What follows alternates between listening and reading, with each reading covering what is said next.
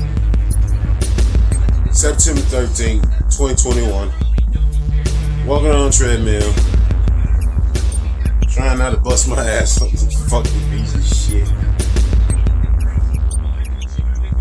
Watching Rick and Morty.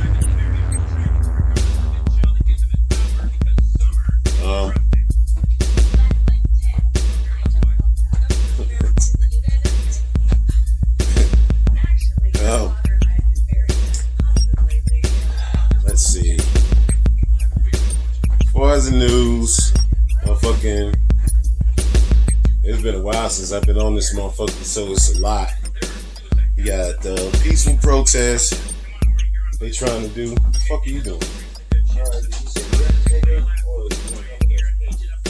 No, you take it.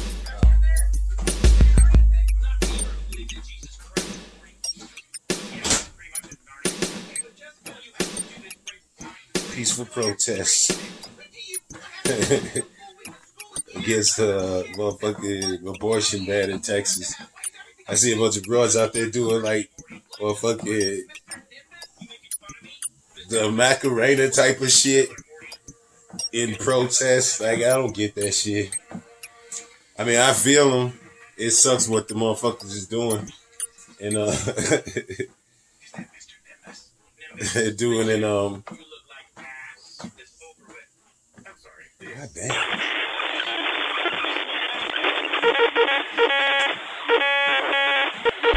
I saw them doing some weird ass Macarena peaceful protests on the steps of the Capitol.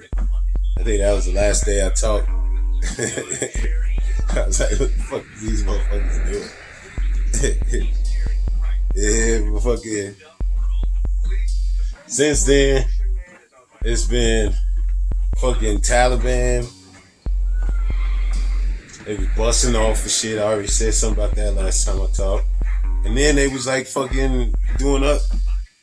Like, since the Taliban took over, they've been going to motherfuckers' houses and shit, of course.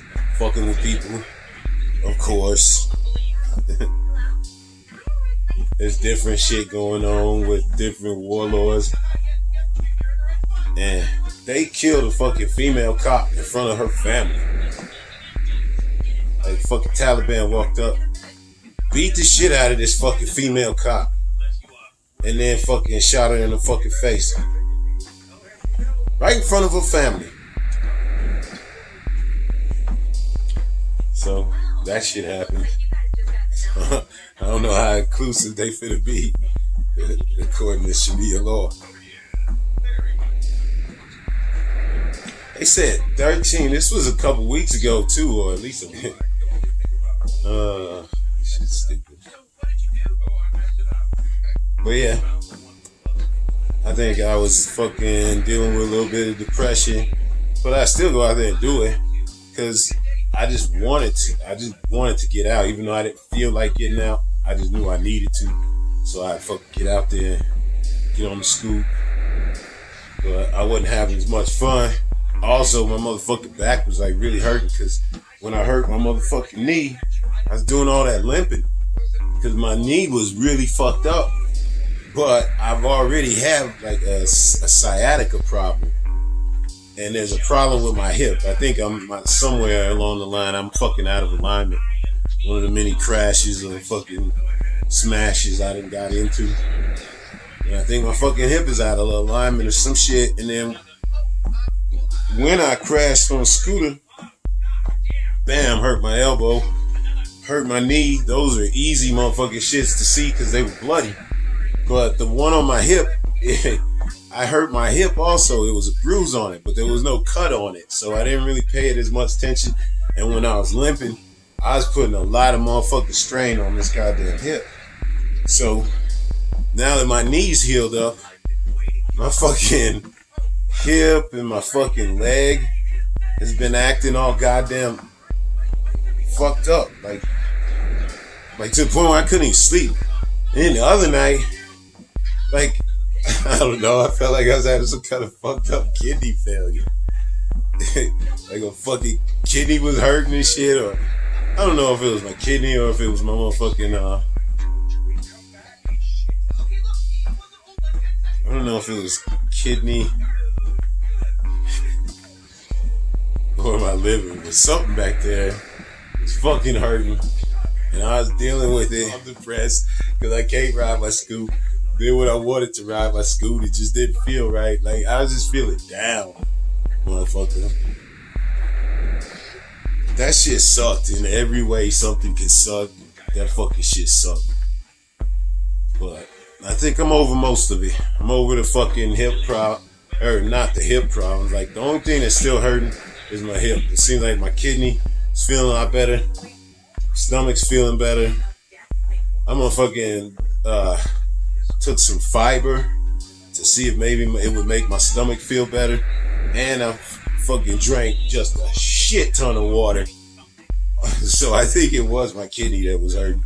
Because, I mean, I just flushed out my kidney basically, and it feels a million times better than it did just like 2 days ago. So I don't know if I was dehydrated or what, or it was part of the sickness. I don't know. But I do feel a lot better after I drank a lot of water. So the only thing that's like really fucking with me now, and it's like fucking up my sleep too, it's my hip. So I'll be happy when my fucking hip stops fucking off. My girl got me this fucking stretchy thing to fucking, it's like a roller that you roll on.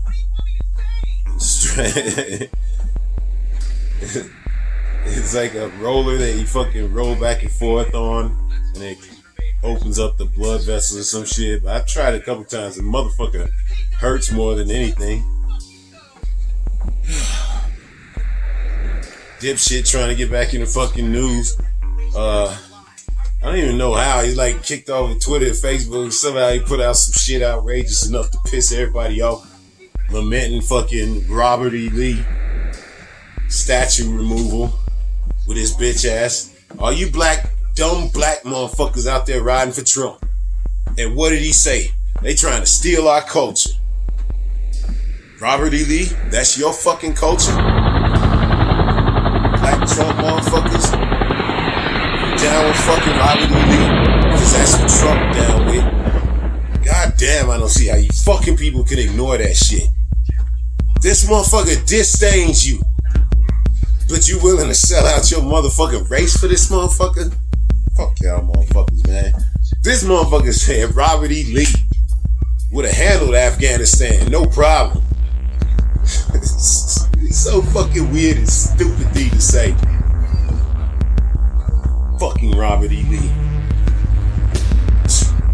That shit's so ridiculous. All these black motherfuckers still gonna be out there motherfucking riding for him. Because they just think that he hates everybody else except for them. Fucking weird ass. Fuck motherfuckers. I don't know, man. Fuck. They had 13 black motherfuckers in I think it's Miami-Dade down in Florida. Died. School workers. All of them black. 13 motherfuckers like a couple weeks ago and shit. There's probably more died since then. These sorry ass motherfuckers down in Florida and shit. Just making sure motherfuckers die. Florida and Texas. Y'all see. Fucking inbreeding. I don't know what it is that makes y'all motherfuckers act like that. Go the way y'all motherfuckers is on your dumb ass. Like all these other motherfuckers. Just go out. Shut the fuck up. Don't make no fucking Facebook shit about how you wish you would have fucking listened. Motherfuckers been on your asses about that shit forever. So sick of these motherfuckers. That fucking drone that they motherfucking whacked right before they was leaving, they was getting out of Afghanistan. Like the fucking ISIS did that suicide bomb at that airport, killed a bunch of people and a bunch of American soldiers and shit. And then they fucking bombed a couple motherfucker leaders of ISIS. And then they bombed a car that they thought said was suspected of suicide bombing. And it turns out there was 7 kids and no fucking bomb remnants. And it was being driven by one, like a well-known humanitarian. So somebody got some really shitty information. And fuckers gonna have to get to the bottom of it and find out what really happened. Twat in Florida got in trouble. I was watching The Breakfast Club. Jeez, I need to stop watching that dumb shit. And it was about some, I don't know, Cuban, Mexican, white. I don't know what the fuck she was. But she was fucking going on about how she ain't no fucking child abuser and how dare motherfuckers think that. And, you know, it was all this shit. But it's like, it's one side of the fucking story. And of course this fucking lady is gonna be like, my little Johnny was perfect and he never did anything wrong. And as far as I know, he could be, because I don't know the fucking story. But the one thing I do know is there's fucking always two sides to every story. And typically the truth is found somewhere in between. These motherfuckers, everybody on the Breakfast Club just automatically believe this shit. That her little Johnny is perfect and that she would never fucking, I don't know if it's because she's small or what, but they were gonna give her donkey of the day for fighting a kid. But what it sounds like is her kid was fighting somebody that was a better fighter. He had a friend jump in, so there was two kids fighting this. Her kid and another kid were fighting some other kid. And she ran, I guess the kid was handling both of them maybe, I don't know. But she jumps in and grabs the kid, snatches the kid off of her kid, and her kid proceeds to start punching that kid. So she's basically holding this kid while her kid is punching her, and maybe some other kid are fucking jumping on this kid basically in front of a whole bunch of other kids. Like she said 15, she said the fucking,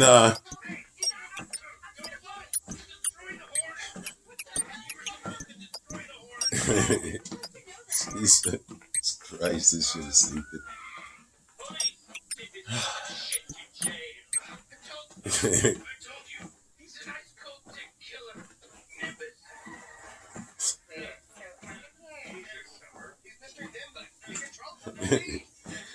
Anyway, so the chick gets arrested for fucking jumping on the goddamn, on a kid, a middle school kid, and they play what her testimony to Facebook was. Basically, I never would ever hurt a kid.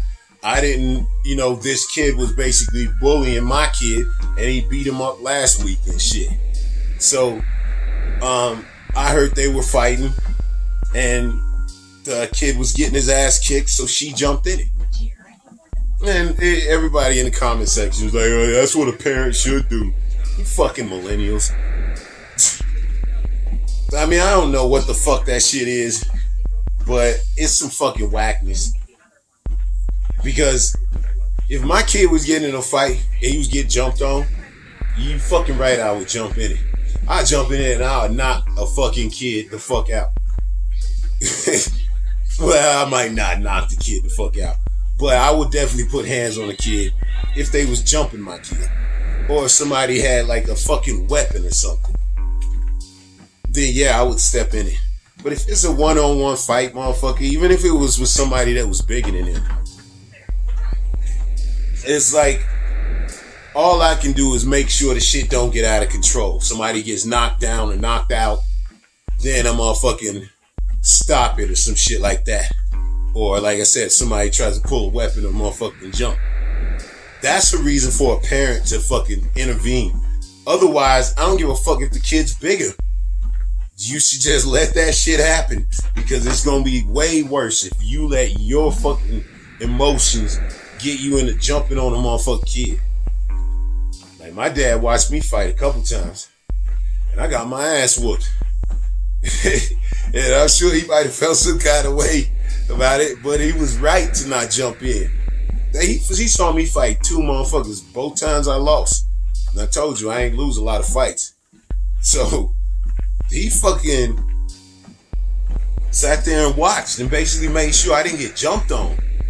But he wasn't trying to motherfucking like jump in a fight with a fucking couple kids and shit. So what if that kid was a little bit bigger than me? So what if both of them was a little bit bigger than me?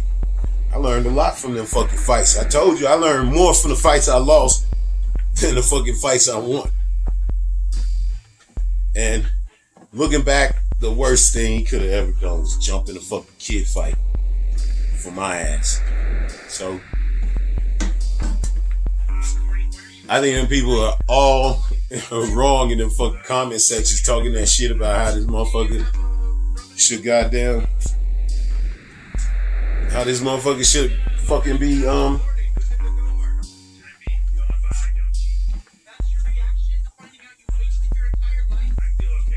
I don't know. I think motherfuckers should goddamn stay the fuck out of kid fights. Unless you need to get in. Basically. Fucking Hurricane Ida kicked the shit out of goddamn New Orleans. And it hit the motherfucking East Coast and killed some people in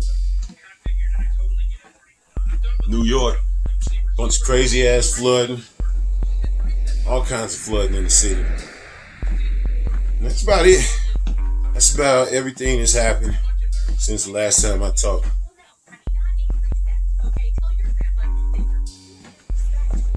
There's probably a lot of other shit, but that's about the only thing that actually stood out that I fucking seen. And yeah, there really ain't much else.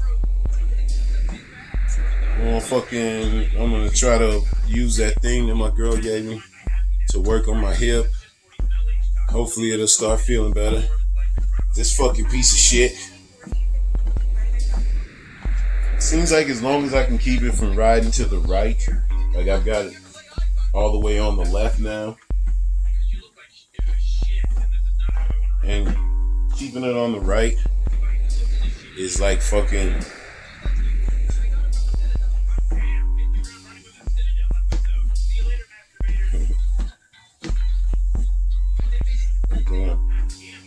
this motherfucker's working. It seems like as long as I keep it from sliding to the right, it's not doing that shit, so maybe I'll just keep doing that.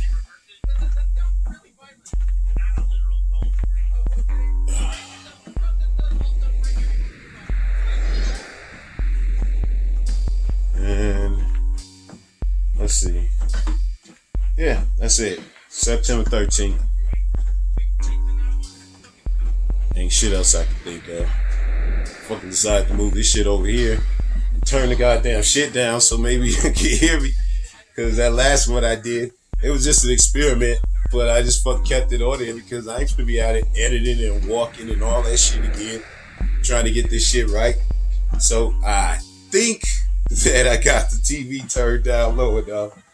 But captions on, even though I already saw this shit. So I know what the fuck is going on.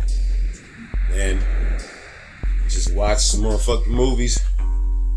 Come out here every once in a while. If this motherfucker would just do like this, then I probably will start walking every day again on this treadmill.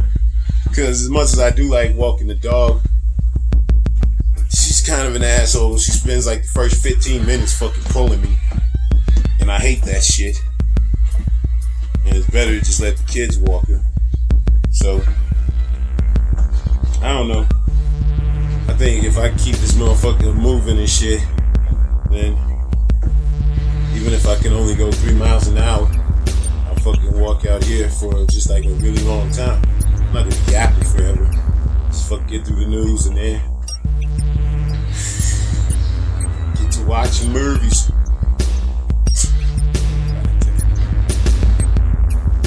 Oh, this is every fucking death episode or some shit. I didn't even want to watch this. I don't even know why this shit's on. Anyway, one thing that sucks about getting dishes cut off is the fact that we fuck got it cut off in the middle of the fucking Rick and Morty season. So now we gotta wait till the end of the year before it's gonna be on fucking Hulu, goddamn HBO. But the ridiculous amount that fucking Dish Network is charging is definitely not worth it. Only Rick and Morty. That's like literally the only thing we miss. Any kind of news shit that we were watching before, like MSNBC or any of that shit, most of it we can see on YouTube. Dish is a fucking relic of the past, and I think we're finna get Netflix turned back on. Because Netflix has put out a couple things that I want to see now. So it'll be worth it since we got Dish turned off. lawnmower. It's a push lawnmower. So that shit's right now I can't really fuck with it because my motherfucking, my hip don't feel too good, and I'm just getting my fucking lung capacity back, and feeling slightly up to it. But now I gotta fix my fucking weed whacker, and I ain't gotta worry about fucking using gas or any of that shit no more. So that's good. And then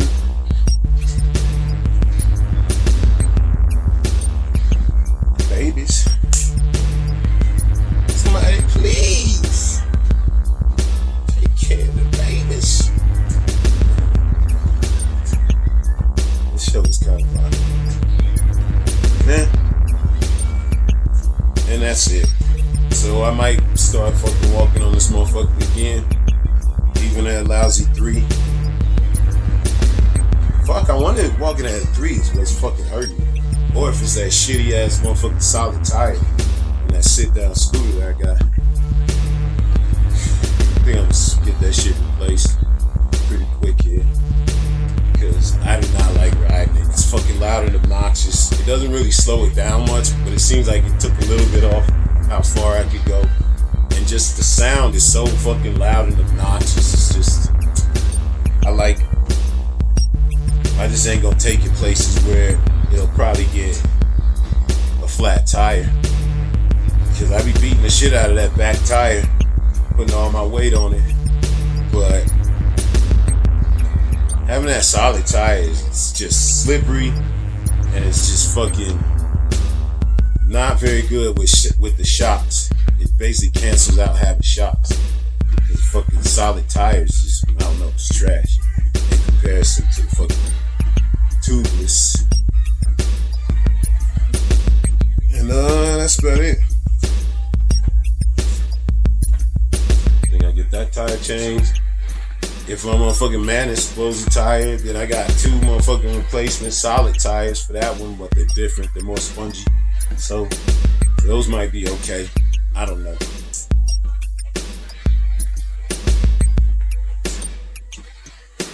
That's about it though. September 13th. Fuckers know what she was saying. Ain't nobody that stupid except for Breakfast Club always trying to pretend stupid as fuck. I just don't get it. That motherfucker said that he wasn't sure what context the fucking dog, the bounty hunter, was using the N-word, so he wasn't gonna make a fucking judgment. It's like, I don't know if he pretending to be stupid, but when Dog Bounty Hunter is going off about how his son shouldn't be dating no black girl and use the N-word like 20 times, I don't know if you being sarcastic or if you were really that fucking stupid or that fucking tame that you refuse to say anything is racist. Because that was some racist ass shit that Dog Bounty Hunter said. I don't need no clarification from anybody, anything. Fucking tell me what context this asshole was using the N-word in. But fucking Charlemagne, this idiot sitting up going, I just don't know. Now, I don't know if he was being sarcastic or if he really is that stupid, because he be playing that level of stupid all the time. To the point where you just can't fucking understand if this motherfucker joking, this nigga playing. That's why I'm trying to cool down watching real shit on the fucking Breakfast Club. I watch the dumb shit because some of that shit is entertaining. The fucking music, entertainment shit. But when you fucking dealing with goddamn real issue, the Breakfast Club, a DJ and DJ Envy, none of these motherfuckers is goddamn like smart, basically. They're all like good at their jobs, what they do, but none of them are like fucking smart, and you can see it. They be saying dumb shit all the time. But they got so many motherfucking followers and shit that it's like they don't even, it's fucking Charlemagne going in on some fucking dude that did some shit, and apparently can't remember what it was. He did some foul shit, like he kidnapped his his wife or some shit to try to get her, make her forgive him or something. I don't know what it was. It's a stupid story. And that's the type of shit I'm okay with watching, okay? But it's like super ironic with Charlamagne having gone through what he did with that rape shit and drugging broads. It's like, it's ironic that he don't get that him saying it, and you immediately bring up the shit that you did. And I start thinking about the shit that you did and how they, why is this dude talking about somebody else's indiscretions as if he doesn't have the same fucking shit hanging over his motherfucking head? Like Charlamagne be saying shit all the time and just like, it drives you mad. The shit is entertaining, but man, when you get into like real issues and that, especially when you're into that comment section, it's dumbing. It's like motherfuckers is trying to dumb you down. When Charlamagne says he doesn't get why people are fucking going in on Nicki Minaj, I like Nicki Minaj's music, but you got, I don't know, to be listening to a life fucking advice from Nicki Minaj, you stupid motherfuckers in the first place. And Nicki Minaj pretending that she doesn't get why motherfuckers is like, bitch, why the fuck is you telling 20 million, probably a lot of them black motherfuckers, to not take this vaccine? And she acting all fucking innocent. Stupid Jedi mind tricks. Bitch, we know what you said. You can have motherfuckers like Breakfast Club go out there and fucking try to correct your shit all they want, but none of y'all motherfuckers are smart enough to fucking do Jedi mind tricks. So if you say something stupid, ride that shit. Say, yeah, I fucking said it. That shit happened to my cousin, and I'm fucking, that's what I fucking believe. So you just go with it. But don't motherfucking try to act like we just a bunch of assholes trying to jump on your ass, when the reality is you said some stupid shit. And then fucking Breakfast Club back that shit up. Trying to pretend they don't get what she said was wrong. What was wrong with that? And where's this fucking cousin at? Because I think it's fucking lying. Because I ain't never heard nobody talk about they fucking balls swelling up and they fucking impotent. That sure as fuck ain't happened to me. It ain't happened to my kids. So I think she fouled for saying that shit. Talking about she need to fucking look up some goddamn information. Bitch, the information is all over the place. You gotta look up your kind of information. That bullshit you gonna find on Facebook and shit that tells you you're right.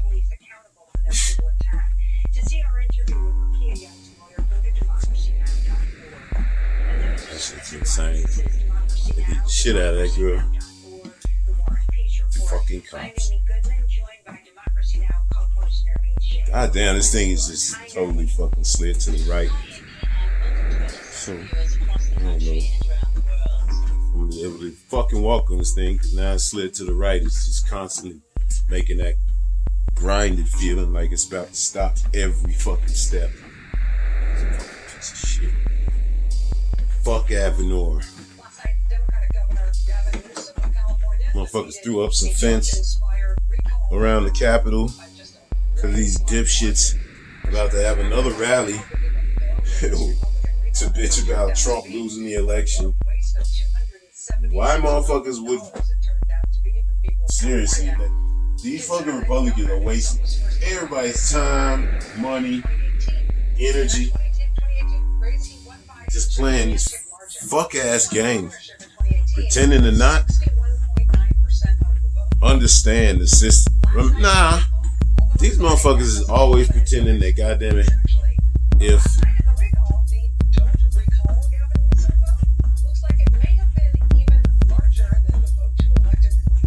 you've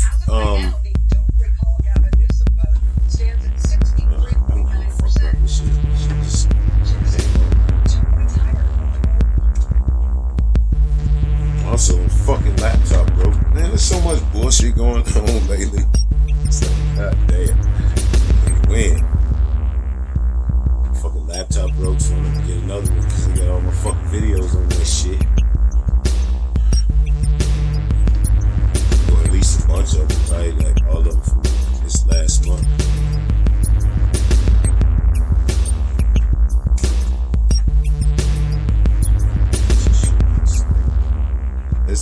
totally to the left now. So it's constantly riding to the right. The only way to keep it fucking moving is to make it go all the way to the left and hope it doesn't fucking slip its way to the fucking right. Piece of shit.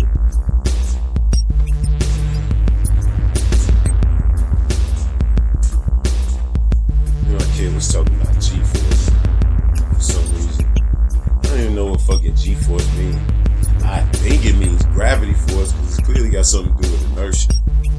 And so I looked it up and it said 1 G is equal to 22 miles per hour per second.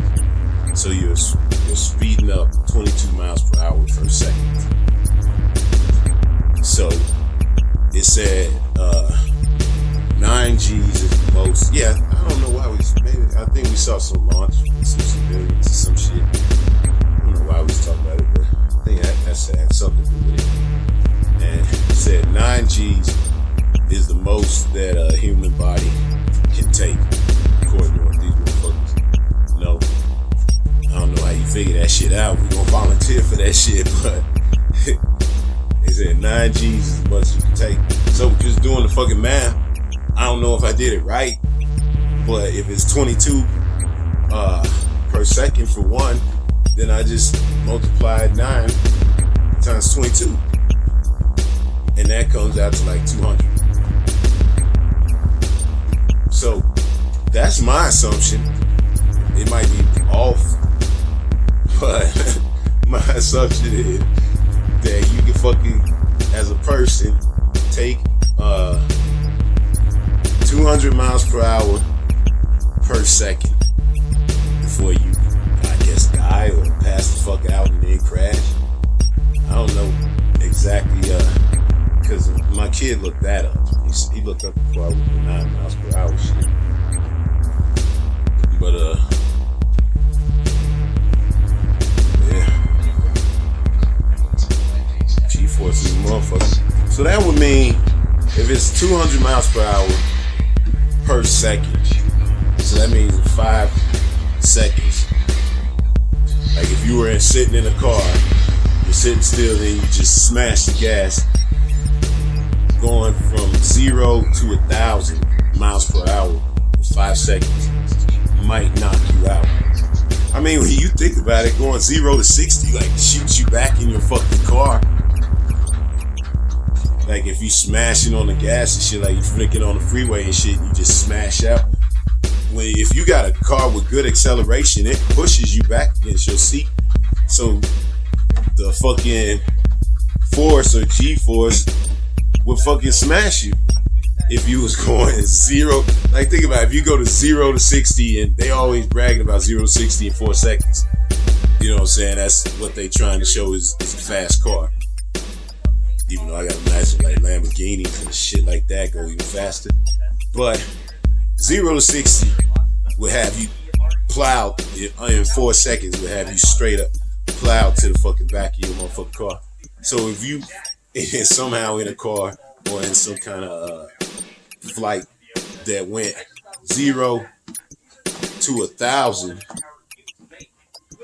in 5 seconds, that could basically be the limit of what you could take. I imagine that fucking force.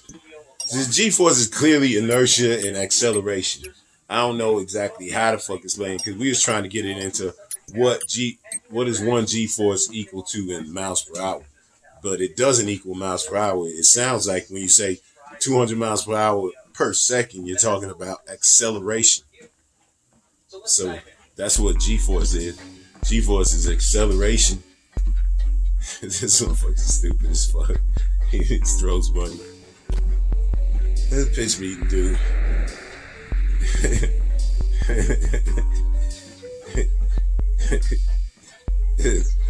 Shit where he throws money at motherfuckers. It's fucking funny. Shitting on Netflix.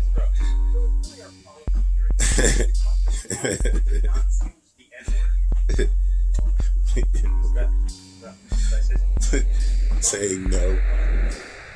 Oh my God, this shit is fucking insanity. So, yeah, I think that could very, very much be wrong. That is the most simplest calculation to come out with that shit. So, I don't know if I'm right on that shit, and I definitely ain't finna look it up to do the right kind of fucking math or any of that shit. The fucking simple explanation of 1 G-force equals 22 miles per hour per second. To me, it sounds like 9 fucking G's being the maximum that you could take 0 to 1,000 in 5 seconds. You go 0 to 1,000 miles per hour in 5 seconds. That's the maximum that a motherfucker can take. Fuck. Who the fuck sign up to figure that shit out? So if you go 0 to 1,500 miles per hour in 5 seconds, it would kill you, I guess. It would just like smash your fucking shit up, your fucking insides to the back of your shit so hard that you would just die. They motherfuckers explode or something. I don't know. I don't even know if that's the right calculation, but it sound right, so I'm gonna go with it. 200 miles per hour per second. Anything over 200 miles per hour per second is probably gonna kill you, according to the fucking maximum G's that we supposedly could take.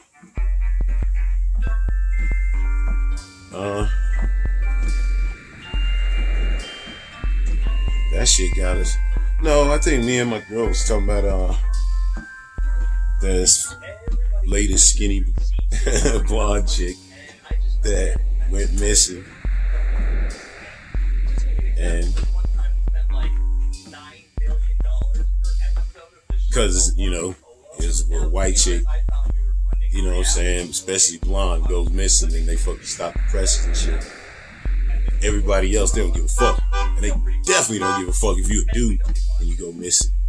They do not give a fuck. And if you a black dude, my God, they give 0 fucks. But the latest blonde white chick to go missing is some skinny white girl that was doing some YouTube shit, and she's with her boyfriend out in the mountains down in Utah. I think I don't know, Grand Teton, something like that. I don't know. I don't really know shit about it. I ain't one of them hiking motherfuckers. But my girl was talking about that shit ain't no joke. If she lost up in there, they gonna have a hard time finding her. Cause you think about it, if somebody get lost in this neighborhood, then you got the whole neighborhood come out and motherfucking go look for the motherfucker like in a straight line or some shit. That type of shit. But if you out somewhere in the middle of nowhere, then all you gonna get is volunteer like cops and shit. And that means you ain't gonna get very many motherfuckers.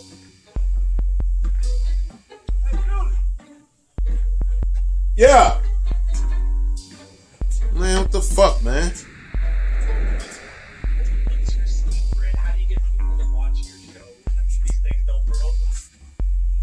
This motherfucker coming over my shit with that fuck calling. I don't know what the fuck he mean.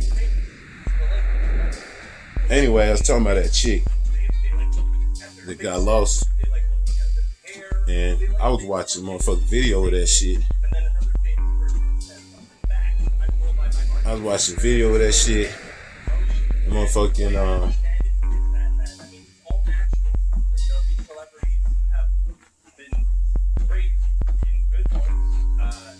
it was like a police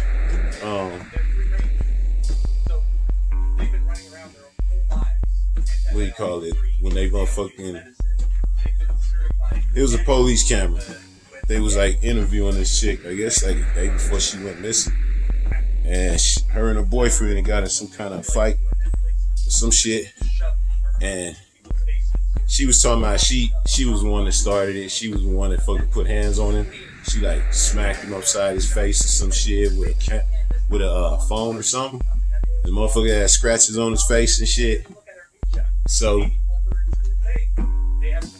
later that day, he leaves and fucking apparently takes her car and fucking leaves her out in bumfuck. Shows up in Florida where they live and without her. So doesn't say nothing to nobody, not the police, not the girl's parents, because the girl's parents is worried because they haven't heard from her, because they usually hear from her every day. They haven't heard from her, and then this dude is back home in her car, and she's nowhere to be found. Nobody knows where she at. Nobody knows what happened to her. And that dude did the most suspicious thing you could possibly do. He showed up in her car and motherfucking without her. And you know they was together and you know they was fighting. But I don't know. When I look at that motherfucking tape of her that day, she was like, man, yes, I was the aggressor. I was like, I think they was about to take her to jail. But being blonde and white, she started crying, and they was like, I'm sure they was like, well, we're not gonna take you to jail. But like they literally asked her, why did you smack this dude? Like, cause I guess they like, if you walk up to a motherfucking dude and smack the chick, you're not gonna say, hey, did you smack her because you wanted to physically intimidate her, or because you were trying to physically stop her from doing something? Like, I've never heard them ever ask anything like that to a dude. But the cops asked her why she smacked him, basically. And she was like, because he wouldn't stop fucking with me about her job or something like that. So she smacked him. It's like, man, turn that shit around. And it'd be some dude smacking shit out of chick because she yapping about his job. They would have took him to jail right there on the spot. But apparently he's like, the dude was like, I don't know what to do. And they ended up letting her walk with this fucking guy. He goes home, leaves her in the fucking way. He either stole her car in the lease and fucking left her, you know, babbling out in the fucking woods, or he fucking killed her. And if you left her babbling out in the fucking woods, wouldn't you at least call her parents and be like, hey man, your fucking daughter is crazy, she tripping the fuck out? Or you already just dealt with the fucking police that day. Why wouldn't you call the police, say, hey, this girl that attacked me earlier, y'all seen this, she had scratches all over my shit, she is wilding out, she got fucking like OCD issues and like maybe bipolar or some shit, and come check her out. You know what I'm saying? If you just left her, if you left her fine and dandy but tripping the fuck out because you couldn't fucking, you know, deal with what she was like, she was fucking putting hands on you, you left that bitch out in the motherfucking woods, wouldn't you call somebody and say, hey, she's out here in this fucking woods, I couldn't be around her, she's trying to scratch my eyes out, but y'all need to send somebody to come get her. He drove all the way to fucking back to Florida. Didn't say nothing to nobody. Got a lawyer.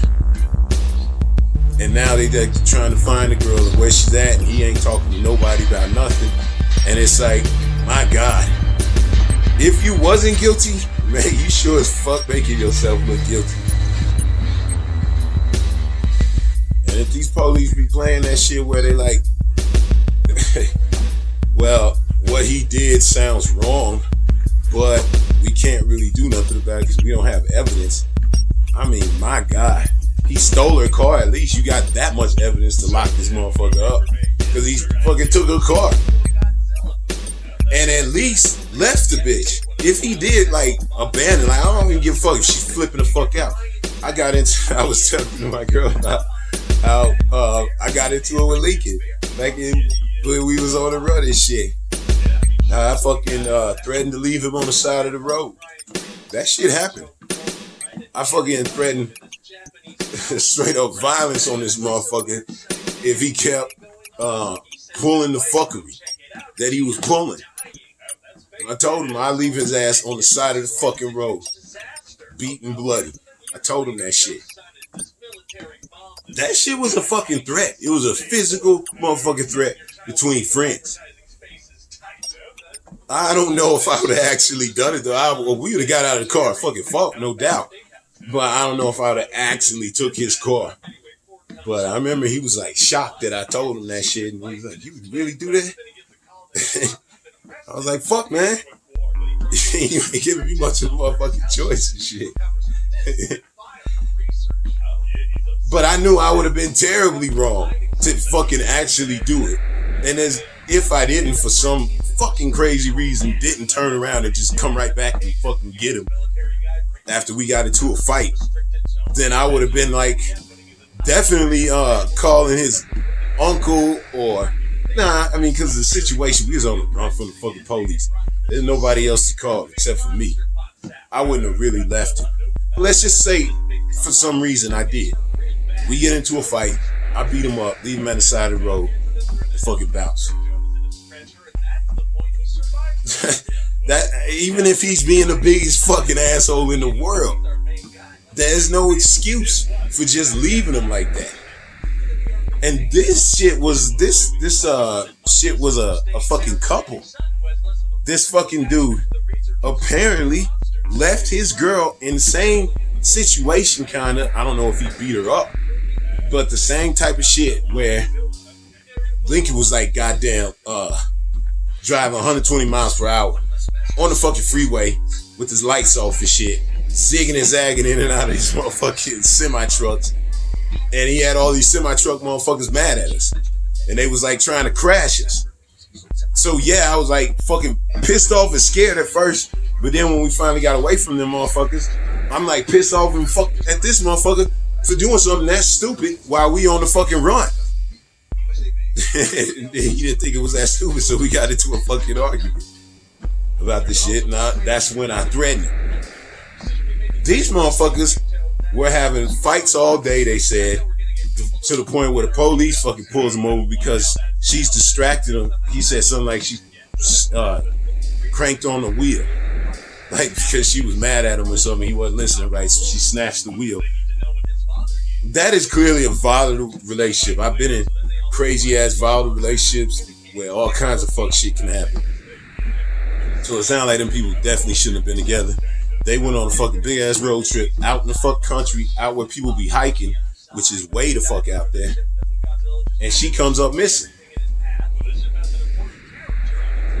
I think if she comes up missing, the only fucking explanation is her boyfriend left her foul as you could do. Like, I wouldn't even, like, honestly, I could not imagine actually doing that shit. You know what I'm saying? Actually leaving him. I could threaten to do that shit and we could definitely fight and I'd kick shit out of him. But would I actually fucking leave him? I doubt it. You know what I'm saying? This dude got into a fight with his girl. He fucking at least left that bitch in the middle of nowhere with her. He took her car. There's got to be a crime in that shit somewhere. And even if she did assault him earlier, that makes it even more likely that he fucking killed her. Because how much of that shit are you gonna take? But for him to just fuck off and immediately get home and get a lawyer, not talk to nobody about nothing. The police released their part, their video. They're like, hey, we don't know what the fuck is going on. But it's sketchy as fuck, man. This is like a really sketchy situation. Because the best scenario is he fucking, without beating her up, he did what I threatened Lincoln to do to Lincoln. And I don't know if I would have ever really done that shit. Even at 16, fucking little badass kid that I was. I would have never, I don't think I would have actually done it. And this fucking dude actually did that to his girl. He actually left her. And that's the best case scenario. Because most likely, if she ain't reached out to her parents yet, and she the type of person that used to talk to him every day, and they ain't heard from her for weeks, and he left, and she's out in the fucking woods somewhere, I don't know, I'm starting to think you wasting your time trying to get the motherfucking justice from the police. Because think about it. The police got to go on fucking what they could prove. So, all they can say is, we can prove they were together, and we can prove that they weren't together when he got to fucking Florida. We can prove that's her car that he drove without her. Other than that, shit. They better have some, because what they didn't show, they showed up to the point where they were thinking about whether they should arrest her. What they didn't show is her getting back in the fucking car with this dude and driving off. Now, I don't know why they wouldn't show that if that's what happened, because clearly that's what the cops are saying happened. We pulled him over and they fucking, we decided to let him go. But they didn't show that. In the fucking clip they showed her talking about how she was fucking hyped up and she put hands on him. And he was explaining the same thing. But they did not show them drive off together. So, I don't know. Maybe the police kept her. But why, if it was the police, then why would you fucking, yeah, if it was the police, then you would definitely lawyer up. But why wouldn't you also say something? Especially to her fucking parents. Like, the likelihood is gotta be 90 to 10 that he killed her versus he just left her and she ain't been able to fucking contact anybody for whatever reason. I mean, even in fucking the mountains, you will start, I mean, I know everybody knows this shit, even if you fucking just stepped in the mountains or the forest one time. If you get lost, for whatever reason, you can't find the fucking sun, you can't find the fucking any of that shit, you start walking in one direction and you don't deviate. You don't deviate to the right, you don't deviate to the left, you don't go in circles, you don't do none of that. You walk in a fucking straight goddamn straight shot. If something comes and impedes your path, you fucking go horizontal till you can go vertical again, but you do not deviate. I think everybody knows that. I think I learned that shit when I was in fucking Cub Scouts and shit. Like, you step into the fucking forest, you never walk in the fucking circles if you get lost. You walk in a straight line. A person can walk, anybody, from a kid to a fucking old person, can walk 3 miles an hour for 10 hours a day. That gives you 14 hours to fucking rest, chill the fuck out, sleep, and then start walking again. If you're walking 3 miles an hour for 10 hours, that's 30 miles. There is not a lot of fucking country that has nothing for 30 miles of just pure fuck. There's actually lots of this shit. But as far as these fucking canyons and places like that, unless you get stuck, you can walk 30 fucking miles easy a day. So imagine you're gonna walking, well, even you're in America, but for some reason you don't got no water. You can't find no fucking water. You got at least 3 or 4 days of pure walking for 10 hours, sleeping, getting back up. You have about 3 or 4 days before you will be fucked without no water. So let's say 4 days of walking 30 miles before you can't go no more. Motherfucker, that's 120. So if you can go 120 miles in one direction, you would find something or somebody to fucking, whether it's a road, whether it's a path, whether it's a fucking river to follow to civilization. I don't know. I don't even think you're supposed to follow a river. I think you're supposed to go a straight fucking line. But you got 4 days to walk 30 miles every day. I think you would find something, some fucking way to figure out civilization. Just being slightly incompetent. You have to be super incompetent to just be walking around in fucking circles and shit. And I'm not saying there ain't places that you just can't get out of. like you should have never got in there in the first place. There are definitely places that you can't get out of and you would fucking get lost no matter how good you are. But it doesn't look like these are the type of people that would put themselves in that situation. They wasn't no badass motherfuckers. They was just like a couple that likes to hike, it seemed like. And a lot of times when it's a couple that likes to hike, it's usually one of them that likes to do a lot more than the other, and the other one's just going along with it. So, I don't know. This shit is like, this is gonna be an interesting situation because if anybody ever did anything that looked guilty as fuck, showing up across the fucking country in somebody else's car and not bothering to tell the parents what the fuck is going on and what happened to her, but instead going to get a lawyer. The only way I would do some shit like that is if I knew, man, this is going to be a hard one to explain. You know what I'm saying? Like, yeah, there's no reason why you wouldn't fucking tell the parents at least what the fuck happened unless you did it. But man, how the fuck do you prove that in a court of law when the only thing you can prove or the only thing you can charge them with is shit that you can prove? So the best it sounds like they're gonna fucking charge him with is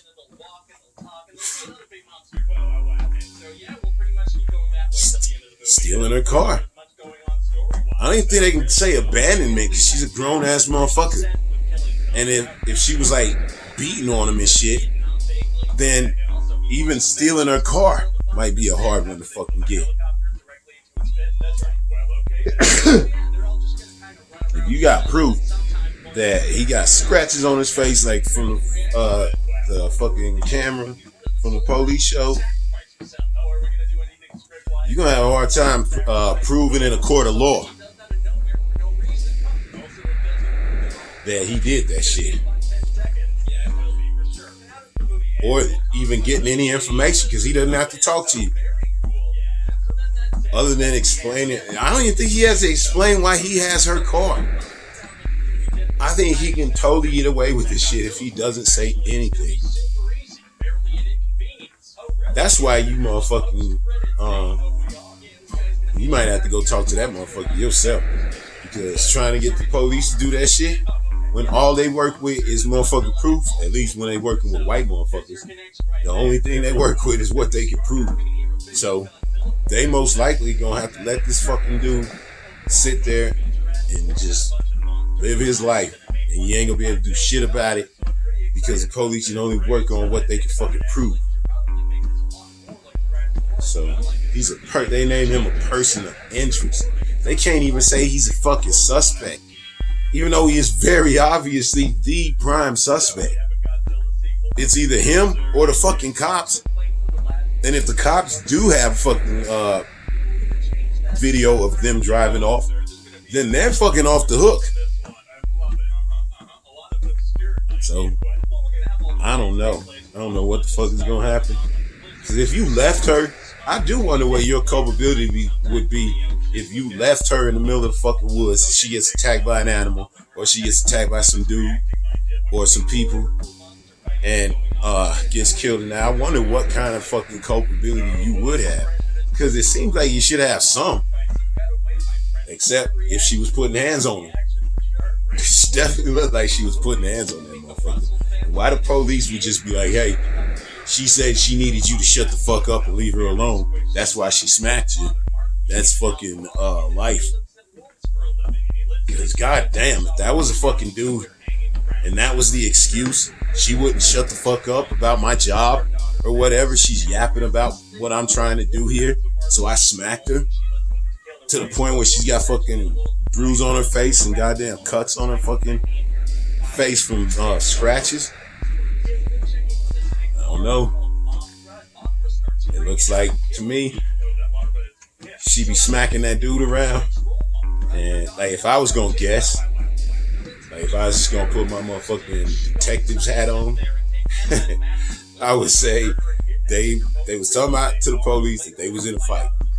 The shit got physical. She fucking got physical on him. they went on about their way because the police said, hey, I'm not taking no little white girl to jail. So they let them go on about their way. And it gets escalates to the point where they're back out in the fucking country or whatever to get all their camping gear. Maybe they about to fucking leave or whatever. I don't know what the fucking situation is, but they get into another motherfucking heated argument. She puts hands on him. He fucking puts hands on her.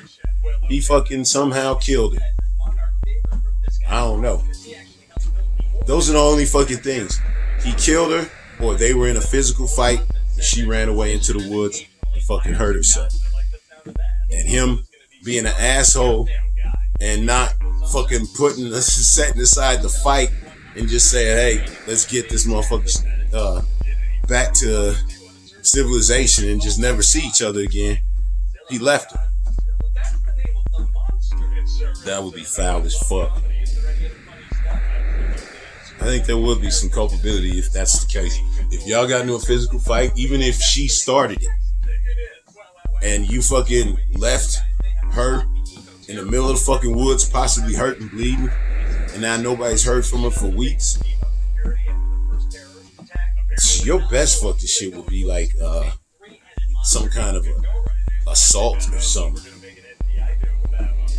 But I don't know. It's an interesting story, not because it's a little blonde girl, but because it's, my God, if you were ever to write a book about the exact thing to do to look suspicious, this dude just shows up states away in her car, knowing that her parents are worried about her because they talk every day and they haven't talked in days. And you don't say nothing to nobody. You go straight home in her car and get a fucking lawyer. And I don't know if they can fucking charge what they can charge you with, but I gotta imagine they going for it. They looking for anything they can charge you with, but I don't think they can charge you with anything unless this dude is stupid enough to admit that he fucking killed this chick. Or he, like, even if he has just a terrible, unbelievable story, it has to be, they need to go down there and find him. Because as far as they know, she could just be decided she didn't want to come back to Florida. She met some dude and they off living by Lake Powell somewhere. Like, you never fucking know. Now the reality is, it's 99-1 that he either killed her, like physically caused her death, or he fucking abandoned her and she died in the woods. Because motherfuckers that are close with their parents, they be talking to their parents every day. Yeah, that shit would be weird as fuck for the motherfuckers to not at least say, hey mom, I decided to run off with this dude. You know what I'm saying? I ain't coming back to Florida. The likelihood that girl is alive, ain't nobody heard from her for this long, not very likely. This fucking dude, I don't know what the fucking game is, but the dude looks guilty as fuck. As far as, like, I don't know why he killed her, but it definitely seems like he killed her. If you think about what makes the most sense. Motherfuckers is fighting to the point where the police, like, she tried to fucking snatch the fucking car off the side of the road, so she might be a little, you know what I'm saying, extra crazy. Police pull him over, knowing that she smacked him at least. Who knows what kind of fight they got in, but she at least smacked him. They say, nothing to see here, we're gonna let you guys go. And then the girl comes up missing days after, and you figure it out because he drives her car all the way back home. Doesn't say nothing to nobody. Fucking gets a lawyer, so he doesn't have to talk to nobody about nothing. I don't know, man. It's just gonna be interesting. See how this shit plays out. Sounds like my Franco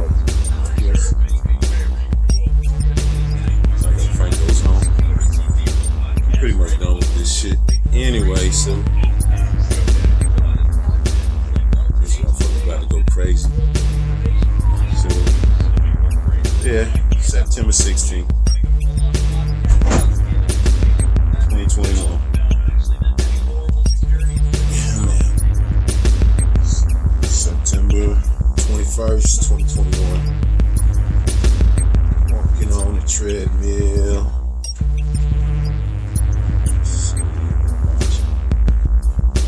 Guess I'm watching Democracy Now!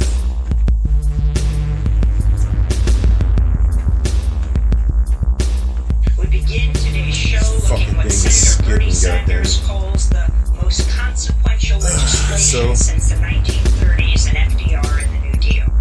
We're talking about President definitely some Biden's shit going on. $3.5 trillion Or at least since I talked. to expand I don't know what's going on today. increase taxes on the rich and corporations. Russia had that election. Putin's party won, of course.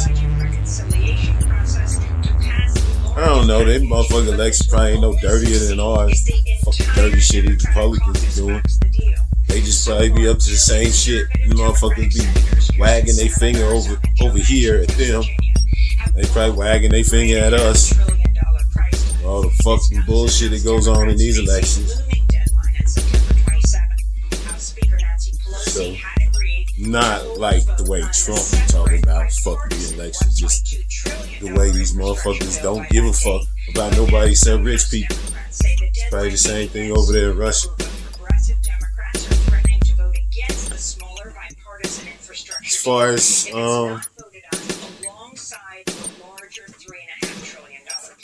the news, since last time I talked, they had that fucking rally.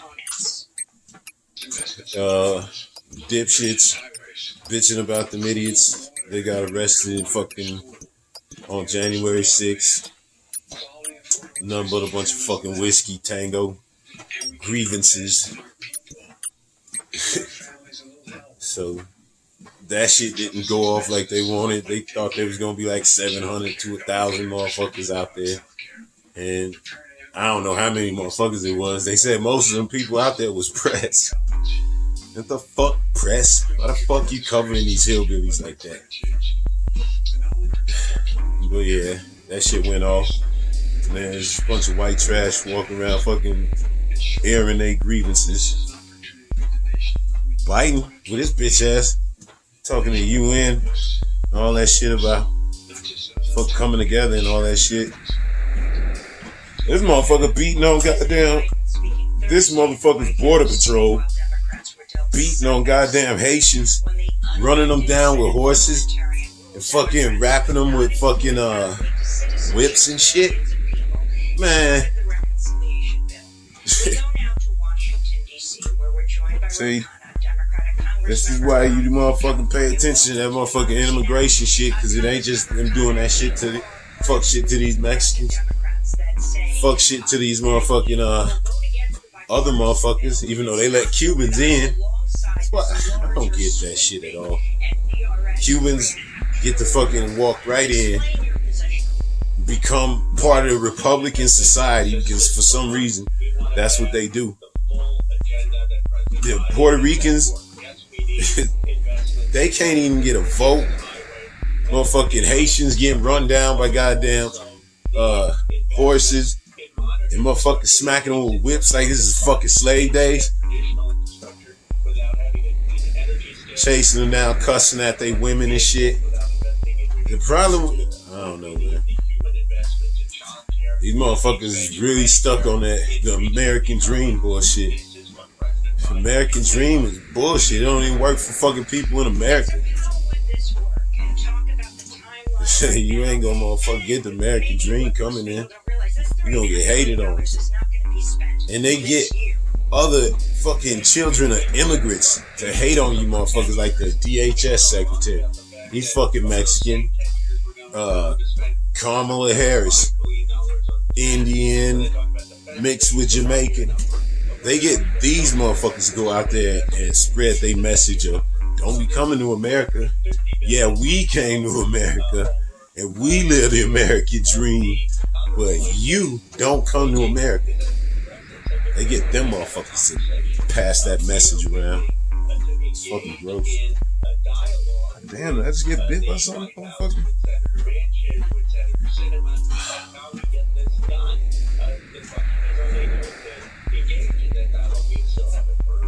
I'm gonna say some shit that I ain't trying to motherfucking spread no goddamn rumor. I ain't trying to motherfucking put this shit out there. There's a word on the street or none of that shit. I'ma just say what I told my girl when I was going through this shit.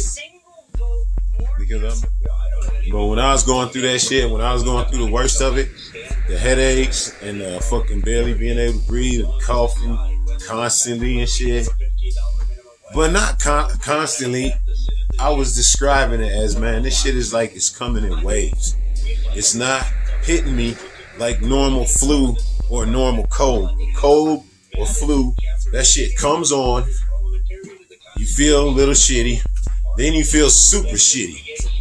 And then you feel less shitty and then you get better. That's how normal motherfucker cold or flu or any of that shit is. But this shit was different. This shit was like coming in waves. It didn't like when you got the flu. You congested, nauseated, coughing and snotty, and you get all of that kind of in stages. It's a little bit congestion, snotty, and feeling like shit, nauseous in the beginning, and then but you're feeling all of them at once, and you're feeling all of it just like a real light version of it, and then the next day it turns to a heavy version, maybe the next day it turns to an even heavier version, but you're feeling all those nausea, constricted breathing, you know what I'm saying, coughing and snotty. You're feeling all those all the time. It's just in the beginning it's not so bad, then it builds to being worse over a couple days, and then it builds to nothingness. But it's always all there. They're the same symptoms all the way through. They just get worse at the pinnacle, and then they go down as you get better. Snotty a little bit, and a little bit of a headache, and a little bit of fucking nausea and snot and coughing and constricted breathing. It was all of a sudden you have extreme coughing fits, extreme snot situations. You know what I'm saying? And then that goes away and you start feeling like sick and fucking headaches. Then that goes away and you start feeling shortness of breath and coughing fits and shit like that. It's like you never had all the symptoms at once just bashing you. And you never had them come in easy and then go to worse and then go to nothing. You had like the way I described it, it was like the flu at first. The first couple days it was like having a flu, having a really bad flu. And it was like that pretty much from the beginning. I think it did maybe come on like gradually, and then it got worse. Then it got really worse and just stayed bad for like 3 days of having really bad flu. Snotty, feeling like crap, shit was terrible. And then on like the 4th day, almost all the snotty and all that shit went away. I hadn't had any shortness of breath yet to that point either. Then the 3rd day or night or whatever, I started having shortness of breath and coughing, and that turned into the worst fucking headache I've ever had in my life that night. It was like 3rd or 4th night, so it wasn't like I was having headaches the whole time and shit. It was like I was super snotty flu first 2 or 3 days. The next 2 days were extreme headaches and shortness of breath. And then the headaches went away. Now throughout the whole time it was snot. It was like just constant snot. It was fucking disgusting. But that was the only thing that was constant. The feelings of flu First couple days went away. The headaches, after about 2 or 3 days, they came on, and then after about 2 days, that went away. And then after that, dealt with the next couple days after the fucking next couple days after the fucking headaches went away was shortness of breath and coughing and super snot. And then the next couple days after that, and maybe even like a week or so, it was just feeling down, feeling like, I don't want to call it depression, because that to me seems like that downgrades people's true depression, like real depression. Like, I clearly had something affect my chemicals in my brain that just sapped my motivation. Like, I can't call it depression, because, you know what I'm saying, I've never been down like this before, but I'm not like suicidal or any of that fucking shit that you take with motherfuckers that are truly depressed. Like, I feel like my motivation is extremely lacking right now compared to how it should be, how it normally is. Like, how I just can't wait to get out and have fun, and when like, this is the most wonderful time of the year, basically, for me. Like, the kids back in school, you know what I'm saying? I got all this time to just figure shit out. And motherfucker, I just can't get the normal goddamn up and go like I normally do. And the thing is, I know it's this shit. It's affecting me somehow. It's affecting my motherfucking mental. It's well documented that it's been doing that shit. So I think I can deal with it because I understand that's what it's coming from. This is not just me feeling like, oh, terrible, fuck me. Like, I've noticed I've had some of those kind of, oh, fuck me, I'm a terrible fucking person and shit thoughts. But it's coming from us. I'm gonna fucking sniffles. You know what I'm saying? I hope, man. That would suck. Fucking start going through headaches and crazy shit again. But I don't think that's what it is. I think this right here that I got is like sniffles. That's what I'm hoping, man. But the reason why I was like tripping off the fact that it doesn't hit you like normal flu, it doesn't hit you like a normal cold, it doesn't hit you like nothing I've ever fucking experienced before. I remember telling my girl when I was like really sick, I was like, man, if there is such a thing, if there is a chance that something that we ever fucking went through was goddamn man-made,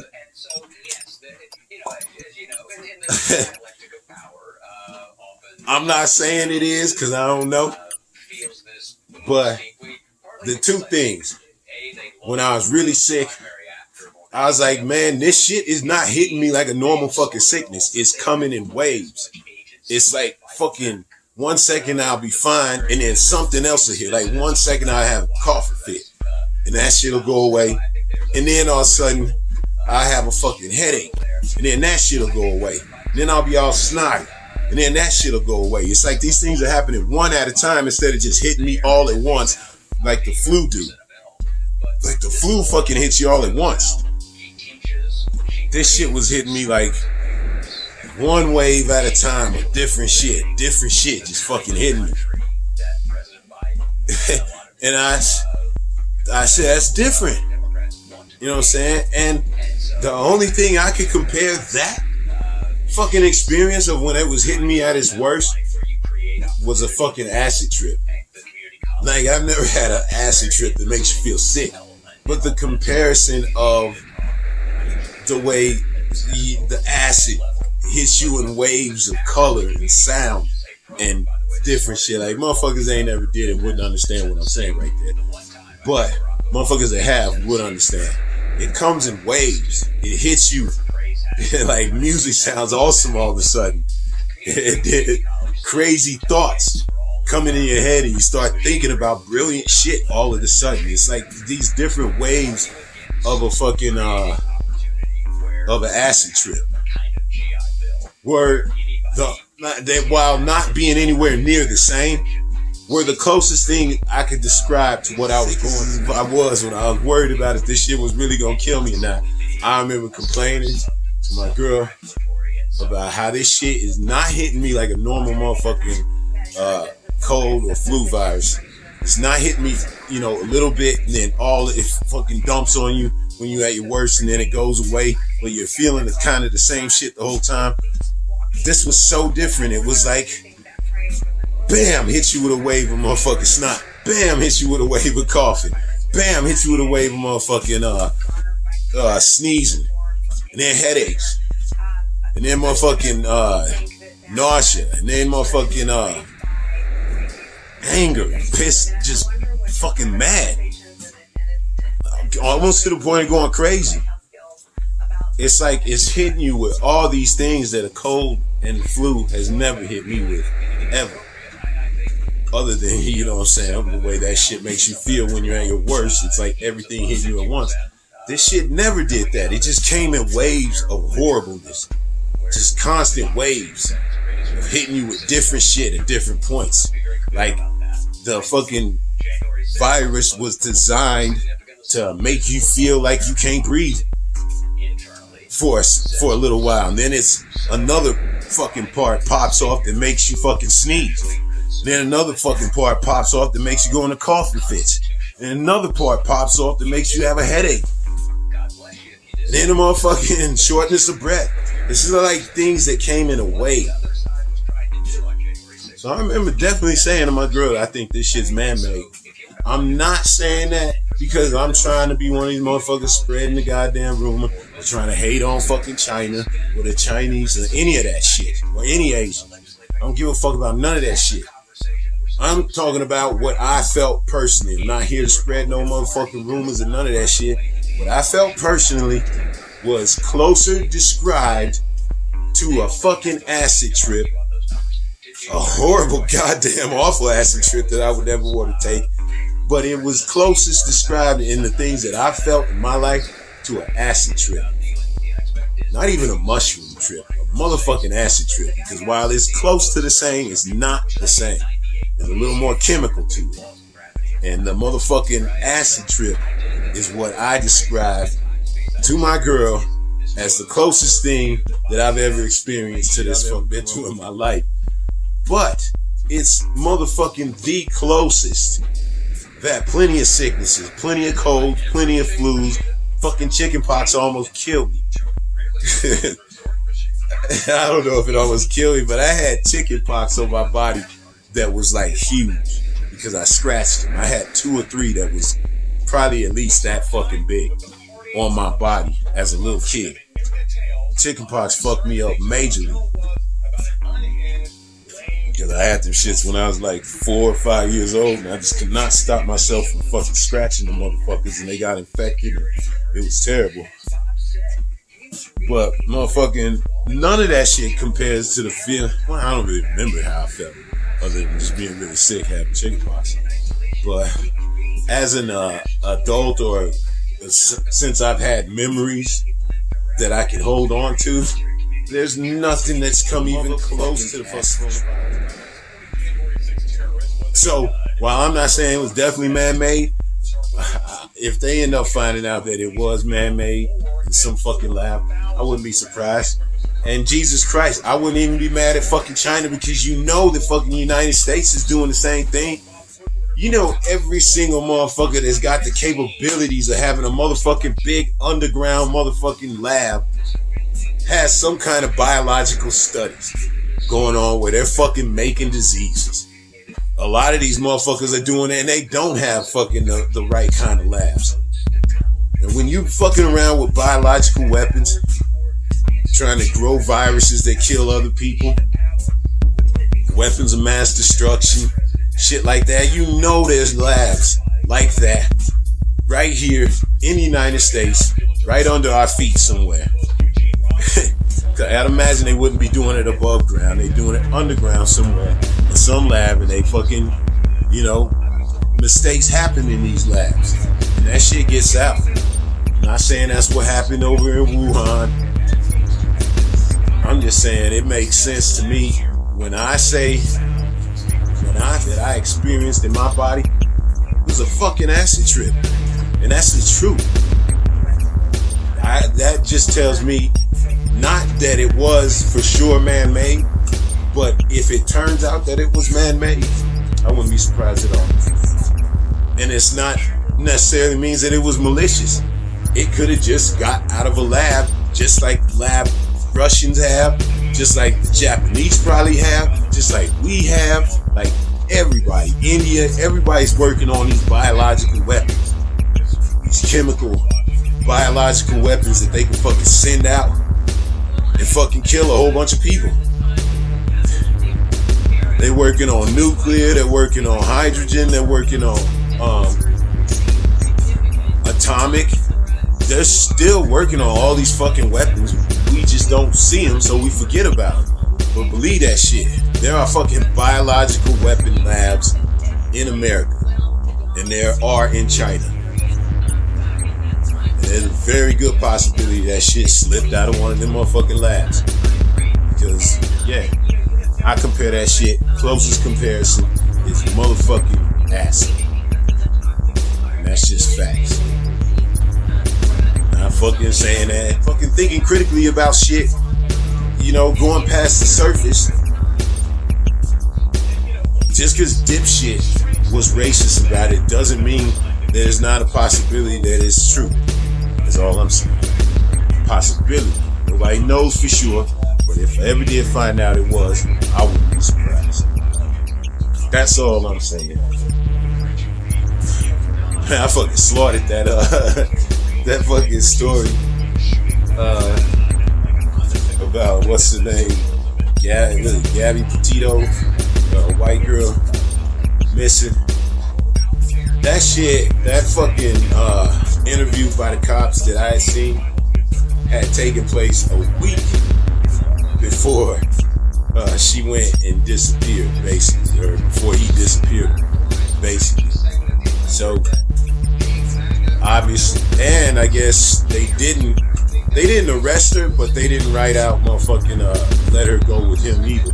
They held her or kept them separate for a while or something, I guess, to like get them to cool down, and then at some point they let them go together.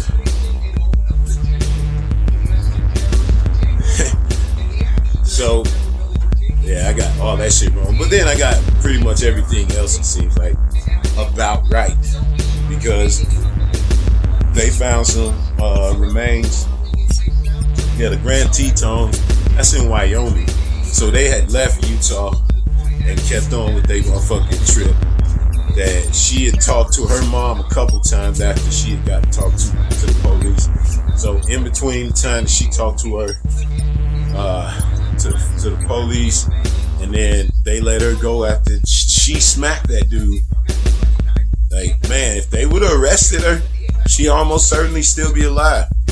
If they would have done the right thing, because she fucking smacked that dude, and that would have ended their motherfucking little trip right there. They take her to jail. The parents got to come down, fucking bail her out, deal with all that shit, and to me that makes more fucking sense. Like, the cops, I'm not blaming it on the cops, but man, they do their fucking job like they would have done if it was a dude that smacked a chick. That chick would be alive, because they almost certainly got into another fight at some point through the trip, and he probably killed that girl. The reason why I say probably is because he disappeared the same day or within a day that she was found, which tells me somebody took or got the same advice that I was saying last time I was talking. The police can only do so much. They got to work on motherfucking what's proven. So if you want to find your daughter, find out what happened to her, you're going to have to go talk to that motherfucker or send somebody to talk to that motherfucker. And to me, it's just too much of a coincidence that they find the motherfucking body the day he goes missing. You know what I'm saying? to me, it sounds like, once again, I'm going into conspiracy land on this one. But it seems right. Because this dude was not going to talk to the police. He was not going to tell these motherfuckers where this girl is. So these are the two things that could have happened. This dude decides to fuck off to Bolivia or some shit, and he's going to go live down south somewhere. He fucking escapes, and on his way out, he leaves. He leaves a anonymous tip for the fucking cops to go look for her where he knew she was before he fucks off to Guatemala or some shit. That's one. And the other is somebody got a hold of his ass and had a motherfucking nice conversation with this dude out in the woods. Did a little enhanced interrogation on this motherfucker. Got him to fucking talk.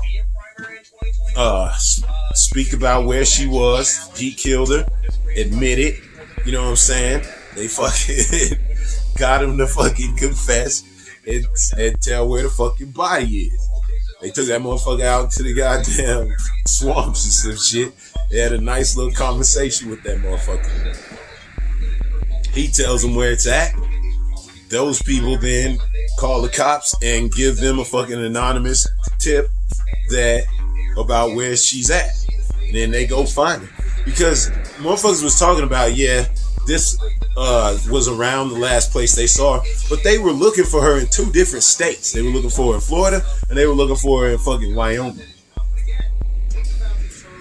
Because you have witnesses that are like, we saw them. We were out camping or whatever too, and we saw them. But that's all they know. You know what I'm saying? So to be able to find a body in a place that big, and all you know is they might have been here at some point, or even trying to track they fucking GPS and shit, you're only gonna get certain parts are gonna get fucking blacked out. Basically. You're out there in the mountains in the fucking forest. So I think she's out there, and the only way they find her that quickly was, the same day he goes missing, they find her dead body, or what they think is her dead body. They're doing DNA on it right now, and they're very fucking, they gotta be positive because they came out and said it was her. You know what I'm saying? At the same time, they said it was fucking, they talking to the fucking parents and shit. So there's no way they would tell everybody that it's her if they weren't really, really fucking sure. But they are doing DNA, and it is her. And I bet you, if I was gonna put money on something, I would say somebody snatched that motherfucker up. That's why he's missing right now, because he's dead somewhere off in the fucking swamps. And they made him tell them where she at. He confessed, and then they whacked his ass. I don't know if the parents fucking did it or had somebody do it. Definitely they wouldn't do it. I don't know if they had somebody do it or if it was just some random motherfucker decided. But decided to take the law into their own hands. But all I know is what makes the most sense to me is somebody snatched his ass up and made him confess, and that's how they found the girl's remains so quickly. Or out of guilt, as he was leaving and getting away, he fucking called in the motherfucking anonymous. Much more likely than him being able to get away all slick and call in a motherfucking anonymous shit is somebody snatched his ass up. And that's why he's fucking gone, because they got so many cameras everywhere, man. And that dude's face is everywhere. And he does not have one of those motherfucking faces that can blend in. He looks like you could spot that dude if you see him, basically. He's got that kind of face. So most likely both of them dead. I mean, if I was gonna put money on it, I would say he killed her, and then somebody that felt some kind of way about that, or was hired by the parents, killed him and got the information out first where she was at, and then they fucking killed him, and that's why he missed it. I'll be very surprised if they fucking found it. If they do, cool. But I think that motherfucker dead off in the swamp somewhere, and before he died, he gave up that information.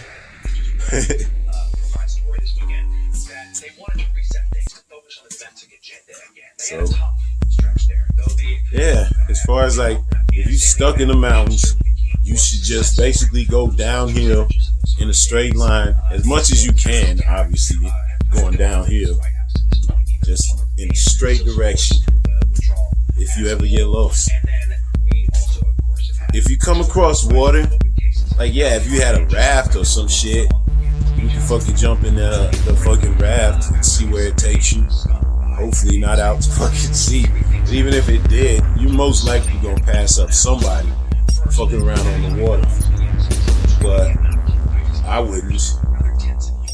Unless I couldn't cross it, then obviously you just gotta walk it, you know, in one direction. And then if you're going downhill from a mountain, then obviously downhill is the direction I would go in. In fact, follow the motherfucking river. But if you're in the goddamn woods, you're not in the mountains, you try your best to remember what direction you came in, and then you just go in one direction, and you fucking keep going in that same direction. Don't ever fucking switch up and decide to go another. Also, you should be listening really hard, because if you hear signs of society sound way different than sounds of nature, like cars or music or different fucking things. People's voices carry differently than sounds of nature. So it's shit like that.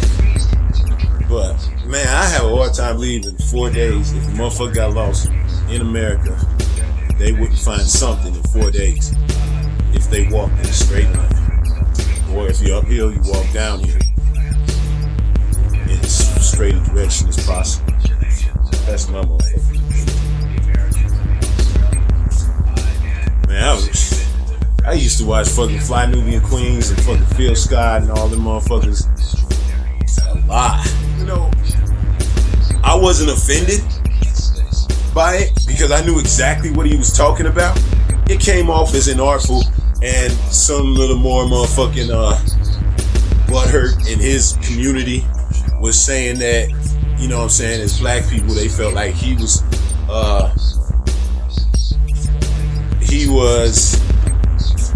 weaponizing the civil rights movement as a white dude. And I can understand why he would apologize for that, even though I didn't think he needed to apologize. I think I understood exactly what the fuck he was saying. He was saying, bitch, why are you fucking Nicki Minaj? Why are you motherfucking defending Tucker Carlson, who is a racist motherfucker and who can't stand your ass, except when you out here pushing his motherfucking agenda and he's gonna pretend to be able to stand your ass. He said Tucker Carlson is a white nationalist. Why are you sticking up for him? And then she was like, Tucker Carlson, I don't care. Democrats tell you to fucking stand in the middle of the fucking street. You just supposed to stand there and let the bus hit you? Like some shit, it didn't make no motherfucking sense what she said, but she brought up the fucking bus metaphor. So he was like, not only will fucking Tucker Carlson run you over with the bus, Tucker Carlson wouldn't want you nowhere near the bus unless you was in the back of it. He said something stupid like that. It was inartful. It wasn't brilliant. But I can understand exactly what he coming from because she brought up the fucking bus metaphor. So he's like, basically, why the fuck are you defending this motherfucking asshole who wouldn't even want you on the bus? If he did, you damn sure be in the back of the bus. Now Hassan Abi is white, but he's also Turkish, which is different. He's fucking from Turkey. He's motherfucking immigrated here as a kid. So being Turkish is different. Turkish is like Klinger from MASH. You know what I'm saying? That's why they kept saying over and over, even though he was proud of his race and all that shit and who he really was, they kept always saying that he was from Toledo. You know what I'm saying? To make sure that the American audience understood that yes, he looks different and acts different, but he's an American. You know what I'm saying? Which is kind of cool for them to do, even though they had some racist shit going on in MASH. But they made a point to keep telling you that motherfucker, so much so that I bet you don't know anybody else in MASH where they from. And I'm sure they said where they from all the time in that goddamn show. But if you look back on MASH and you think about where these motherfuckers are from, the only motherfucker you're going to be able to remember is them constantly talking about Klinger from Toledo.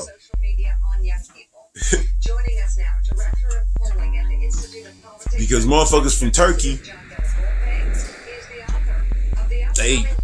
some of them kind of look white and some of them kind of don't. You know what I'm saying? Some of them look more brown, Arab, and some of them look white.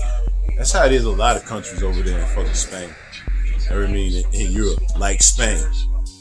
Spain gets a fucking total pass when you think about all the fucking robbing and raping and slaving that they did.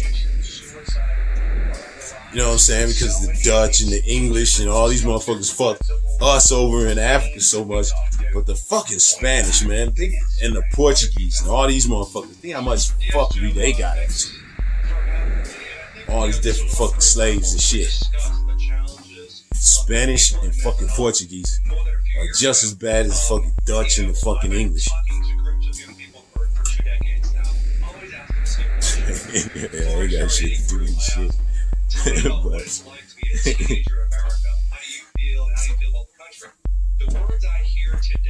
yeah, fucking Fly Nubian Queen, man. It's just disappointing because I know ass. That's what's fucked up. That's why I ain't been fucking with the Fly Nubian Queen or motherfucking the Phil Scott show.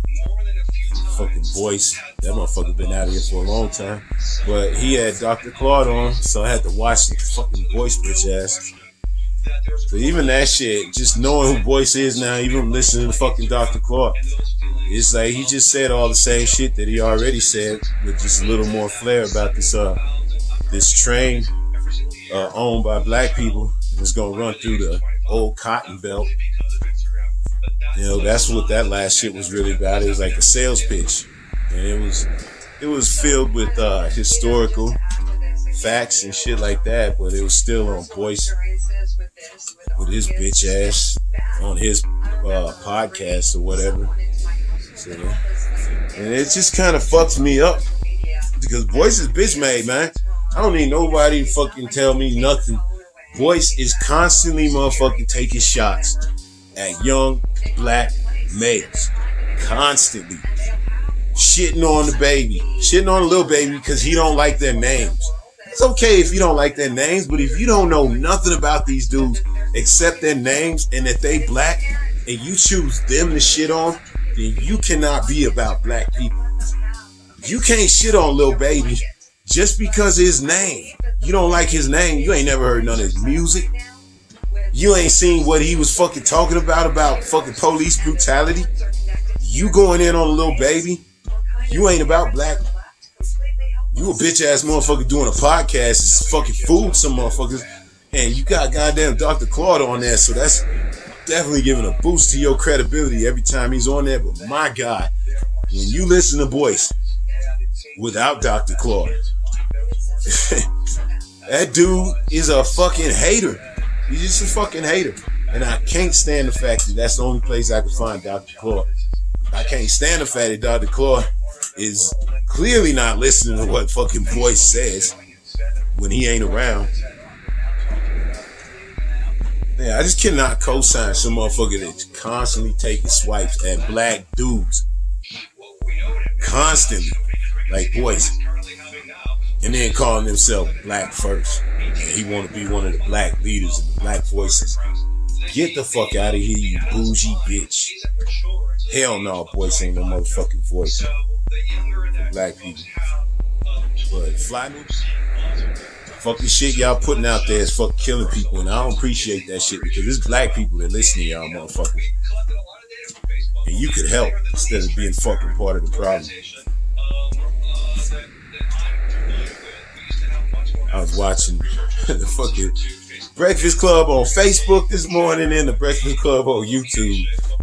Because the Breakfast Club on Facebook was in the 90s hip hop group that I fuck with sometimes.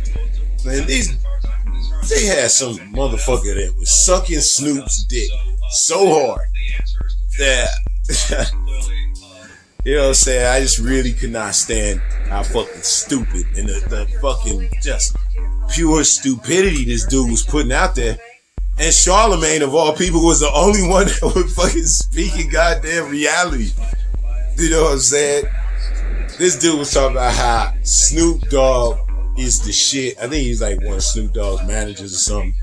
And Snoop Dogg is the reason why Tupac is so popular. Because of Gangsta Party. And how popular Snoop Dogg made Tupac when he went to death row. I mean, god damn, talk about revisionist history. I love Snoop Dogg, so you ain't finna give me the motherfucking get the shitting on Snoop Dogg. But the thought of fucking Pac wasn't bigger, so much bigger than fucking Snoop Dogg ever could be. When he made Me Against the World, he ain't had shit to do with motherfucking death row. The revisionist fucking history that's going on in music right about now is insane. It's like these millennials are fucking stupid. Snoop Dogg did not make no motherfucking Tupac. They was friends, and that was about it. You could say Snoop Dogg laid the groundwork for Nips. You could say some shit like that and get away with it. But you can't say shit. The only motherfuckers that might have laid the groundwork for Tupac, just in general, might be Public Enemy and NWA. The way they fucking rap, and then Tupac come take that shit over. But my God, the fucking pure stupidity this dude was fucking spitting. And they gave him like a good motherfucking 15-20 minutes to just fucking talk this dumb shit. Man, Charlemagne about to motherfucking lose his mind. Because like everybody else has got a brain and lived through the 90s, no goddamn well, Tupac was huge. Way bigger than fucking Snoop. Snoop was big in fucking California. And he was big throughout the country. But it was Dre that everybody was fucking with. It was Dre and the Dog Pound that was doing all the motherfucking shit. Snoop was a nice rapper, but he was not a fucking icon like Pac was before he even went to motherfucking jail, which is before he went to death row. Me Against the World is probably Tupac's most critically acclaimed, best overall fucking CD. Just hit after hit. You know what I'm saying? Strictly for my niggas and Tupacalypse Now. Those are for the motherfuckers that really love Tupac and understand that shit. And then the death row, that's when everybody started, you know, getting on the job. But Tupac was huge when he made fucking Me Against the World. For this idiot to get up there for 20 minutes, talk about how Snoop made Tupac. I don't even know how they gave this motherfucker that much time. Other than he was clearly some industry motherfucker. And he was clearly riding hard on Snoop's dick. I don't know how much money that motherfucker got from Snoop Dogg, but he's clearly appreciative. Snoop need to send that motherfucker a cake. Riding that hard. And then, my God, I get on motherfucking YouTube. And it's a conversation that's going that's even stupider than did fucking Snoop make Tupac, which is, I thought was the stupidest shit I was gonna hear this year. And then I get on fucking Breakfast Club, and I swear to God, the conversation they was having this morning was, is Drake better than Michael fucking Jackson? This is the fucking shit, like,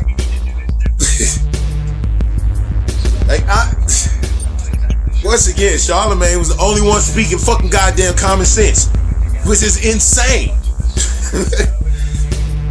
But that shit is even more, like, insulting than the fucking Snoop made Tupac argument that I had just heard, which to me was so fucking insulting and stupid that I could not believe that there could be a even more ridiculous conversation. But my God, you get on the Breakfast Club and you got these fucking millennials talking about Drake is on the same level as motherfucking Michael Jackson. And motherfuckers can have their feelings about what supposedly went down with Michael Jackson and what didn't. But the fucking thought that people see Drake with his very average rap. Drake is a fucking decent rapper. That's it. He's not even one of the best, in my opinion, he's not even one of the best in his generation. I'm putting Nip, I'm putting Kendrick, and if I really thought about it, just dozens of motherfuckers in front of Drake. Drake has a lame ass white boy monotone. He's getting out a lot of them extra props like Eminem got from fucking Canadians. And the motherfuckers that like that type of rap shit.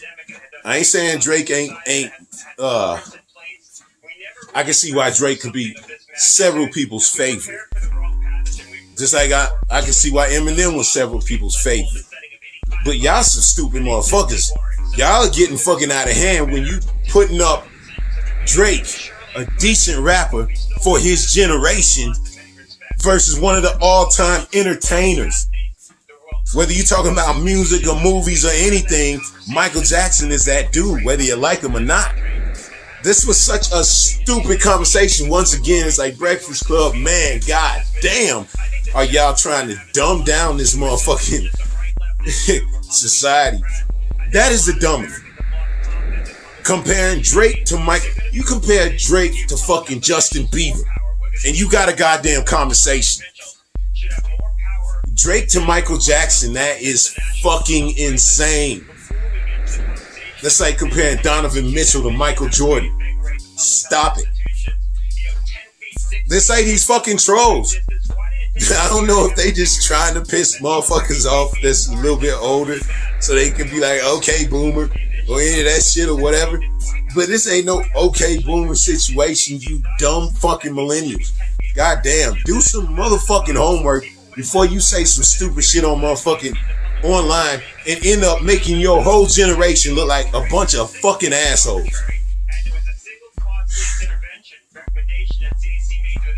Snoop made Pac. My God. Drake on the same level as Michael Jackson, apparently. Fuck people, man. God damn, y'all making it hard. Fucking millennials. I was talking about Lincoln the other day. About that for fucking shit we got into. I might as well finish this story. I need to finish this shit up quick too, because I think I'm running out of space on my motherfucking phone. And my laptop is not working right. So I'm gonna have to motherfucking put this shit somewhere quick, so I'll finish that shit up. But last time I was talking, I think me and Lincoln had just got done smacking Greg, and we were actually on our way to Salt Lake City. We decided to bounce out. So we fucking bounced, and as we leaving fucking Brandon, we decided we was gonna do a crime. We stupid kids, 16 years old. We decided we was gonna do a crime in every state that we went through. We was gonna do some kind of stupid ass crime. So the first thing we did was when we was leaving Brainerd, we did a motherfucking gas run, which we used to do shit like that all the time. So that wasn't new. So we take off. We go to we get to like Minneapolis, I think, and you know, we a couple kids, so we decided we was gonna go to motherfucking the Mall of America. It probably hadn't been more than around for a couple years, so we wanted to see this biggest mall. I think it was the biggest mall in America, or maybe the biggest mall in the world. So we wanted to see it. Big ass fucking roller coaster in there and shit. And I remember we went in there and we fucking looked around, walked around, and we was impressed at how big it was, because the only malls that we fucked around in was the mall in Brainerd, which was really small. It's like a small, like, it was big for Brainerd, but like there's a lot of malls out here that were a lot bigger than that mall. And the Mall of America, I don't know, you could probably fit a couple of the malls in Brainerd inside that motherfucker. It was huge and it was impressive. And I remember we had fun just being kids. We weren't doing anything bad or stealing or doing anything. We was just walking around the Mall of America, a couple kids, just, you know. We used to hang out a lot in the malls back in Brainerd. So we decided to hang out for a little bit in Minneapolis at the Mall of America. It was fucking impressive. It was a big ass motherfucker. And yeah, the Mall of America was cool. After we went to the Mall of America, I think we spent a couple hours in there just walking around, being kids, probably trying to talk to some girls. We went to yeah, when I was talking about how we used to see Greg, and he never said nothing to us after we slapped him around. I guess I didn't really explain it. It wasn't me and Lincoln that would see him. It was me and my other friends that I was hanging with after, you know what I'm saying, I had got out of jail.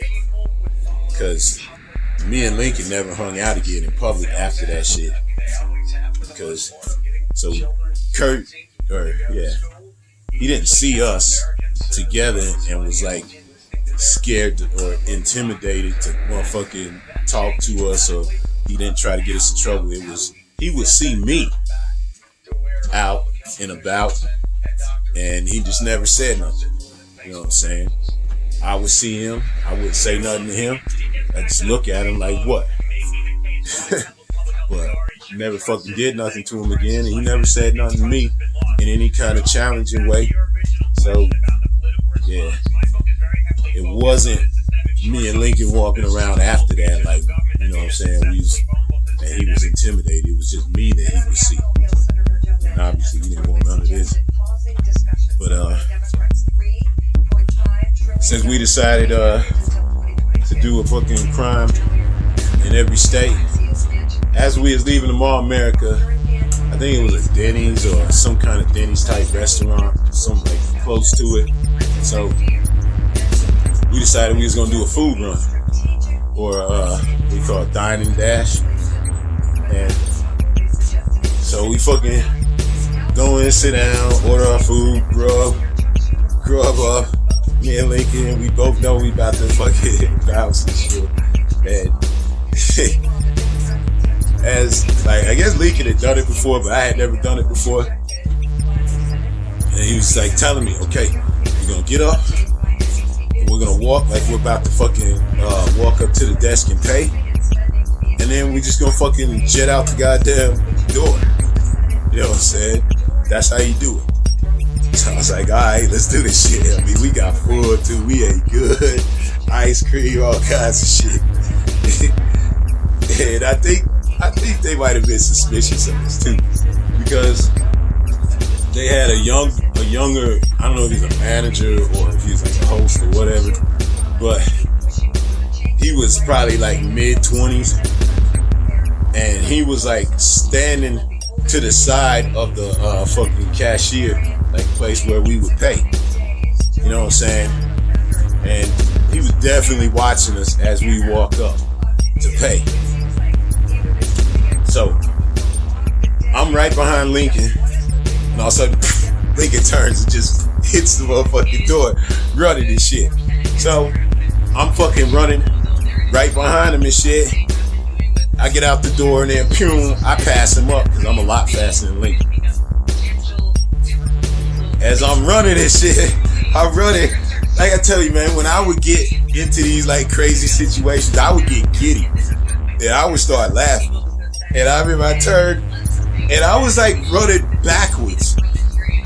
And I was still able to run faster than Lincoln. Like, I don't know if I was running backwards or if I was just like halfway running and totally looking behind me and shit at what was going on. The fucking dude, the host or the manager or whatever. September 29th, 2021. Walking on treadmill. I fucking dumped some of that goddamn music that was all over my goddamn shit, so I got a little bit of space on this motherfucking phone. My fucking laptop, man. They're doing all kinds of diagnosis and bullshit on this motherfucker. And it keep pretending like it's gonna fucking do something. And then it just go back to a fucking blank screen. I think that shit is just fucked up. I'm just gonna have to get into it. It's like everything broke within a month. From the lawnmower to the phone. The fucking phone got crushed. The fucking couch. Everything just breaking. All at the same time. It's shitty, man. So I got a little smidgen of room on this fucking phone, but I'm just go get a new fucking laptop. And then get all this shit off my phone so I get back to fucking recording like normal and shit.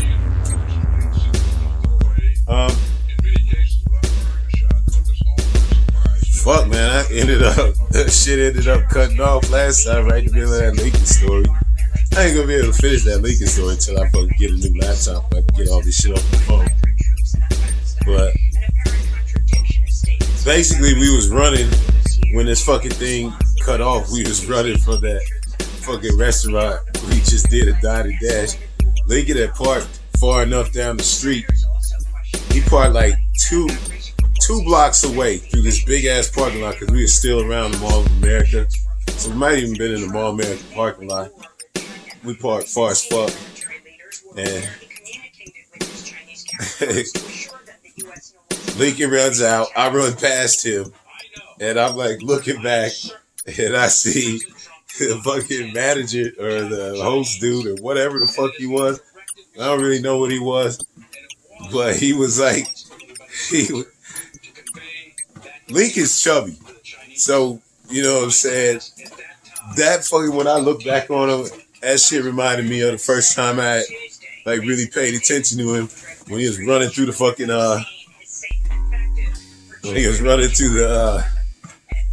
lunchroom.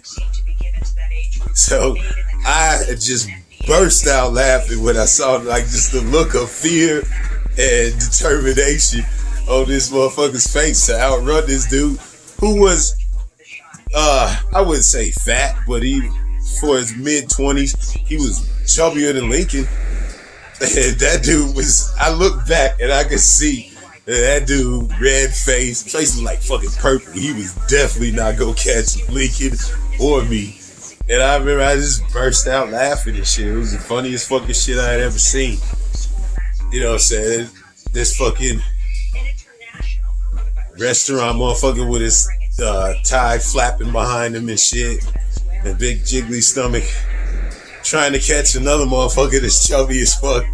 It was just a really fucking funny scene. And like I said, every time I get amped up and shit like that, I get giddy anyway. So I'd probably been laughing about it anyway. But it was actually a really fucking funny scene.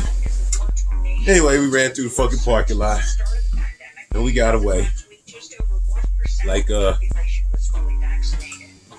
yeah, I think about getting like halfway through the parking lot, the fucking host just gave up. He clearly understood he wasn't gonna catch me, and Lincoln was leaving him behind also and shit. And if he would have caught Lincoln, then I'd have turned around and jumped on his ass. Because the two of us would have worked that dude. But yeah, he gave up the chase about halfway through the parking lot. We got to the parking lot, started up the car, took off. I could probably tell the rest of that story next time when I actually had some room on this motherfucker because it's getting pretty close to the end. But as far as the news since the last time I talked, we passed the fucking Spanish flu, coronavirus, COVID-19 has now whacked more motherfuckers than the Spanish flu. So, by God, 100 years later, and we are stupider, definitely. Because they didn't have no fucking anti-mask motherfuckers and any of that shit.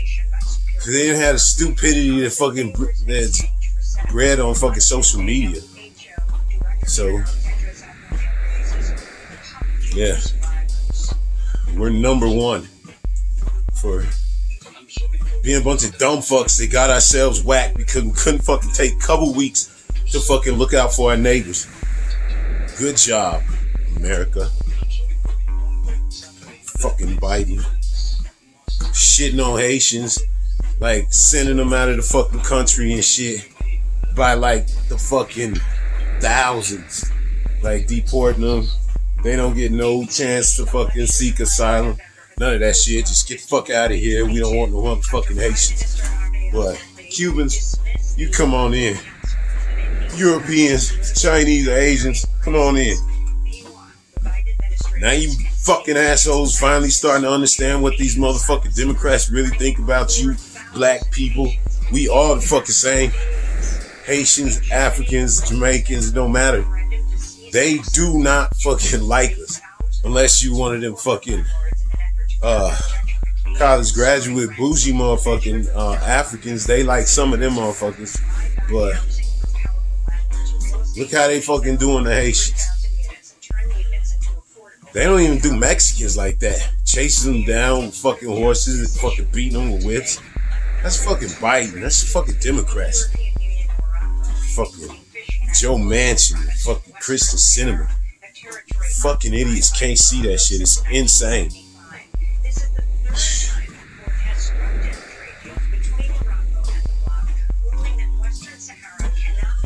They also said Biden trying to start a motherfucking a Cold War with China. I don't know if he's trying to start one. He just ain't playing that fucking bullshit that all these other motherfuckers is playing. General Milley got up there and was motherfucking testifying about how he wasn't going fucking circumventing no fucking Trump with his stupid ass shit or trying to stop a war or any of that shit. They have those type of high level conversations between top level motherfuckers in the government all the time about, you know, shits that could possibly go down and shit, what would happen and all that.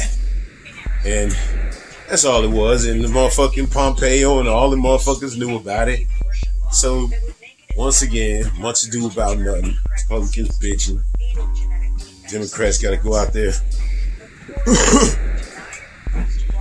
Motherfucking deal with this childish shit. You know, I was thinking about when I was talking shit about how fucking those people obviously saw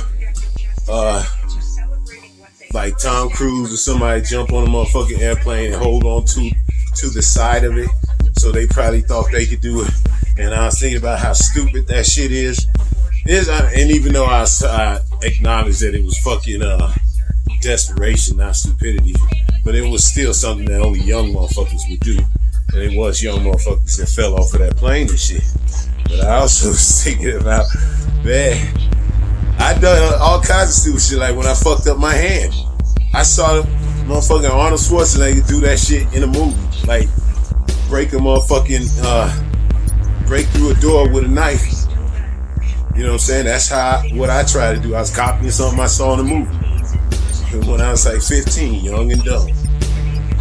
And when I was like, I don't know, in my early 20s, I think, somewhere around there, or in my mid 20s, I fucking tried to punch through a fucking car window, because I had seen that shit in a motherfucking movie too. And the reality is, I knew how hard it is to fucking break a window, because me and my little cousin used to run around breaking windows with ball bearings, and we used to have to throw them motherfuckers hard as fuck. But I hadn't even think about that shit. I'd seen plenty of times in motherfucking movies and TV shows, people just run up and punch a motherfucking window, and the car window breaks. So I gave one time, I was drunk as fuck, super aggro, and motherfucker, it was after the club and shit. Motherfuckers was talking shit, and I ran up to this car. This motherfucker was talking shit. Boom! Hit that motherfucker, thinking like it was the movies, it would just shatter. And obviously it didn't. My motherfucking arm felt like it shattered and shit when I hit it. I hit that shit so hard. But now motherfuckers was looking at shit, and I couldn't motherfucking show it that I was in pain, but I was in some serious pain. I think I broke my wrist the first time I hit the motherfucker. I hit it with my elbow, but I didn't put all my strength in it because I didn't think I needed to, seeing how easy motherfuckers did it in the movies. I hit that motherfucker. Oh, that shit hurt, but I couldn't show it because, you know what I'm saying, I had to do some business to take care of. And plus motherfuckers was with me and shit, I couldn't show no weakness. So I hit that motherfucker again, the same arm that I had just hurt a second before. Wow! But this time I put all my motherfucking power into it, and I smashed through that motherfucker. But unlike the movies, man, I think I definitely, if it wasn't broke on the first one, the second one definitely broke.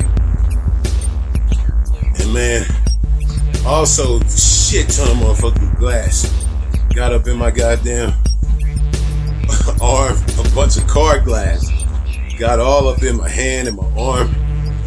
Man, that shit was like falling out for days. I had to get my shit all wrapped and taken care of. That's getting drunk and aggro and young and stupid can do. It's like, and I still fucking, it was some crazy shit. Motherfuckers got kicked in the face. But shit was crazy how shit go. I probably ain't got much time on this motherfucker. I think I cleared enough to make about 10-15 minutes, so I probably should be dwelling on stupid ass old fights. But that's real. Kids do a lot of shit that they see in movies. And if you want to stop kids from fucking getting hurt so much, do the same thing you do with these commercials. Put them motherfucking shits in the movies. Do not try this at home. You don't gotta put it right in the middle of the movie, but put it at the end, right before the credit fucking scene. You have a scene come up in the credit, you know what I'm saying? Right after that shit, make sure you put something that says, "Don't try this at home, use a stuntman," and all that shit. That's all I think.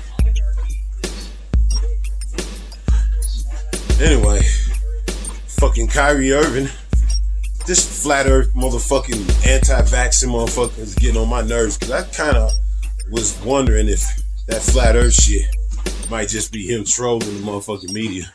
But no, it's not. It's true. He really does believe that shit. And he fucking believes. It's still September 29th, goddammit.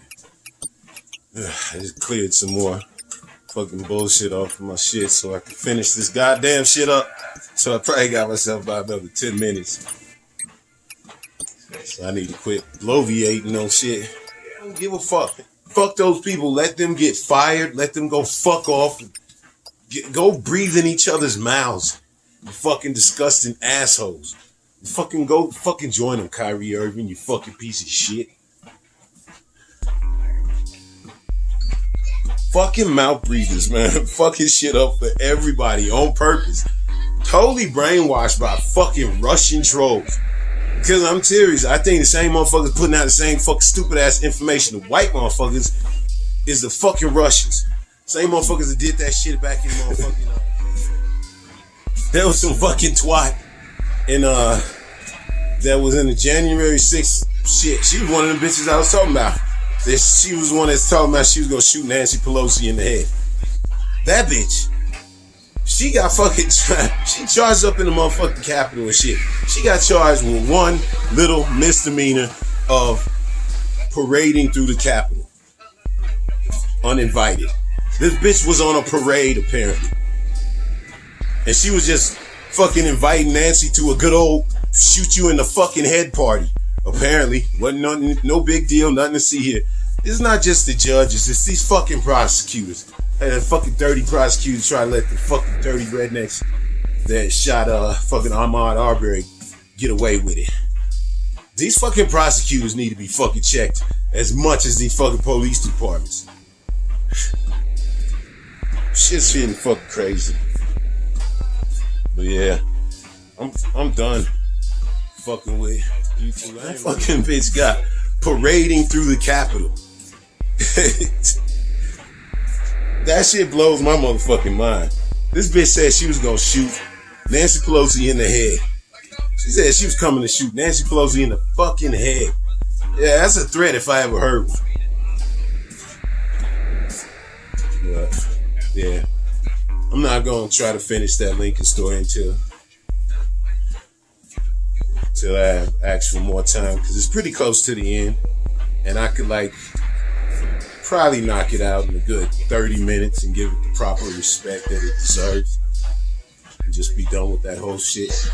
But I don't want to rush into some shit and just be rushing through it like I just rushed through all these stories. If I had more time, then I'd probably definitely go over the YouTube shit a little bit more. I'd probably go over the Kyrie Irving shit a little bit more. But breaking car windows and shit, like how fucked up my arm was, I'm sure I would have described that a little bit better. But this ain't got a lot of time on this motherfucker till I get the goddamn laptop and shit, and that's basically just going and getting one. They keep this shit so fucking confusing. It's like, can I go in and pick the motherfucker up? Because you look online, it says pick up in store 2 hours, and you can come pick the motherfucker up. What the fuck does that mean? I want to come in there and they got to do something to it. It's going to take 2 hours. That's fucking stupid. Why I can't just... I don't know if that's what it means. Then it says something about delivery and shit. But what if I just want to go into the fucking store? Do I have to wait for 2 fucking hours while y'all do something to make the fucking shit run right? I don't know. It's just fucking confusing. But yeah, that's it. September 29th, 2021. Watching What If. Still walking on this shitty ass treadmill. It's fucking flipping and flopping and all over the fucking place. I went riding down my scoot around the goddamn Capitol area and downtown and shit. It's like a lot nicer looking, I guess, in certain places and shit where the Mormons took over as far as just scenery. But goddamn, if it wasn't dead. If it wasn't deader than I ever seen it. Even at night, like at 1 o'clock at night in Salt Lake City, it's usually motherfuckers around, but there wasn't none but homeless motherfuckers. No fucking clubs open, no nothing. Man, that shit used to be jumping. Maybe it didn't look as fucking nice and shit, but the Mormons have taken all the fucking fun out of downtown. They ain't shit to do down there but look at what they want you to look at. And then keep it moving, because they don't want your ass motherfucking hanging out too much and shit. Very nice looking, but it's fucking trash how they fucking do shit, man. Fuck the Mormons. Yeah, fuck Mormons. And they punk ass motherfucking goddamn city. In downtown area. That motherfucker was fun as shit back in the day. And now kids ain't got shit to do but walk around look at fucking lame ass Mormon scenery. Which is cool if you taking pictures or you a tourist or some shit, but if you gotta live and you ain't got no motherfucking place to party like we used to, that's fucking trash. Fuck them. Anyway, yeah. I'm gonna watch this new What If. September 29th. September 30th. 2021. Walking on this fucking piece of shit treadmill. Watch the second season of Black Summer. Watched the first one, it was pretty good. It was stupid violent. It was like fucking video game violent. This shit was ridiculous. But I like that shit. One of the better zombie shits. Shit, I think I just played fucking season 1.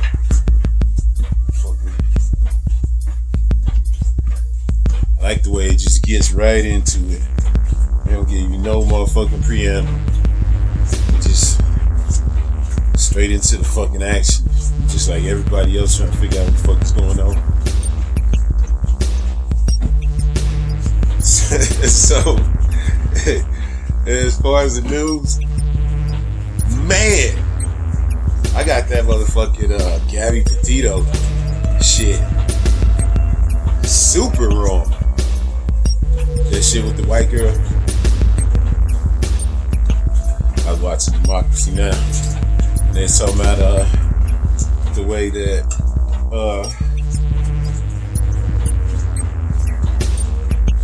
white girls, it's like missing white woman syndrome. Like the shit I was talking about, how motherfucker, they only care about fucking blonde white chicks, and then white chicks, then white dudes, and then all the rest of color of white or women, and then dudes. They don't give a fuck about dudes at all, basically.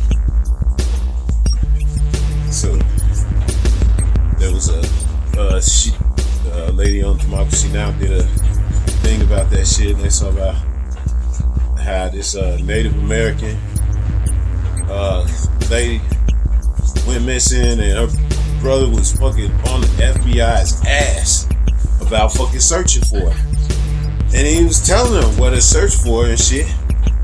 And the fucking FBI refused for a year to fucking actually take this shit serious. And it's their jurisdiction to fucking look at murders and shit that happen with natives and shit on the reservation.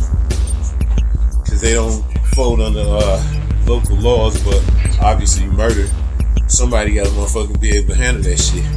So the FBI is supposed to fucking handle missing persons and motherfucking shit like that, but they don't. Obviously for all people of color. So this girl goes missing.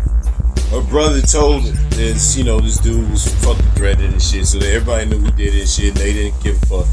It was like, being missing isn't a crime, basically, is what they told this kid. And then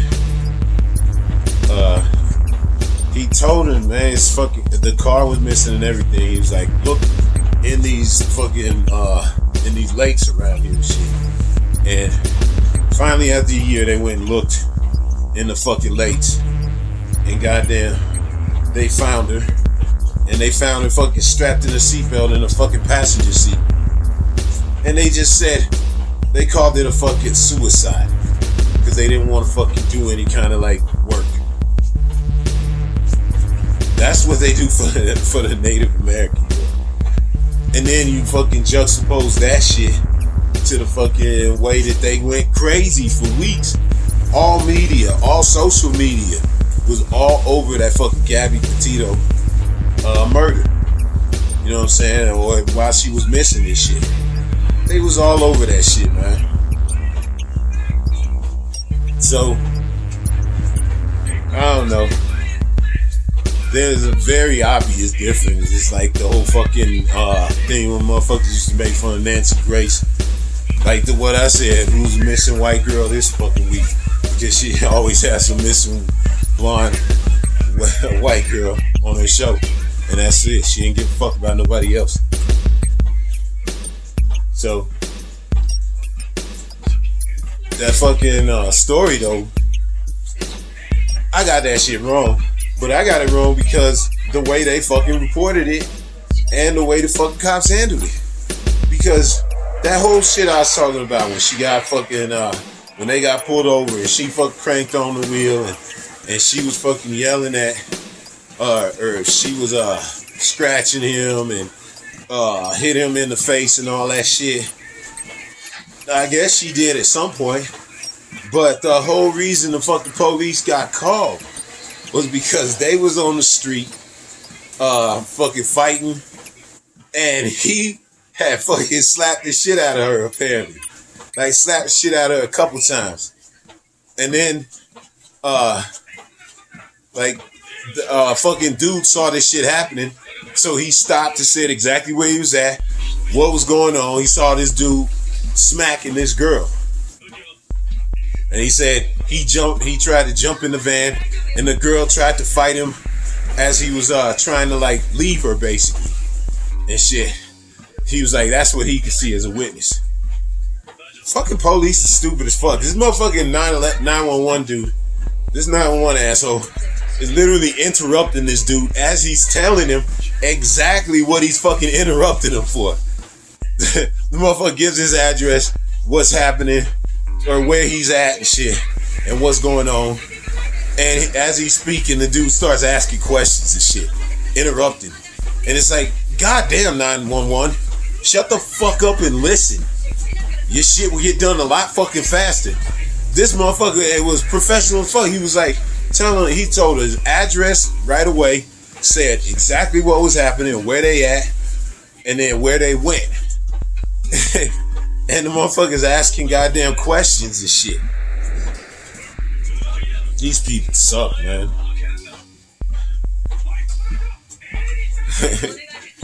I still got this shit in Japanese. I was like, what the fuck? Why the fuck did they speak in Japanese on this? Anyway, so yeah, this is funny as fuck. It's gonna be totally different watching in Japanese. Maybe I should just watch the whole shit. So anyway, the fucking reason why the cops pulled them over, it wasn't because she snatched the wheel and they saw the fucking car go off to the side. It's because somebody called the police and said it's a fucking dude smacking the shit out of a chick. So maybe she did smack him or something. And from what you can see in the goddamn, from what you can see, you couldn't really see anything other than, as far as like marks. You didn't see like no marks on her. But that could just be the fucking camera and shit. But the reason why the fucking got pulled over in the first place was not because the police saw something and they tried to intervene. This dude was apparently out on the street smacking the shit out of this girl. And somebody saw it, called the fucking police, told them where they fucking went. Police goes and pulls them over. And instead of fucking following the goddamn information of this dude was smacking the shit out of this chick, they fucking interrogated her and was threatening to take her to jail. Because apparently she fought to get back into her fucking car so he couldn't leave her stranded in another fucking state. And he was fucking smacking her and shit. And the fucking pigs, instead of listening to the information that the fucking asshole, the fucking witness gave the asshole in 911, that is a dude out here smacking the shit out of some girl, they fucking interrogate him separate, basically giving high five. I think they said they fucking fist bump at one point and shit. They was just shooting the shit like two white boys kicking it. The cop and this fucking murderer, and the girl gets fucking locked in the back of the car and threatened to be taken to jail and shit after what she been through. And who knows how she feels about this dude. Maybe she even said, you know what I'm saying, that he didn't hit her and she hit him. You know what I'm saying? But there's a fucking witness that don't know shit about these people and saw a dude smacking the shit out of a chick and fucking called the fucking police on his ass. And the police, instead of going in on this fucking dude that's smacking the chick around, they fucking totally interrogated her. And they did it in super, you know, hands-off, kid gloves, dealing with a precious blonde white girl. As far as like, they walked her through basically what she should say to not get arrested. And they didn't arrest her. But they did make them separate for the night. But they put this motherfucker up.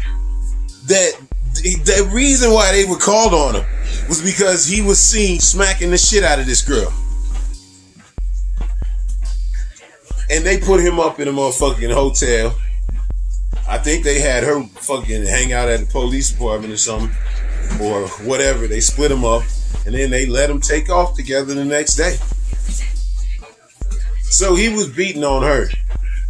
And she was defending. I kind of started to see how these fucking women just like really fucking can't stand dudes.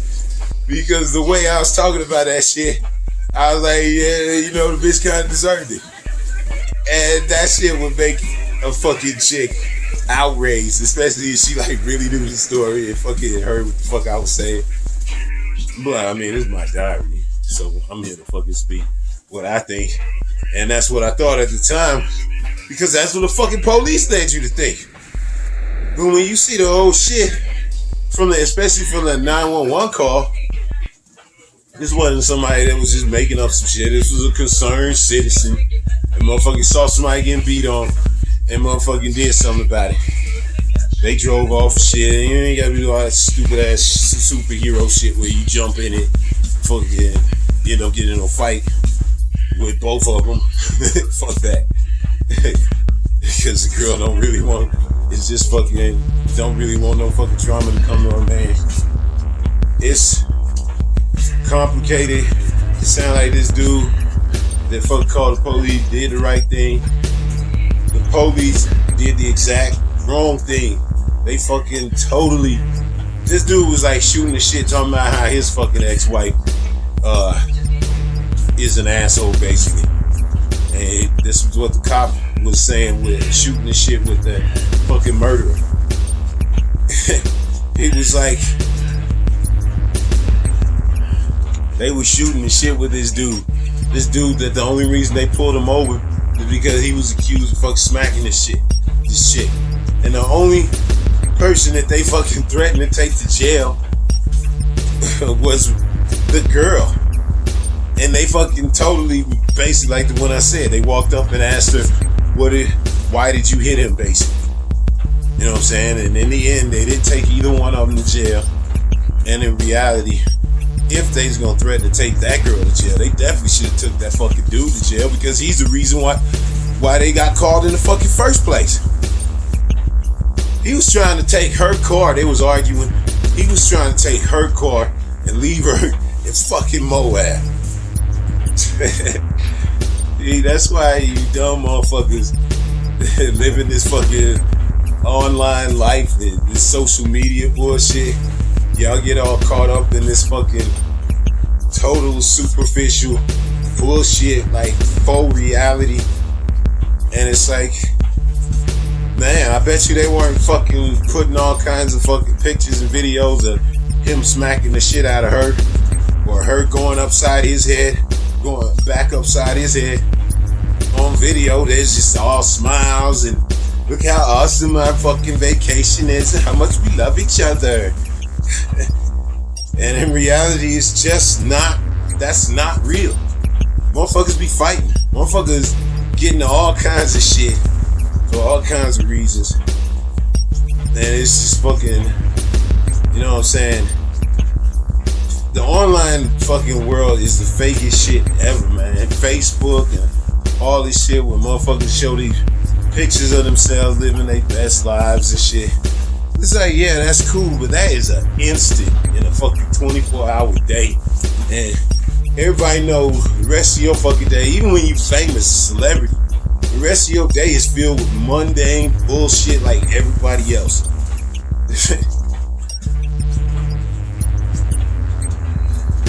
So, I don't know, man. This motherfucking case, it not only shine the light on, man, the fuck cops and they domestic violence shit is trash. Because how do you get called? Because you somebody sees a dude smacking a chick up and down the street and is about to fucking leave her in her car. Is trying to fucking abandon this motherfucking girl, basically. And he fucking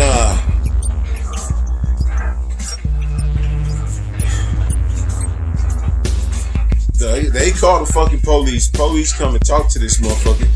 And they end up pounding him up, leaving her in the back of the fucking police car.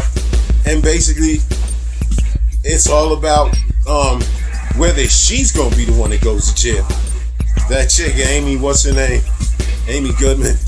She was almost goddamn incredulous when she was reporting the way this shit went down. She's like, they freaking were threatening to take her to jail. And it is that insane when you look at it from the fucking girl point of view. It's like, it was her car. This dude was being an asshole, smacking her around. Is she defending herself? Maybe. And she smacked him back. He fucking charms the pig into fucking almost taking her to jail. And then the pig releases them together and shit. When in reality, that fucking vacation should have been over because he was seen in public hitting her. So why the fuck you gonna put them back together after a day of cooling out? Of course, after being separated, they the only people that they know in this state, and the alternative is to fucking go to jail, basically.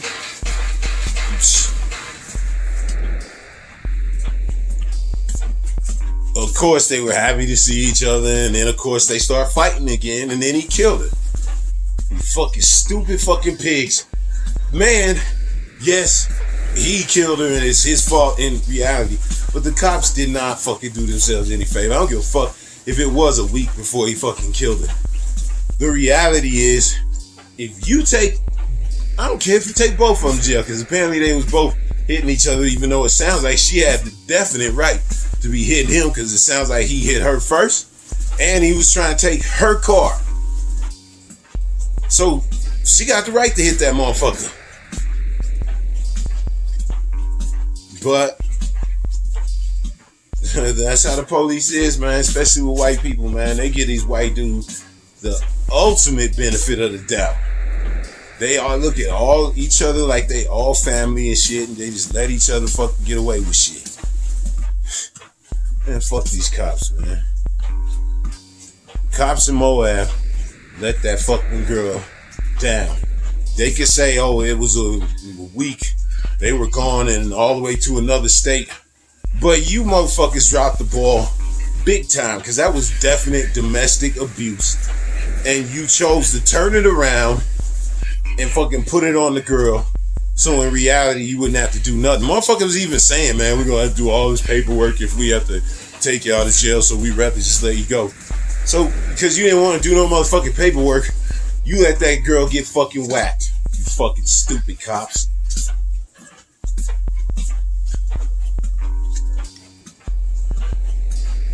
And then there's so yeah, God, man, we gotta be going a little bit hard on these fucking feminists. This shit, when they gotta take so much shit from dudes, all dudes in reality. I mean, look at me, how I fucking go in on this shit, because I'm not informed as I should be. Nah. When fucking feminists just be saying all dudes fucking suck and all that shit, I ain't never gonna be able to fuck co-sign that shit. I ain't never gonna be able to motherfucking walk with a motherfucker that thinks that I suck automatically. I can't do it. But I think I'm starting to understand why some of these chicks are such assholes. Because it's like, fuck, man. Some of these motherfuckers, that is so fucked up when you see how it really went down. They fucking get called because they see her getting smacked. They fucking totally turn it around and are hanging out with him, basically. And they turn it around and basically threaten to take her to jail. He was trying to take her car and abandon her. Then the pigs put them back in the car together. And they continue they motherfucking perfect little fake ass motherfucking,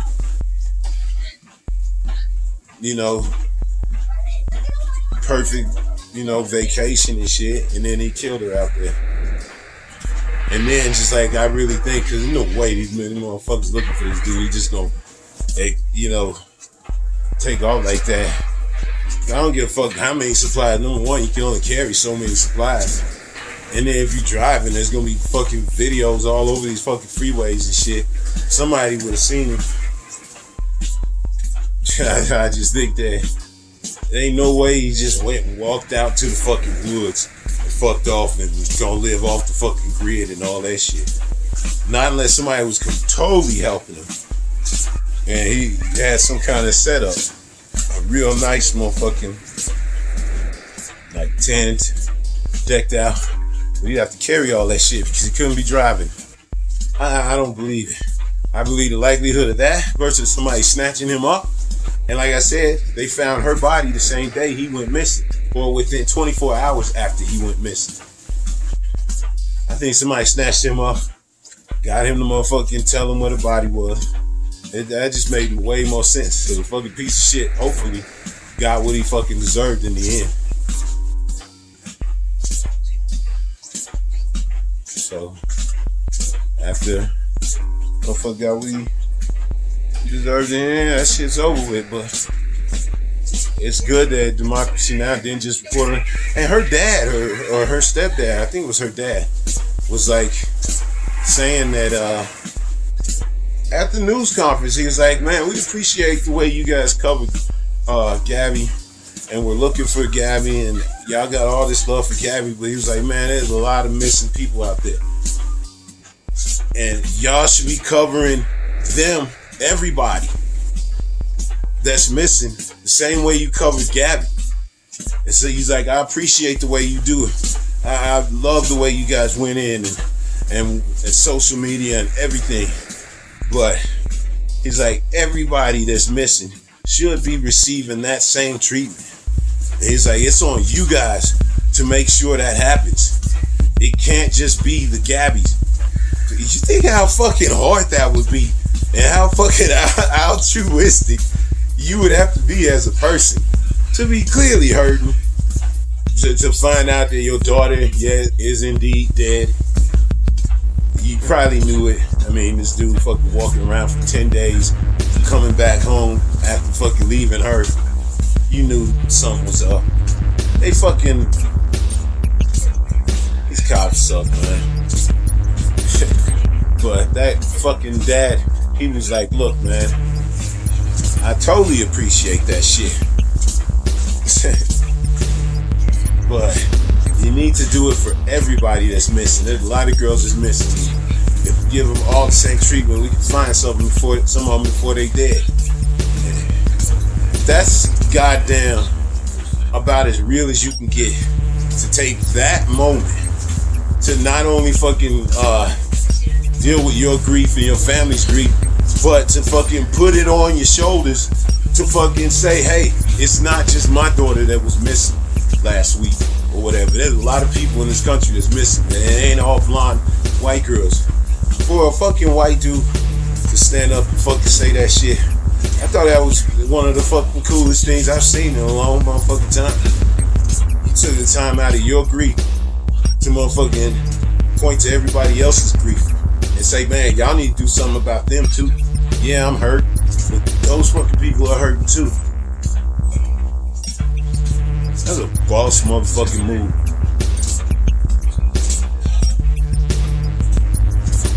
As far as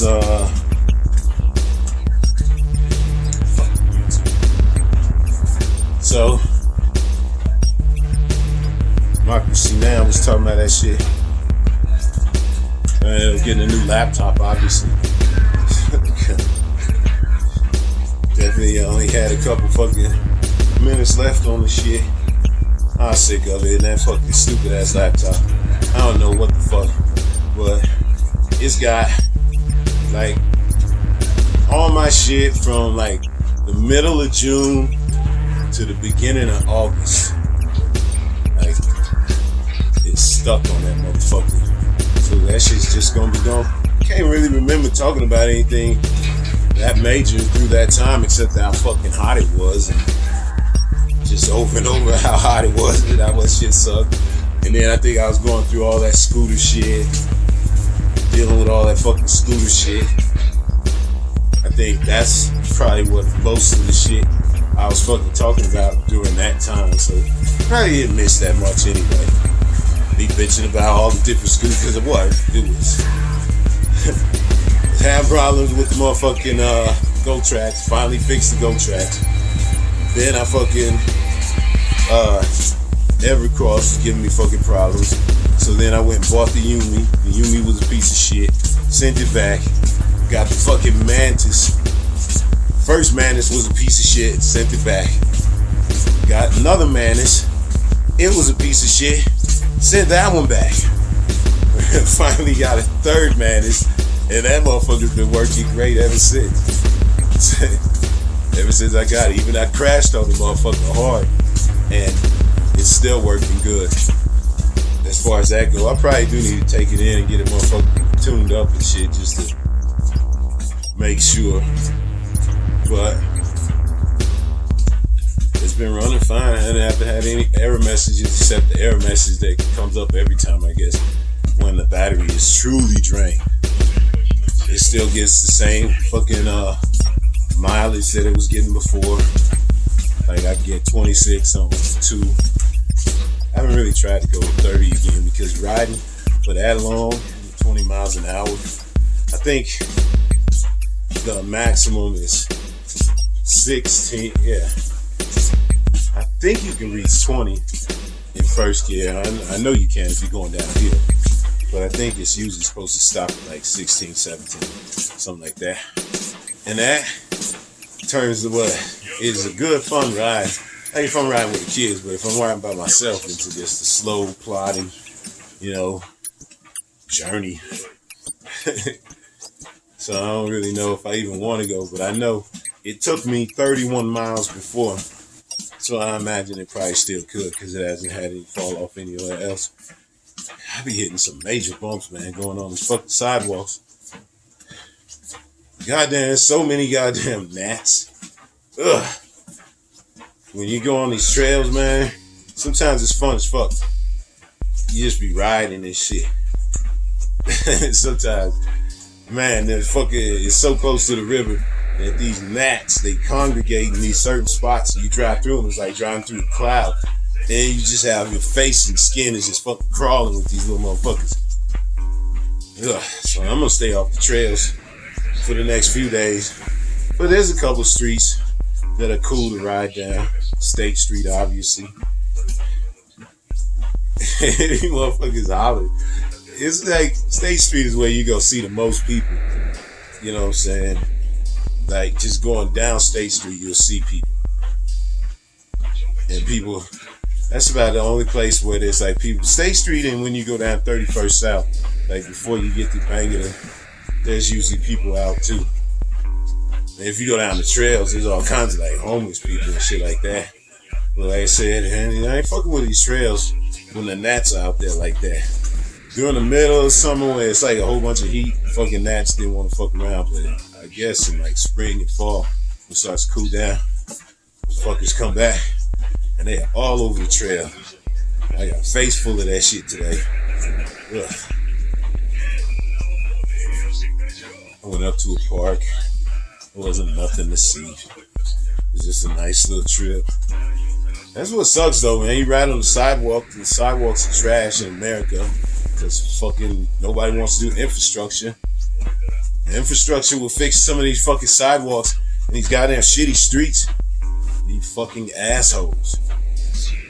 Cheap ass dickhead Joe Manchin, fucking goddamn boy of the fucking fossil fuel industry. Christian cinema sucking dick. Fossil fuel industry dick. These Democrats ain't never gonna get nothing. They want $3 trillion. Biden, the president, leader of the fucking Democrats, wants $3 trillion for infrastructure over the next 10 years. Christian cinema and Joe Manchin, the actual leaders of the Democrats, said they'll accept nothing more than 1.5. Fucking seriously, I ain't finna go in again on how much these Democrats suck. But my God, The way they have let themselves be played into the corner. Like, you have a fucking majority, but you can't do nothing with it because you filled to the brim with fucking infiltrators. Fucking Democrats. Fucking Democrats. Police, all they goddamn bullshit. Fuck ass motherfuckers. Ugh. Politics sucks so much because they all suck. I'm very convinced that they all turn to pig sooner or later, more than ever.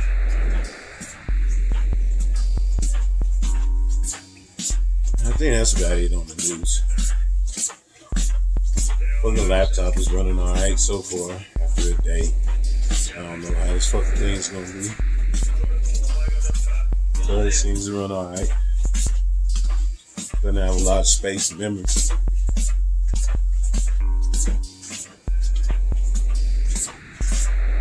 So, I guess I should finish this fucking goddamn Lincoln story, since I've been telling it in little pieces here and there. So, last time we was talking, it was, we had just got away from that motherfucking, that dude that was chasing us out of the restaurant. I remember we got in the car, we was just laughing and happy and fucking hooped and hollered. It was a good time. And so we drive, and you know how driving is, and shit gets boring. So I fucking fell asleep. It was midday when I fucking, when we did that dine and dash. But it was, I went to sleep. I don't know, we drove through a couple states while I was sleeping. Because I was exhausted, especially being a teenager back then, doing all that running around crazy shit. I fucking slept. And I woke up, and I wake up, and it's fucking nighttime.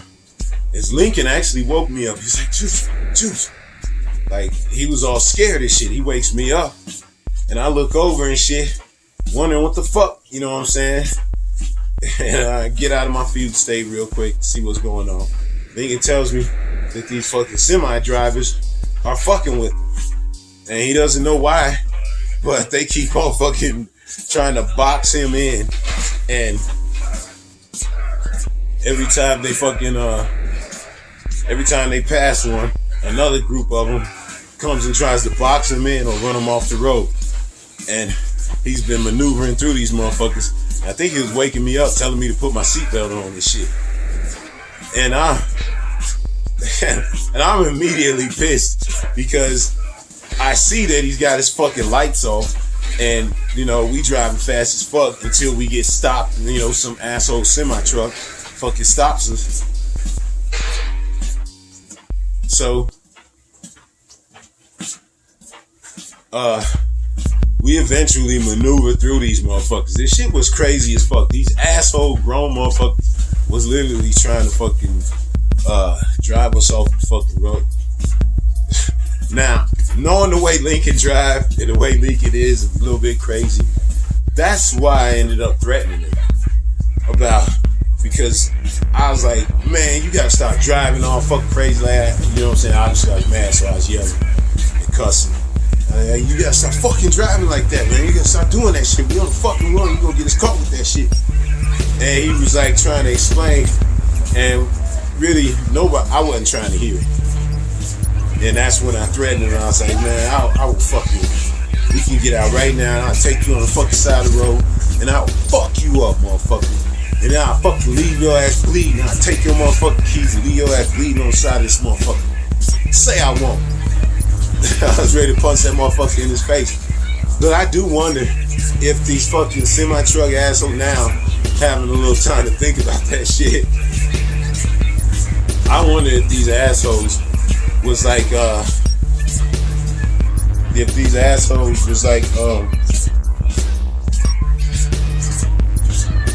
they heard that it's two kids on the run, and we probably on motherfucking Interstate 80, because I-80, it goes all the way through the fucking country and shit, from east to west.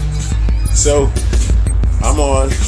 we were on I-80, and I wonder if those fucking assholes were listening in on some kind of, before they had Amber Alert type of shit, about 2 kids running, and they got the description of the vehicle and the license plate and Lincoln's fucking shit.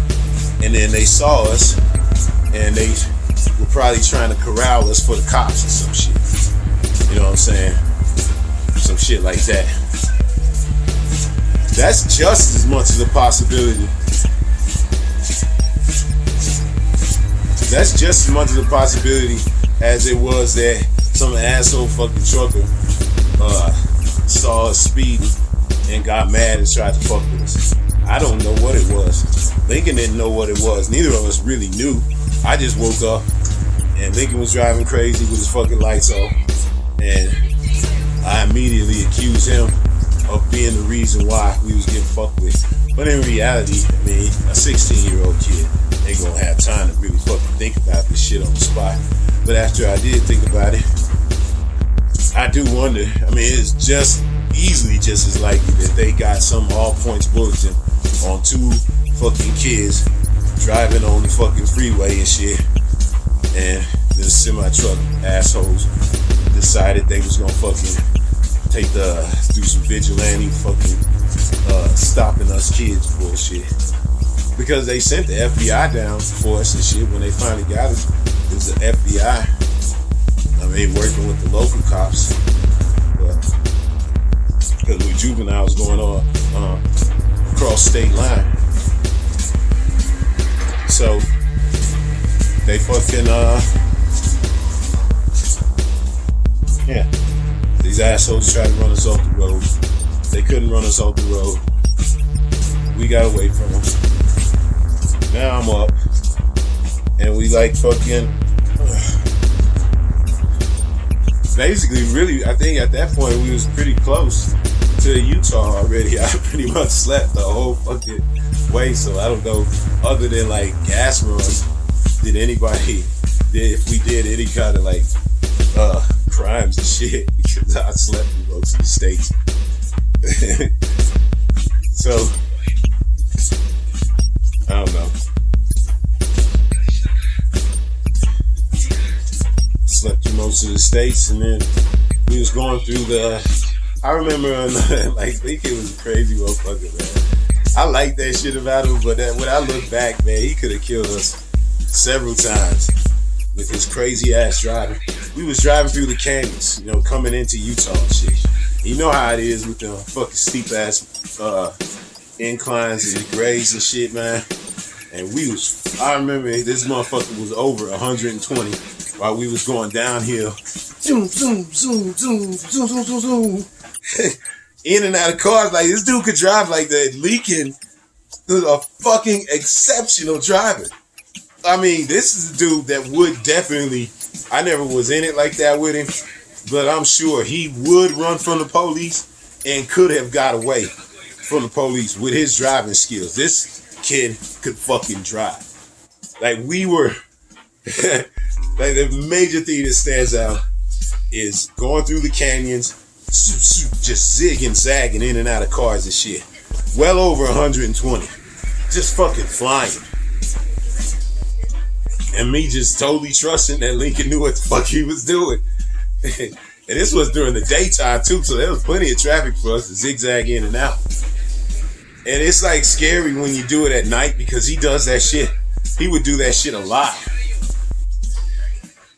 He would do that shit a lot, man, where he zig-zagging in and out of traffic and shit. And it was just fun to me, even though I look back at that shit. I'm like, damn, any kind of error, and we both did.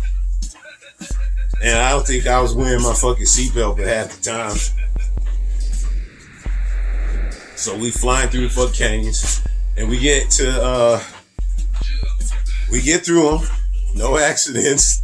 Man, I'll tell you, Lincoln was the fucking best driver I've ever been around. That motherfucker could move that goddamn car. He had a big ass Delta 88, man. He could just move. He had a powerful engine. He could move that bitch in and out of traffic. So we go to get through the canyons and shit. Come down to the University of Utah, because I knew my sister was staying in the dorms.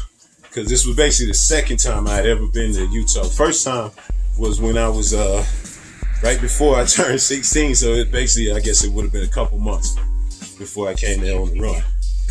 And it was for Christmas vacation. And I just remember I had so much motherfucking fun, man. It's like there was this 16 and older club. It was called Jocko's.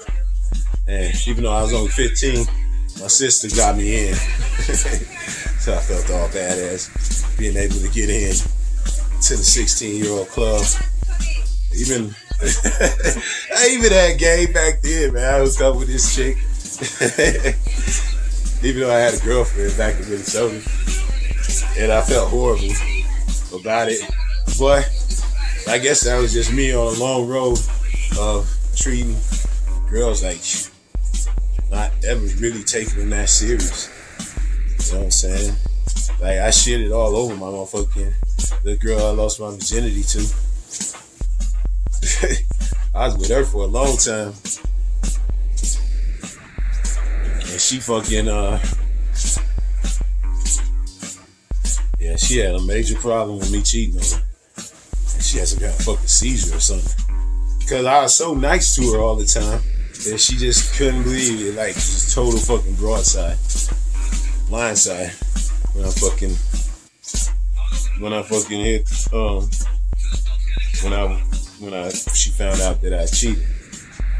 And it wasn't even the girl that in Utah that she found out about. She found out some fuck ass cheerleader, bitch with big nose. I don't know why, but I knew though why. She had a banging ass body. but I ended up messing around with her one time, and then it was in front of her friends too, so everybody knew about it. And then it finally got back to my little girlfriend, and she found out about it, and she was not happy. But the fucking little party that I did at Jocko's, I can't remember if it was Christmas Eve or it was New Year's or something, but I had a blast hanging out. I had like a dude that I hung out with, met, and I ended up seeing him, like, cause we same type of interests, rap shit, smoking weed, hanging out, you know, with that bad crowd. So I would see him around all the time, like throughout my whole fucking life of living here. Basically, I would see this motherfucker. But the first time I seen him was at that club, and him and me was going after the same chick. At first he was messing with it, and then I think I might have literally physically pulled her away from him and just motherfucking started hollering at her myself. Cause shit, I didn't give a fuck about nothing back in the day. And it was just, I don't know, that was one of the best times I ever had. Cause even though we went to clubs in Minnesota and had little dirty redneck bars and shit, I had never been in a club like that was just so diverse. It was like a really good mixture of black and white. Like, I hooked up with a little black girl and shit. It was just real fun. You know what I'm saying? It was like real tight, like real fun. You know what I'm saying? Jocko's was that shit. So that's why I chose to come back to Salt Lake, because I figured, you know, that's what life would be like. It would just be constantly like it was that night. And shit, I wasn't that far off, because we get to the University of Utah, and it's my sister and this chick named Judith. She was Dominican, and they were roommates, and Vicky's like all surprised to see me and shit. She's happy to see me, but she was surprised to see me. She's like, "What you doing here?" And I told her, you know what I'm saying, told her what happened. We on the run because we got in a car accident doing stupid shit. So she just looked at me like I'm stupid, and basically I think she just, cause she was like we call it an RA, one of the kids that runs her part of the fucking dorm or whatever. So she was at the desk and shit, and Judith was there. Judith, the girl, her friend was with her. I think she had Judith take over the desk, and then she fucking came and took me, or had me and Lincoln follow her out to Mom's house, so we knew, you know, where Mom's house was. I get out to Mom's house, and my brother was there with, I can't remember who he was there with. I think he was there with one of his friends. It wasn't Mike though. It wasn't Mike that dude. It was somebody else. It was kind of inconsequential. I don't think I ever really hung out with that, but that much. But my mom's is there. She's like highly suspicious of why the fuck we showing up in Utah and shit. And I didn't give a fuck. I didn't want shit to do with motherfucking, especially at that point in my life. I was an angry young man. I didn't want shit to do with my mom. And she didn't want shit to do with me. So I was just like, fuck it. You know what I'm saying? I mean, obviously she ain't happy, motherfucker showing up and knowing goddamn well I'm running from the police and shit. Showing up states away from where I'm supposed to be at 16. She had a fucking problem with that shit. And in the end, you know what I'm saying, I guess she just did what she felt she had to do. But that, I think it's like evening when we get there, and we start hanging out with my brother, and my brother tells me that there's this club in Provo. I don't know where the fuck Provo is at. And like as we're hanging out, and he's like, man, we should go to this club. And he said, but they stopped letting people in like 20 minutes and shit. So we probably can't go because he just talked to somebody that was telling them they should go or they should have came or something like that. And he was like, man, I'm hanging with my brother. So that's why he didn't go. But he obviously wanted to. So Lincoln was like, let's go. He didn't give a fuck. He was like, motherfucker, if it's any way within reach, we can fucking get there in shit 20 minutes. So Lincoln was like, let's go. So we all fucking jumped in the car with like barely 20 minutes to fucking get to Provo, fucking West Valley. So Drake tells them how to get on the freeway, and they can, that motherfucker, man, I'll tell you, this dude can drive.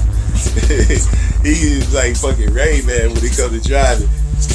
And he turns the fucking lights off, and he just guns it. Pew! And we are just flying through traffic. Pew! Pew! Once again. And we get to Provo, or Orem, or whatever, easily less than 15 minutes. Like, dude was going over 100 the whole way. 100, over 120 at certain times. Lights off on the freeway most of the time. Lean was crazy as fuck like that. My brother was like looking at me like, man, is this motherfucker crazy? What the fuck are you doing with this dude?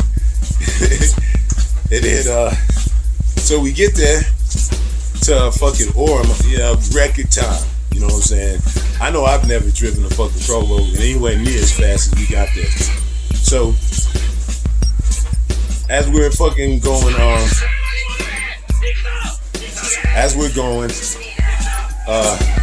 there's a store that we're passing right before, that we need that's on the street where the fucking club is. So my brother was like, hey, let's go fucking get some beer real quick. We still had like 5-10 minutes or something like that. We probably still had like 5 minutes or something. He's like, let's go get some beer. I want to do a beer run. I had no idea what the fuck he was talking about as far as a beer run. But he was like, hey, I'm going to go in there and I'm just going to fucking grab some beer. And I'm like, all right. So I didn't even get out of the car. Me and Lincoln both stayed in the car. We fucking pull up to the gas station. My brother walks in. Like 5 seconds later, he comes running out with 2 cases of beer. Throws them in the car. And he jumps in and we fucking take off. To the club. James is a crazy motherfucker too. So I couldn't stand the taste of beer back in the day. I might have drank one. I might have drank one of them, but I fucking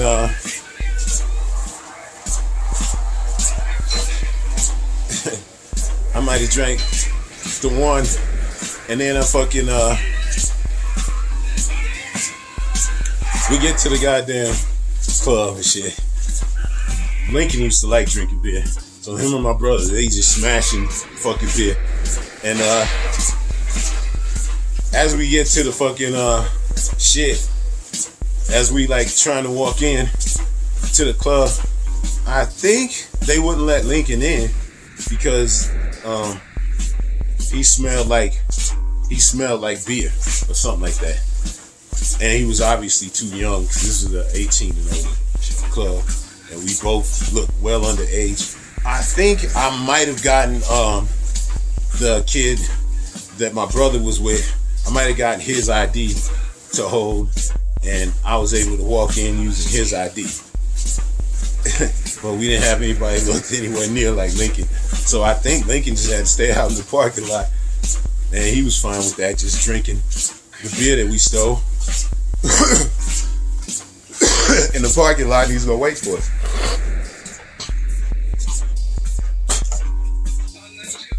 So I'm telling you, Lincoln was a cool motherfucker, man.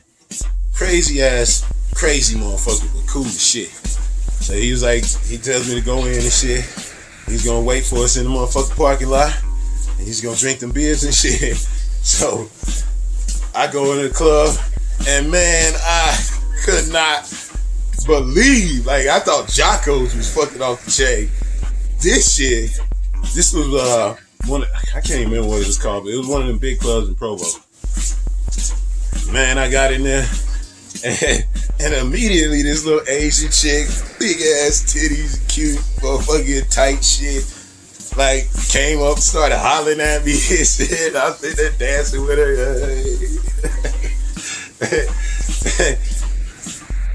And then I think at some point I let slip how old I really was. That I was only 16, she was older. She was over 21. And that ended that shit right then and there. But then, boom, I learned real quick. Shut the fuck up about your fucking age. So, the next time, I started dancing with this other chick. She was a thick white chick. And she was like 23 or 24. One of them. She's way older than me. But I remember I told her that I was 19 because I wasn't finna make the same fucking mistake again.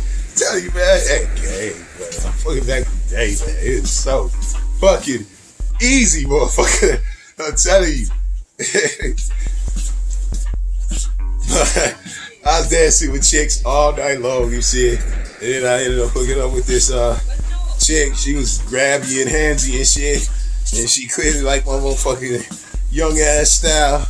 So as the club got over, because we barely got there at 12 and the shit probably was going to end at 12:30 or 1 o'clock. So we got there pretty quick. And the motherfuckers, we got there and motherfucking, yeah, like I said, hanging out, dancing and shit. Club is over and they fucking, the club is over, and me and the chick, the 24-year-old chick, or the 23, whatever she was. I think she was 24. I remember being impressed with how much older she was than me. I think she was 24. But I ain't even the oldest separation. Like when I was 24, I was like not in a relationship, but like in a sexual thing with a chick that was 38 for like a couple months and shit. That shit was fucking wild. That chick was crazy. Like, she was literally crazy. But that shit was fun. She's a fucking ex-model. So, I don't know. It was a lot of fun. I used to like older chicks. I think I got to like older chicks from fucking around with this chick when I was 16. So, that's it. She wants me to go home with her and shit. So I tell my brother, this chick wants me to go home with her. And he's like, yeah, just go. Shit. Have her fucking bring you back to mom's house. You know what I'm saying? and I'll just go home with Lincoln. And I was like, all right. I went and told Lincoln what was happening this shit. He was like all happy for me. Man, that motherfucker had been definitely crushing beers while he was waiting for us and shit. So he was already drunk. And him and my brother was about to fucking smash all the rest of the beers. And so I fucking went with the girl. I went home with the girl. My brother goes back to my mom's house with Dre. My brother goes back to my mom's house with Lincoln. So I go to this chick's house and hang out with her. And you know what I'm saying? I'm still a kid and I barely lost my virginity. So I didn't really know what I was doing and shit. We fucked around. And I remember the chick had hairy legs. And I'm coming from, like, the girl I lost my virginity to that was my girlfriend for a long time. She was just like, she was younger than me. She was like 2 years younger than me. And she was just like the picture of, you know, the really soft, pretty, fucking always take care of herself girl. Versus this chick had hairy legs. You know what I'm saying? She a thick, you know what I'm saying, white girl and shit. She was cute. But the chicks that I was used to fucking with definitely didn't have no motherfucking hair on their legs. So I remember being like kind of turned off by that shit. And pretty much wanting to fucking leave as soon as it was over. You know what I'm saying? But I think I ended up like sleeping with her for a couple hours. She wakes up. I tell her where my mom's lives. She fucking drives me home. And as we're pulling onto my mom's street, I mean, you could just see cops everywhere. It was still dark. It was like probably about 4 or 5 in the morning. So it wasn't light yet. And there's fucking like lights and sirens everywhere. But we'd already pulled in my mom's street, so I didn't want to just immediately like, oh shit. You know what I'm saying? So we just driving up the street, there's a little curve. As we come up on the curve, or come around the curve, or the bend, and we're going up the street, I tell her, don't stop. You know what I'm saying? Because I told her where that fucking address was, and she was just about to drop me off. So I'm like, don't stop, man. And she keeps going. And as I see, as we're driving by slowly, I'm looking, and I see the fucking cops got Lincoln leaning up against the car. He looking hella drunk, and he's got his arms behind his back, and they got fucking handcuffs on him, and he's leaning on his car. And I was just like, fuck, damn, they got us that fucking quick. And so I went back to the girl's house with her, told her what was going on, and I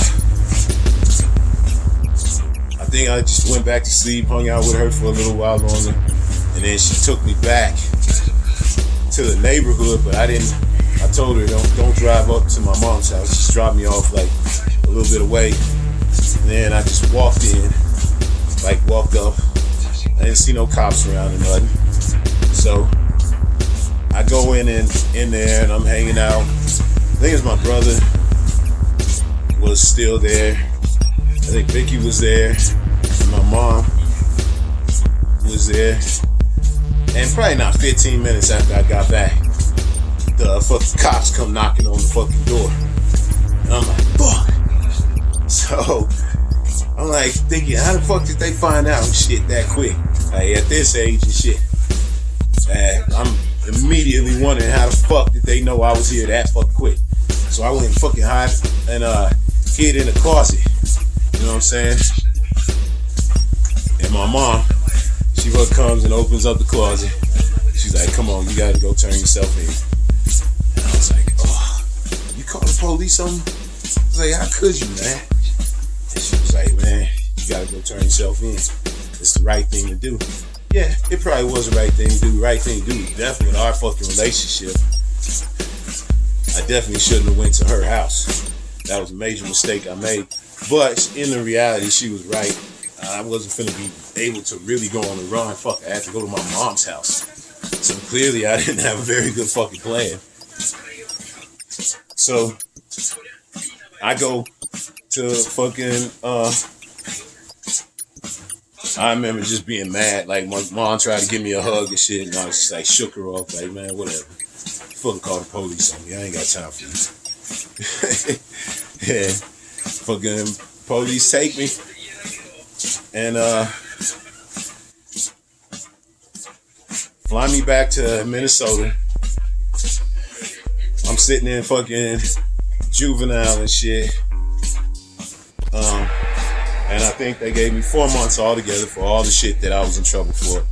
You know what I'm saying? That wasn't gonna be no house arrest. You're gonna actually have to see it. This is where I met that Melissa chick that I ended up really liking. We was like basically best friends while we was in juvenile together. And then we hung out a little bit after we got out. Yeah, she happened to fucking move to the Crosby. And that chick was gorgeous. She was just cool as fuck too. That's all I remember. Say I had this big time crush on her when we was in juvie, because this is back when they let boys and girls commiserate. It's like we weren't in the same like we didn't sleep in the same pods and shit, but all throughout the day we got to hang out together. You know what I'm saying? Girls and boys intermingled. They didn't make us stay apart like they do in jail. So I just really liked this chick, and then when she got out, you know what I'm saying, she moved to she was in my school, and we started hanging out again. And like, yeah, I think we was just better friends because we messed around a little bit, but I don't know, it just didn't really go anywhere. But that's what I mean. It's like juvenile was not that bad for me. It was like 4 months. It was like I was hanging out with fucking Melissa, Missy, every fucking day. And I also had, like, me and Lincoln weren't allowed to be in the same any area at any time. But we knew people that would pass shit back and forth about what he was going through, and then I tell him what's up and what I'm going through and shit like that. And after like 4 months, I get out and I write Lincoln because I want to motherfucking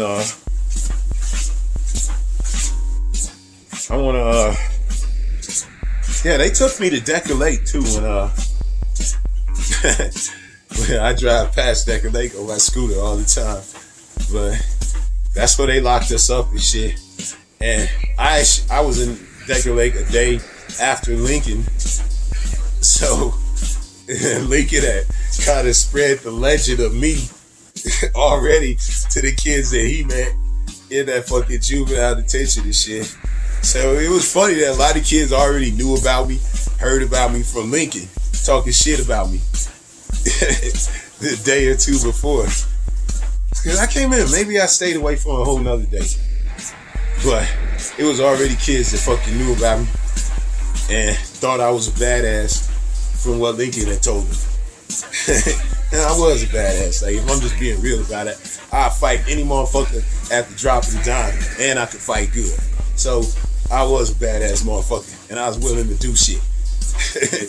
You know what I'm saying? But it was just cool. I remember in that motherfucking juvenile, they fucking served us really good food, really good, nice food, which they did not serve us good, nice food in the Minnesota juvenile. But Decker Lake, they had some good shit for us to eat. So, yeah. I get out of jail. I'm told to not have any fucking contact with Lincoln. Lincoln, for some reason, doesn't get out of jail. And I'm wondering why the fuck, like the whole time I'm thinking, why is he still in jail? So I write him. And I'm like, man, why the fuck are they still got you in jail? They let me out. Why are you still in there and shit? And he was like, man, it's fucking complicated and shit. I don't really want to talk about it though, because my lawyer said I'm not supposed to talk about it. And they be reading our mail and shit. So, and after that, I didn't really like fucking push it no more. We wrote a couple like superficial letters back and forth, letting them know how bored I was and I wasn't having no fun. And it's true, I wasn't having any fucking fun. It was like, then after I stopped hanging out with Melissa, that's when I started floating. I wasn't hanging out with Tyrone no more. I wasn't hanging out with any dudes from Crosby or any of that shit. It was just, I would go to the mall in Brandon, most of the time by myself, meet up with people that I knew, hang out with them a little bit, and a lot of times I would just hang out with these girls that I knew. And I would kind of float around, it's like see different chicks at the mall and hook up with them. I love going to the mall, man. I would just live at the mall pretty much. Every girl I see that was cute, I just holler at her and shit. Man, I don't know if I just had game, but it's like, I don't know. I just hollered at a lot of chicks when I was like 15, 16, 17. That shit came so easy. It's like, chick look at you and give you that motherfucking eye. Woo, she fucked up. And you just know it's on. And it could really literally be on from right there. I just had several chicks, not just in the club. When you just walking by in the mall, and they smile at you, and you be like, what? You been smiling at? Talk for a couple minutes, and motherfucker got a tongue in your face. It's like, that's fucking easy. But, I don't know. That's what I would do. I would hang out at the mall. I would still hang out with Dennis and fuck, I don't know if that part talking about Dennis and Lincoln and shit is gonna be on there. I wonder if that was between some of the stuff that's stuck on this fucking laptop. But assuming it's not, motherfuckers already know who Dennis is. I was hanging out with Dennis and Matt, them motherfuckers still, and hanging out with Justin still, and chick Katie. And I remember one time we hung out with this old lady. Like, she wasn't old, she was in her 30s and shit, though. And Justin, he was like maybe 18. She was easily in her mid 30s. And he was like banging this chick. And I don't know, this chick was fucking crazy, definitely. She was like one time, but she would let us young motherfuckers, a lot of us underage, party at her house. So that's why we knew her. And I remember one time I stayed the night at her house, and Justin had left, and she woke up and she was like all crazy because I guess there wasn't no alcohol, and she needed to go get some alcohol. So she wants me to come with her, and we get in the car, and this bitch drive crazier than fucking Lincoln. I mean, like, she's driving down the fucking road, and like, this was like probably a 50 mile per hour highway, and she was easily hitting 80, 90. And instead of zigging in and out of traffic, she would skirt off to the side, like off the shoulder of the fucking road to where the dirt is, and fly past these motherfuckers like at an incline on the dirt, and then jump back on the fucking road. I mean, that shit was fucking scary as fuck. We got her some motherfucking drink from some bar or something, and she was like a whole different person driving back, you know, getting her drink on. But that shit was crazy as fuck, man. I used to do a lot of crazy shit, hang out with a lot of crazy motherfuckers. And I had a lot of fucking fun doing it. I mean, it wasn't all fun, but I did have a lot of fun. But that's what my time was like in Minnesota after I stopped hanging out with Lincoln. It was just hanging out with different random girls all the time that I would see at the mall. Like, when I see them at the mall, I hang out, hook up with them, and hanging out with different dudes that I wasn't as good friends with as I was with Lincoln, but they were cool. They way cooler than fucking Tyrone and them motherfuckers that I hung out with. And like I said, I wrote Lincoln a couple times, and we just never really talked about what the problem was. I always thought that it was the gun, because he took he said everything in the trunk when we got arrested was his, including my sawed-off shotgun.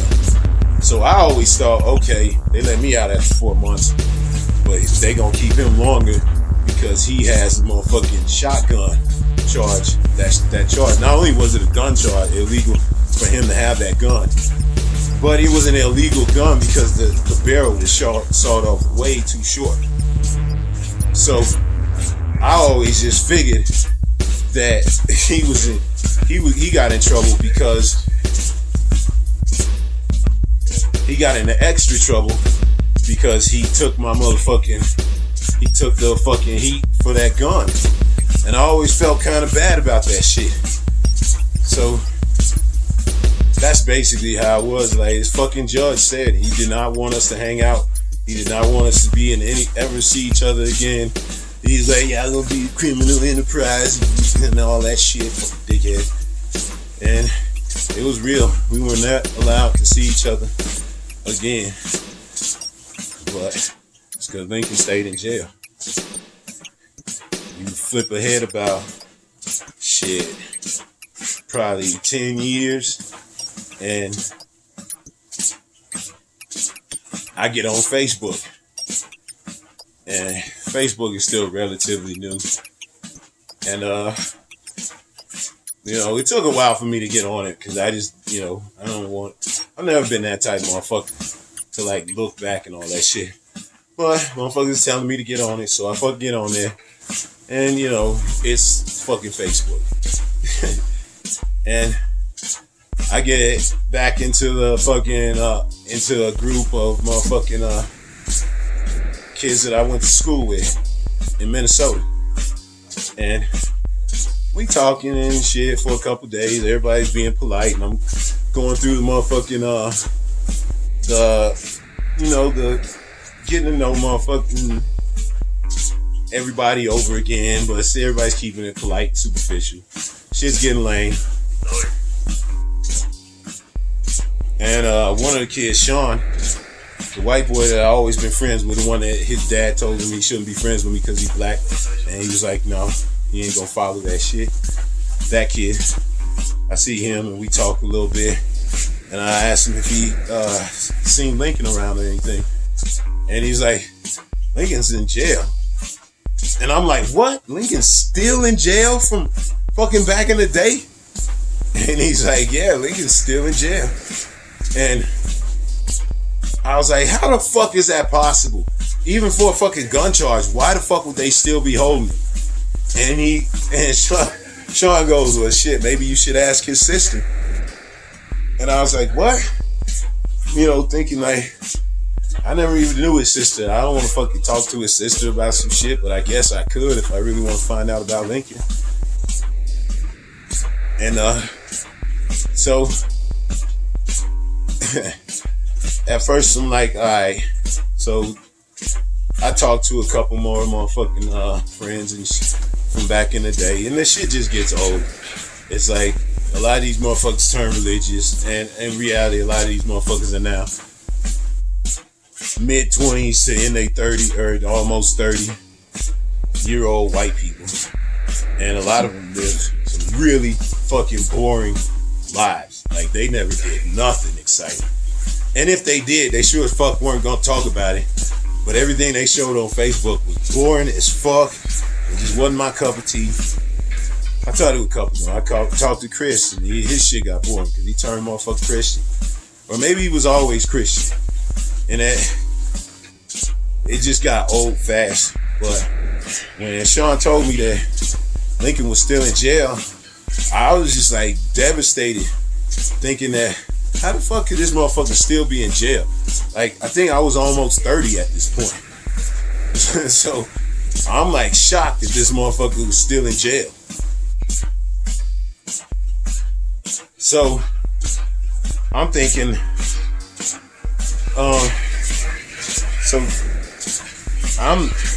I have no idea what's going on. So I fucking Googled it. I looked that shit up. Like, why the fuck is Lincoln still in jail? What did he get charged with? So I looked it up myself. And it says Yeah, the shit that he was charged with didn't have shit to do with when we got locked up. But it happened at the time that we got locked up.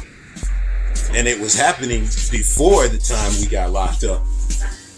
And it said that he had raped his sister. That's why he was in jail still. So back when we was breaking in cars and shit and all that, he was raping his sister at home. He would go home and do fucked up shit to her. And I'm not gonna get into any fucking details and shit. But I read the shit and it sounded about right for Lincoln. Lincoln being a crazy motherfucker. See, when I first heard that it was for rape, yeah, because it had been through the grapevine. Everybody knew. Like, after I started asking around, they told me that he had raped somebody. So, for a while, I was like, damn, because I was the one, like, before he started hanging out with me, Lincoln didn't have no access to girls. The girls didn't want to talk to him. You know what I'm saying? And we started hanging out with me and Brainerd. He ended up, you know what I'm saying, messing around with a lot of girls. It was like he was hooking up with chicks at the same rate that I was. This motherfucker, I don't know if he had game, but the kid clearly, once he got away from the bullshit stigma that was going on in Crosby, he fucking shined. And we would both hook up with chicks, you know what I'm saying, really easily. And for a while, I wondered if I had like pushed him into a fucking kind of lifestyle that he wasn't ready and equipped for, and then when I wasn't around, he was raping chicks and shit. I was like feeling guilty, like maybe I fucking, you know, turned him into a monster. And then I looked up to see exactly what happened and found out that he was raping his sister before we ever started fucking even hanging out. And it had just gone on for a while. He was like molesting his sister, who was like a couple years younger, and I didn't know. And I don't know, I was just shocked when I saw that shit, but I took all the fucking guilt that I was feeling away when I realized that it wasn't because of the gun, it wasn't because I fucking created a monster, a sex monster and shit by introducing them to girls. It was because he was a fucking pervert and he was raping his fucking sister probably way before we ever met. And I guess he fucking raped some fucking person, some dude. I gotta imagine it was a dude that he was locked up with. So Lincoln definitely changed. It's like I still have feelings for that motherfucker as far as like we went through some shit together. We had a lot of fun together. He was there when I needed somebody to be there for me. You know what I'm saying? When Tyrone was fucking with me, I didn't have nobody else but Lincoln. But there's also the fact that, yeah, I might have had affection for him, and I might still have a little bit of affection for the fucking memories, because they are good memories. But it's like when I fucking read that shit, it's like, man, it's the realization that this is my best friend ever. And if we did ever come across each other and shit, I would never bring that motherfucker around my family. Never introduce this motherfucker to my kids. No fucking way. Because he's a fucking rapist. It's like, it's been so many times where I wanted to reach out to him. But I just think about it. It's like, what's the fucking sense? I could never bring this dude, as much affection as I got for him, around my family. So I have to just forget about it. You know, he's my guy. He was a real fucking good, tight motherfucking friend at a time when I really needed a motherfucking friend. And he was the type of dude that would fight with a motherfucker. And I needed that type of friend. I had a bunch of bitch ass friends. It was the type of motherfuckers that would like to talk shit out. But they weren't no fighters. And Lincoln was the only motherfucker that I had that had my motherfucking back for real. That proved it over and over again that he had my back. So I got affection for them memories, but the reality of him being my best friend, but I still would never bring him around my kids. It's like, how much of a best friend could he be? Well, think he'll end up motherfucking being a fucking pervert. Not only was he crazy, but he was really crazy. He was pervert, fucking molest your fucking little sister crazy. So, yeah, there is a confusing feeling because I'm fucking disappointed and grossed out. But it's also like, you know, you fucking get what you deserve. This motherfucker's been locked up since back when I got locked up at 16. He is still in jail. He never got out because once they had him from Utah, they brought him back to fucking Minnesota. They immediately prosecuted him because I guess his sister finally came forward and told that he was getting molested. I hope she had just came forward and the parents didn't know about it the whole time. I hope that's what happened. But they prosecuted him at the same time they prosecuted him from the shit that he got into. So while I got 4 months, he got years and years and years. It wasn't because he had my gun. It wasn't because I turned him into some kind of sex monster. It's because he's a fucking pervert that was fucking around with his sister. And the affection that I have for him is in memory. The reality is I would never bring this motherfucker around my family. So how could he really be my best friend? It's memory. But I'm never gonna shit on the memories because of the person that he turned out to be. And if he ever did want to motherfucking like look me up and shit, even though I don't know how because I never put my real name on any social media. But let's say he found my sister or some shit or somebody that could get at me. I would say I would meet him. I'd meet up with him. I'd shoot the shit with him maybe once. I mean, if he turned out to be cool as fuck and totally just fucking cleaned up his life, then yeah, I might hang out with him, but I would never bring him around my kids, never bring him around my girl, any of that shit. You know? So I don't know. It's a fucked up situation. I got mixed feelings about this shit. That motherfucker's my dog. We had some real fucking fun. But he also raped his sister.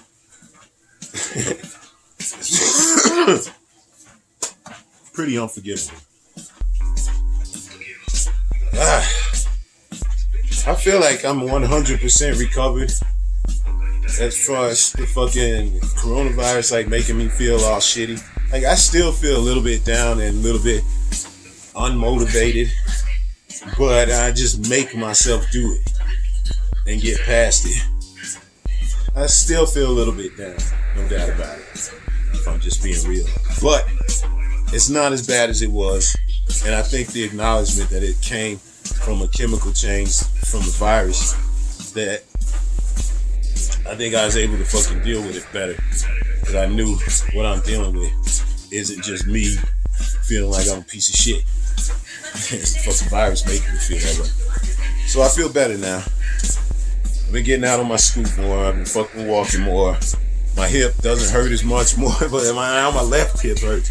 It's so weird. It's like my fucking left leg starts to hurt, so I limp, and then my fucking right hip starts to hurt. So I try to fucking limp a little bit on my left side after my knee heals up, and now my fucking left hip hurts a little bit. I think this shit is just totally out of alignment.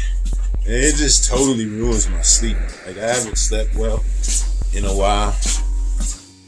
I don't know if that's from the fucking virus or if it's just from the fact that my back and my hip is just fucking been hurting me so much that I move a certain way in bed and it just wakes me up, I guess. I don't know. I sleep like shit, though.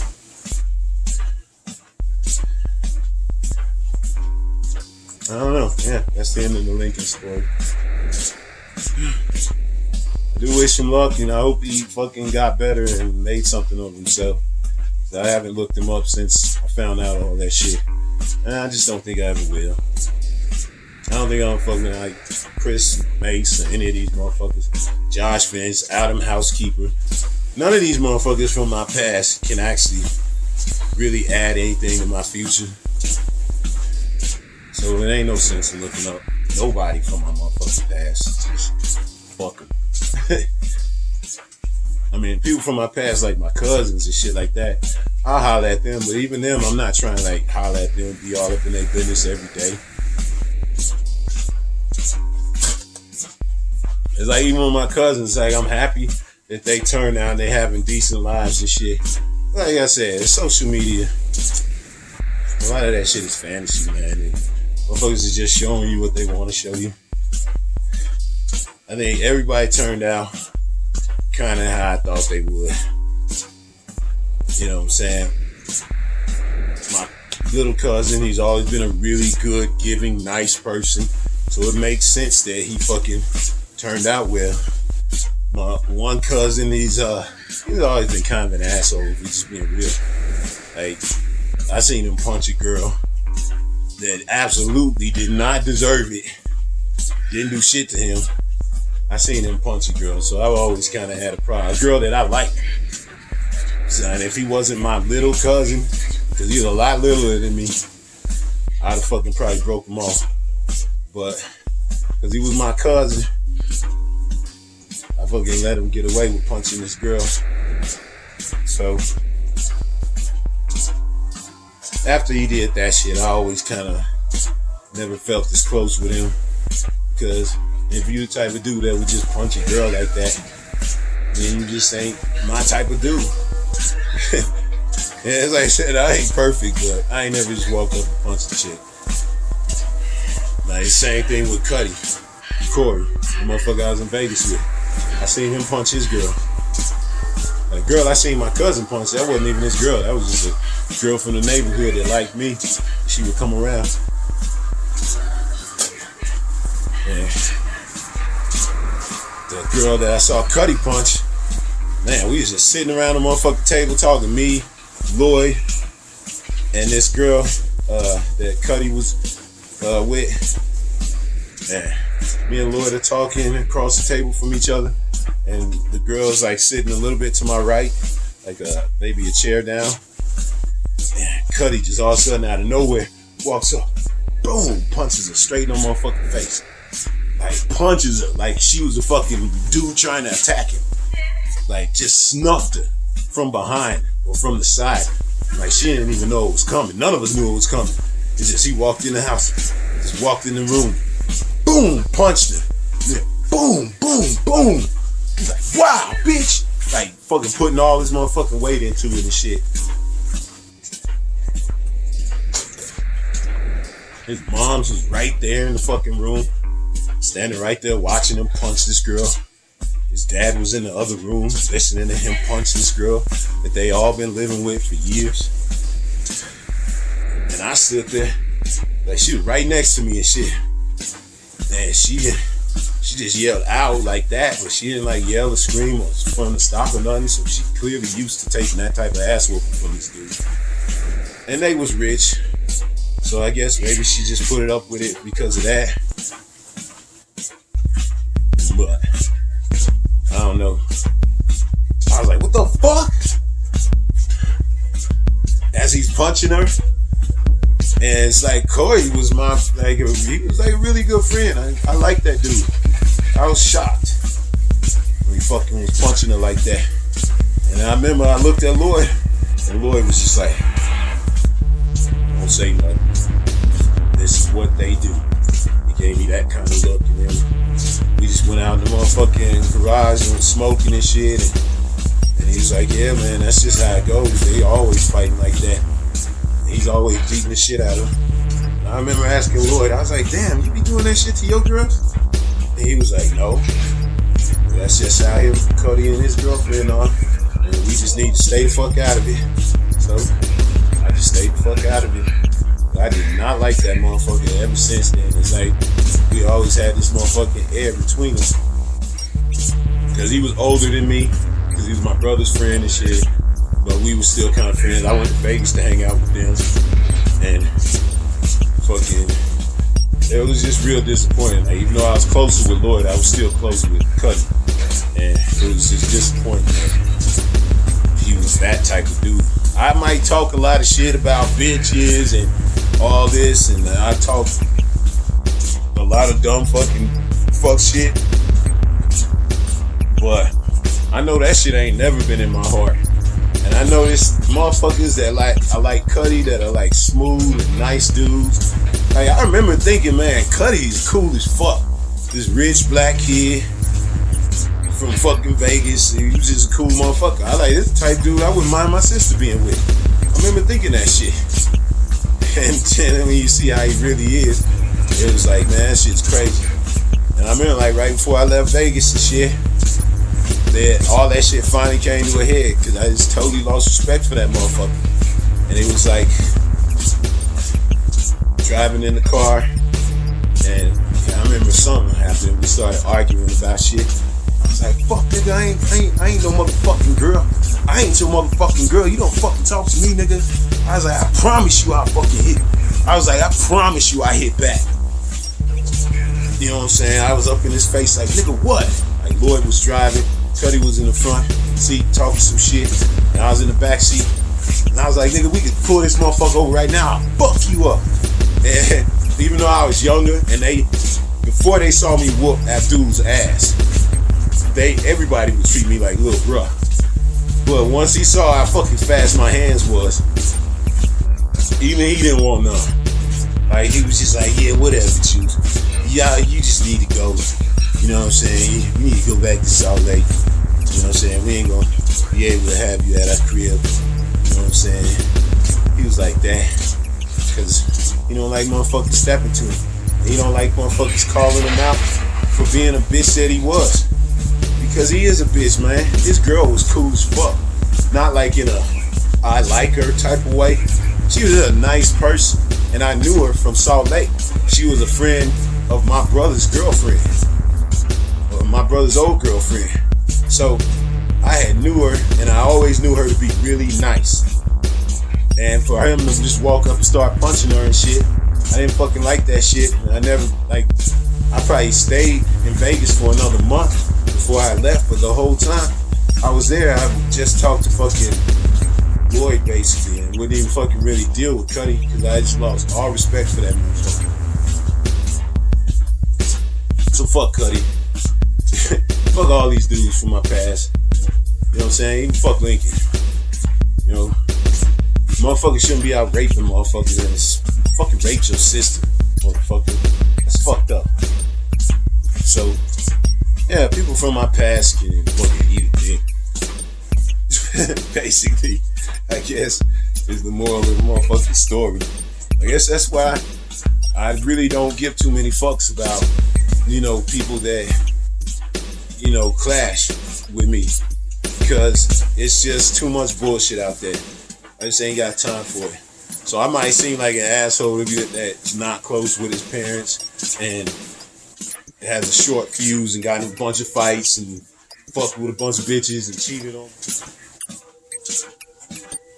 It makes perfect sense that I turn out like that. Because,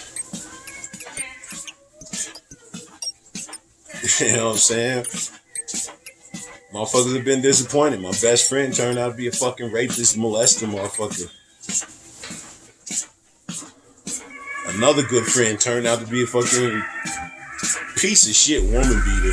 Like, on a level that, Jesus, if they ever stayed together, I'm sure one of them would end up dead. Because either she would fucking not be able to take that shit no more and kill his ass in his sleep, or he was gonna kill her by beating her to death. But it's a bad situation. It's a really fucked up situation, and it sucks. So that was my Facebook experience. Basically finding out Chris Mace, kid that I liked a lot, was fucking the one that I used to play basketball with, and was in the rap shit, and we was fast friends. He turned out to be a fucking Christian asshole. Probably one of them Trump voting motherfucking conspiracy, anti-vax, mouth breathing, Bigfoot believing ass motherfuckers. And best friend turned out to be a fucking rapist. That's like what I got from Facebook. That's why when I went back on Facebook this time around, I wasn't even thinking about fucking around. I'm dealing with no bullshit. Nobody's bullshit. As far as I ain't fucking look up people other than like my direct family that I'm cool with in that type of way. I didn't look up no motherfuckers from my motherfucking past because they bunch of assholes. Or at least they was. And even if they ain't a bunch of assholes, I ain't got time for that no more. I got a family that I need to give a fuck about and pay attention to. I got kids all over. Fuck man, all over. I got a daughter down south that I don't talk to enough. And I got a son that I just met, or that I just fucking found out about a year ago that I don't talk to enough.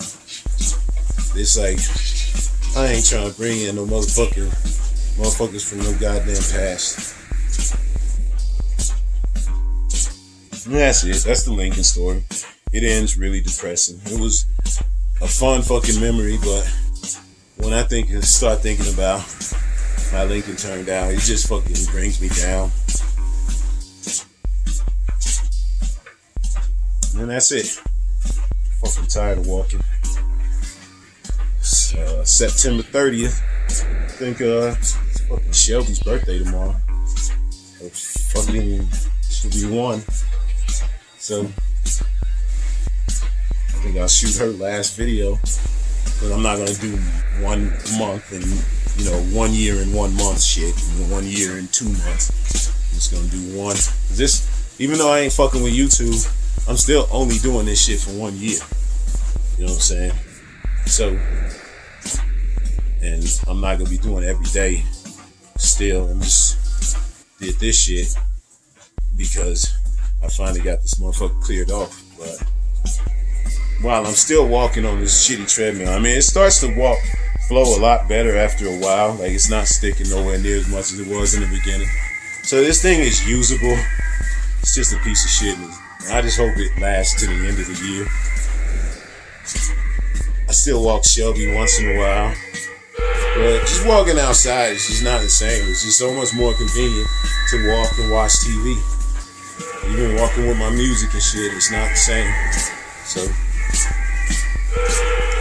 also, now that I ain't fucking with YouTube, I think I am gonna read that story that I was hesitant to fucking read it, because if it was on YouTube, it's me talking about the Utah Jazz, and since the motherfuckers that are in the story are well known, I didn't know if it would be smart to be putting that shit out public, or at least without redacting it so heavily that I didn't want to do it.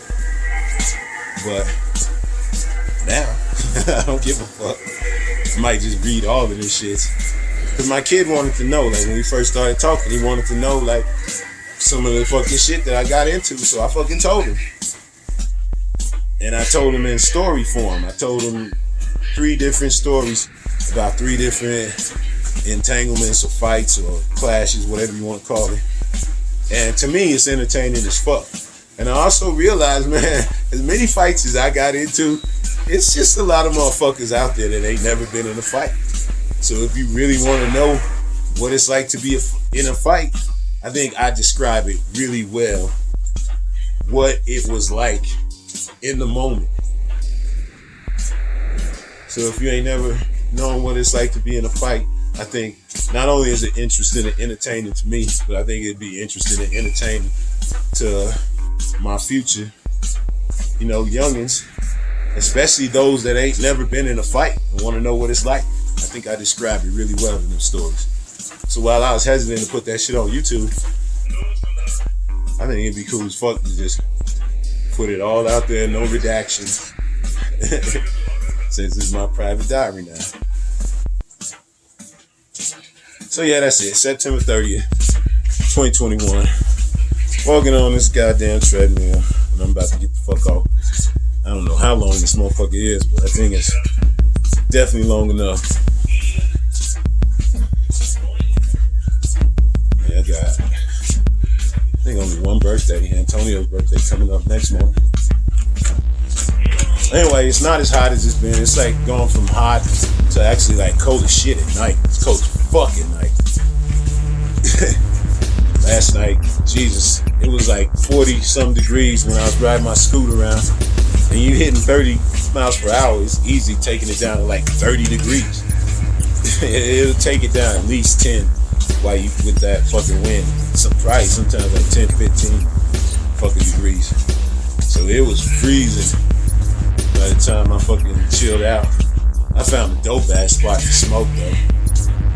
Like, as far as like you can do whatever the fuck you want at that fucking gangbanger overpass. That's like the perfect place to just chill out. You could have a motherfucking party right there with a bunch of kids motherfuckers wouldn't even know, because that's like by far the only place I've seen in public where it's just no chance for anybody to fuck with you, because you can see people coming. Like, they have to walk up this ramp, so you can see people coming from very far away. You know what I'm saying? So if you saw, like, say, the cops coming, you just fucking go down the other side of the ramp and bounce. Or you just fucking throw away what you're fucking doing.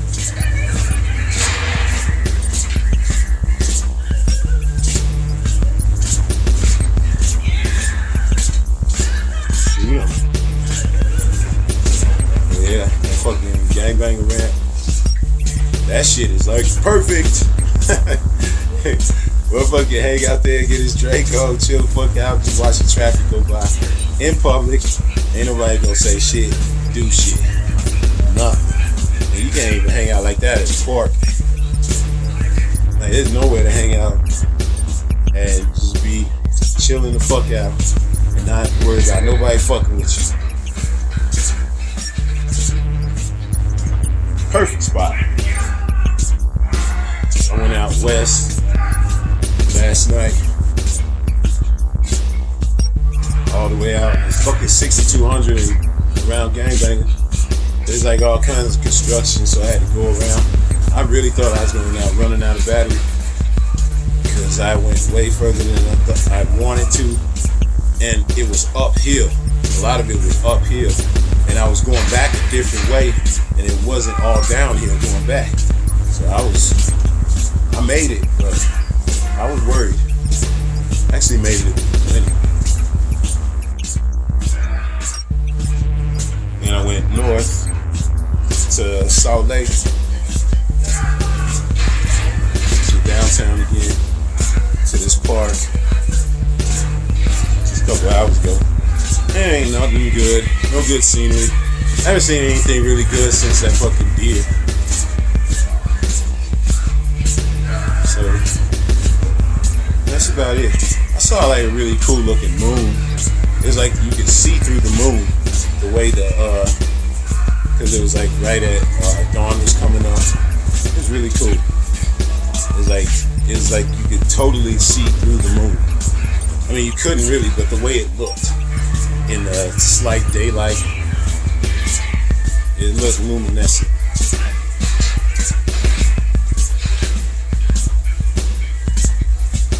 It looked see-through luminescence. It was fucking light. Anyway, that's it. September 30th. October 6th, 2021. Walking on a treadmill. I think I'm about to watch What If on Disney.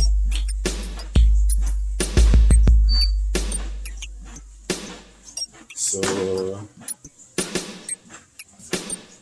there's a whole lot going on since I last talk. Fucking Democrats and Republicans clashing on the budget plan or whatever, Build Back Better bullshit. Such a stupid name. They could have came up with something way better than that. Using this motherfucking campaign shit to actually name. It's like fucking Obama having the Yes We Can plan.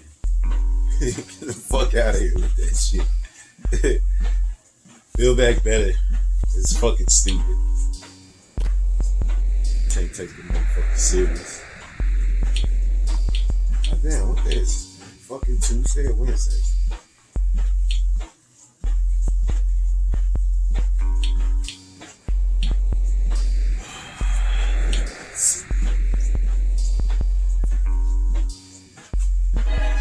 As far as the news that I seen, they still obviously ain't found that Brian Laundrie kid or whatever his name is. Because obviously,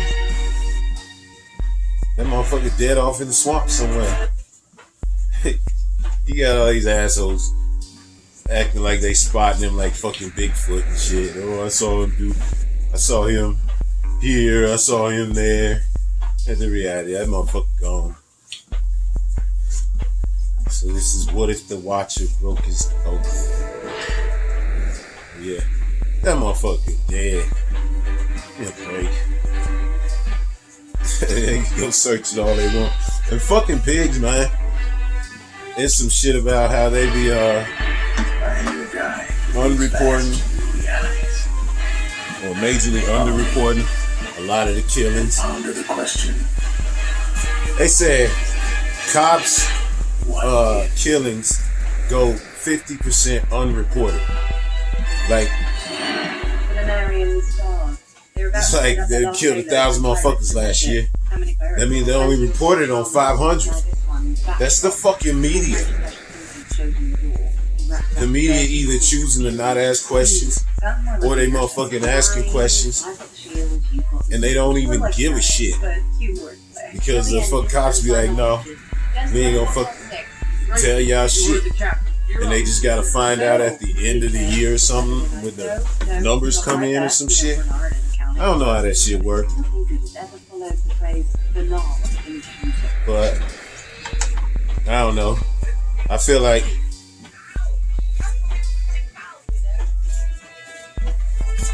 I don't know, that's fucked up.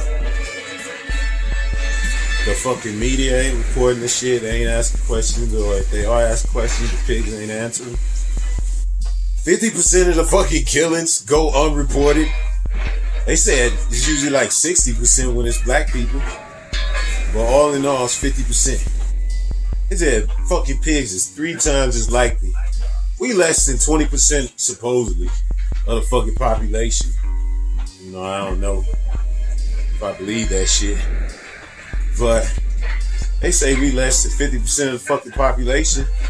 Or 20% of the population, but the pigs are 3 times as likely to kill us. Fucking dirty motherfuckers. I know they way more likely to take a motherfucker to jail once. It's just a racist, fascist, white fascist fucking bullshit society.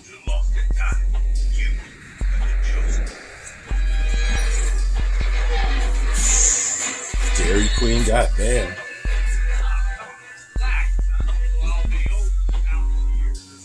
Let's see. There was a fucking oil spill out in Huntington Beach, California. Fucking oil spill.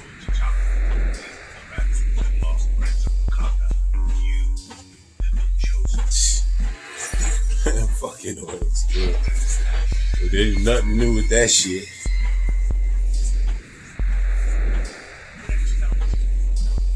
Hey, this is a trip though. How much they like really give a shit when it's, you know, these fancy Huntington Beach fucking places get fucked with.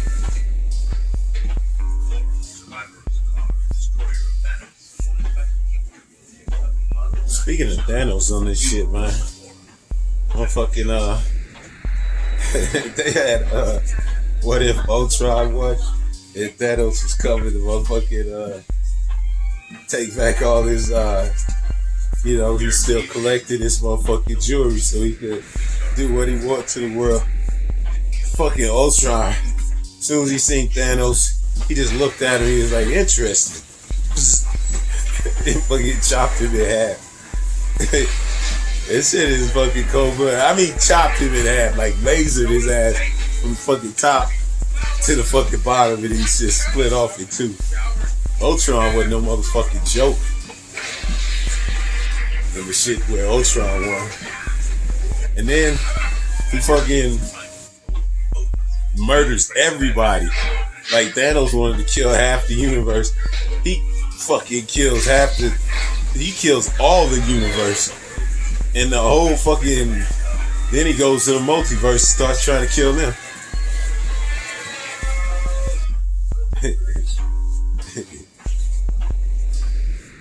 Killmonger. This is kind of interesting. At first I wasn't really into it, but the later shit episodes got better. So it's actually pretty good. So yeah, oil spill killing a bunch of motherfucking animals out goddamn California, fucking up the water. Sage Steele with her fucking weird ass. I ain't never really got no opinion on all these fucking generic broads that they bring in the ESPN. But she had kicked in the dick. She was like, Obama ain't black. You don't even know his daddy. He ain't black. And it's like, yeah, but if that's what he fucking identifies as, he can identify that. Obama looking black as me. So even if he ain't black, he is black because he looked like it. So for Sage Steele to say that shit, she a whack ass broad going on some white dude's podcast to fucking say some corny ass shit like that. But then when she really got kicked in the dick for is she said that girls that like approach her trying to get a spot in the business, she'll look at them, and if they look a certain way, she'll look them up and down. If they look a certain way, she won't even waste their time. She said she won't even waste her time on them. She talking about girls like they ain't shit. She was like, well, shit. Some of these girls, the way they dress, you know, shit happens to them. It's kind of like they deserve it. It's like, what? Okay, say still, are you fucking stupid? Apparently she is. That bitch is stupid. That baby a little bit, I don't know. She whack. That's what I say. I don't know if she's stupid, but I know she a whack ass broad. Fucking running around saying and thinking shit like that. Like she say she don't fuck with no girls just depending on how they look. Basically, it don't matter what they say. Content of their character. It's about how they look. She ain't got time for them. What a fucking asshole. And then she said some broads deserve it. Where they get fucked with. Yeah. I didn't think chicks like that still fucking existed. Yeah, I guess she got a spot on Fox News waiting for her. Fuck Sage Steele. I was watching Henry. There's some shit about Henrietta Lacks. And motherfucker, it said that she died of some disease. And her fucking cells like became immortal. I don't know if they became immortal from the disease or they was just immortal always. But her cells don't die. It's like, this was back like 70 years ago. And her fucking cells are still like doing cell division. and they like figuring out all kinds of fucking diseases because they can work on a person that's long dead, but her cells are still alive. And multiplying and reproducing and reacting to different motherfucking vaccines and shit like that. Like he fucking created the polio vaccine. The polio vaccine, probably a whole bunch of other ones off of her immortal fucking cells. That's amazing, I think. And I wonder how come we ain't never heard of this lady. Because we sure as hell heard of the polio vaccine, but why the fuck we ain't heard of her? This fucking lady was fucking immortal. Basically, her fucking cells are still alive. Jesus, I wonder what that means. And nobody's gonna know what it means because they only give a fuck about what it means as far as like the scientific leaps and bounds that they making off of her having these fucking everlasting cells. But I wonder what that really means.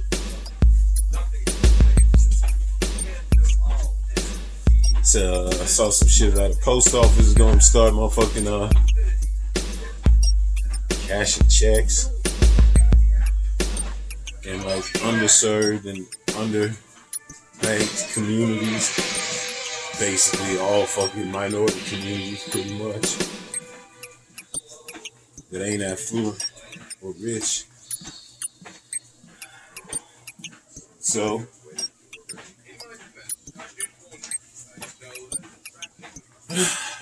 that's good, because I'm the one that's always bitching about check cashing places.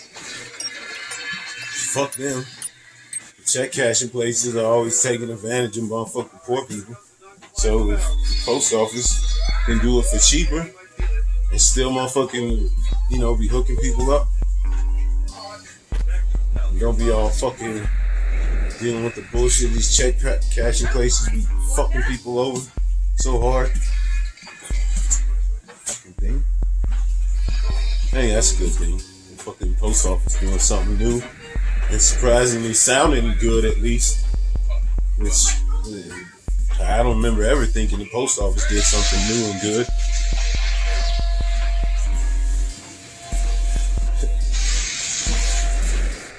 I saw some shit that made me laugh.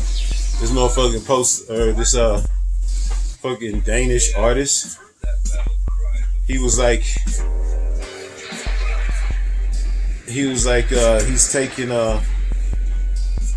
this Danish artist over in the Netherlands or where the Danish land, wherever the fuck Danes are, was commissioned to do a fucking art gallery like show, and he did it by putting up a bunch of blank canvases throughout the art gallery, and he called it "Take Their Money and Run." And then when they get mad and try to get their money back and shit, he's like, "The art is that I took the money." He's like, "That's the art." And you know what? That's fucking real, because that was one of the fucking most cleverest things I ever heard, first of all. And it fucking made me laugh. That's art. If it makes you emote somehow, that means you did a good job. And I bet you it's motherfuckers that would go to that motherfucking shit just to go see. One of the ballsiest fucking moves that you ever gonna fucking hear about. They should leave that shit up and let motherfuckers go in there. You might feel like some assholes that got, but you are part of art history. I think that shit's brilliant. I think that's one of those fucking things that'll go down. At least depending on how much assholes the fucking people that got feel. I think that shit's brilliant. He called that shit "Take the Money and Run." Art is about how fucking art is perceived totally different. And those blank canvases, and he was paid $85,000, motherfucker, to do this shit. He's probably supposed to make a lot more, depending on how successful the shit was. That's fucking brilliant. That's like a whole nother level. That's like mental art. It's like, it left a major impression on me, those blank canvases. I like that shit. I think it's fucking one of the smartest goddamn things I've ever seen.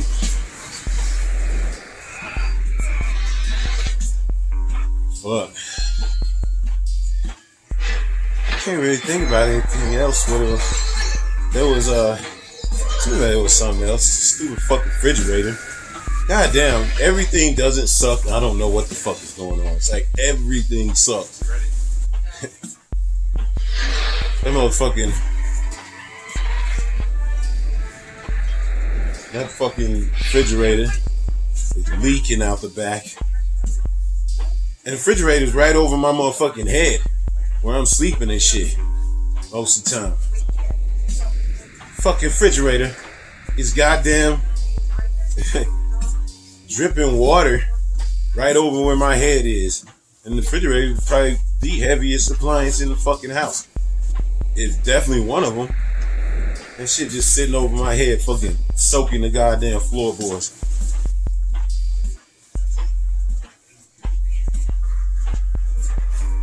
Anyway, yeah. Shit falling apart. Shit breaking. Everything's sucking. It was raining earlier. I went for a ride. It was nice. There's really nothing else going on. Fucking October 6th. What the fuck? They know a goddamn joke when they hear it. But it's a lot of these motherfuckers that just fucking suck. Like, if they was to just motherfucking like, I don't like this motherfucker, so I'm not gonna watch it, it's one thing. But for the fucking gay community to be trying to be put in the trans community, because it's all the fucking same. The gay and trans community be trying to threaten Netflix to take motherfucking Dave Chappelle's shit down because they don't like it. That's the fucking point. You fucking assholes. If you don't like it, don't watch it. But don't tell me I can't watch it. Because I do like it. And I do fucking agree with what that motherfucker was saying. And that don't mean you fucking hate people because you don't think that they fucking special. Or that you think that they fucking fantasy ass bullshit should fucking rule your life. No, I don't fucking agree with that and I never will. Those motherfuckers are different. They're not the same as a woman that can have a fucking kid fall out of a cooch. That's a fucking thing that no fucking trans can do. So shut the fuck up. Acting like we're all the same. We ain't. Men and women are different. And it's fucking important to keep it that way. Fucking assholes. Netflix would be stupid as fuck. And I'd cancel Netflix in a fucking minute if they did that shit. This shit was fucking funny. And there was some goddamn real shit in there, man. The motherfucker got... I don't know. I don't even give a fuck about all that shit. About as far as like... I give more of a shit about clearly motherfuckers are trying to infringe on freedom of speech. Just like they fucking steal. These motherfuckers stole cancel. Because cancel and Coulter and Rush Limbaugh and these assholes trying to fucking poison the youth coming on the motherfucking campuses being invited by some asshole in the faculty. And the goddamn kids being like, fuck that shit, we don't want this asshole coming to our fucking university, has been turned into Dave Chappelle said something mean that I didn't like, so cancel him. Take his money.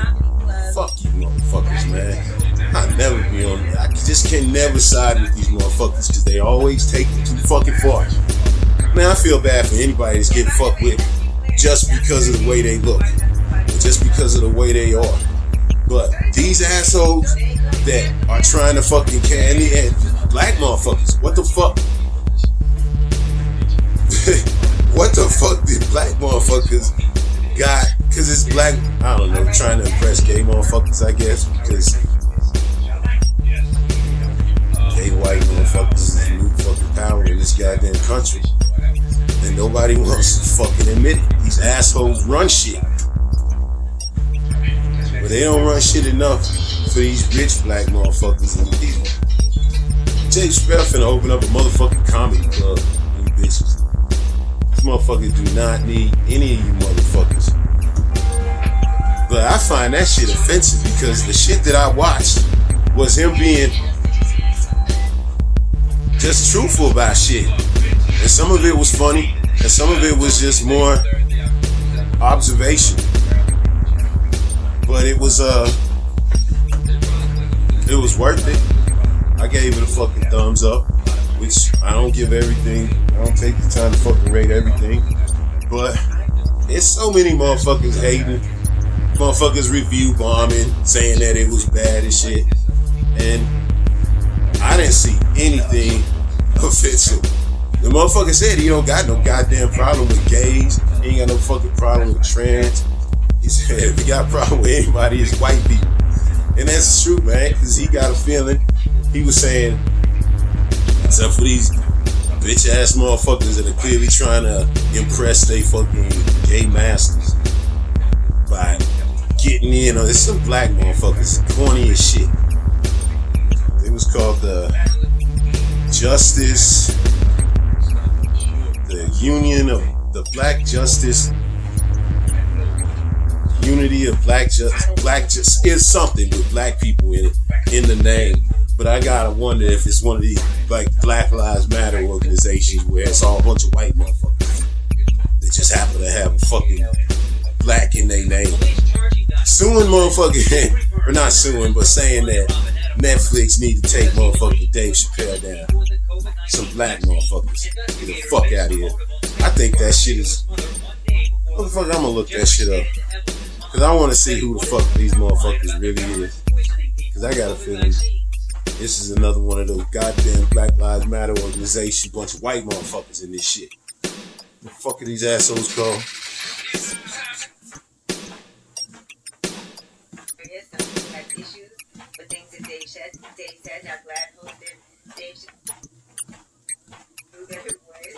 And the National Black Justice Coalition is calling on National Black Justice Coalition. National Black Justice Coalition. Who are these fucking assholes? It sounds like some black lawyers that I bet you was a bunch of white motherfuckers in charge of this shit, just like the fucking Black Lives Matter organizations, a bunch of white motherfuckers. So many of these motherfuckers, number one, probably didn't watch it. They just got some motherfucking clips that'll tell them that they wasn't out there motherfucking talking about how great gay people are. And trans community should fucking get all the respect that fucking women ain't never got. This shit is fucking stupid, man.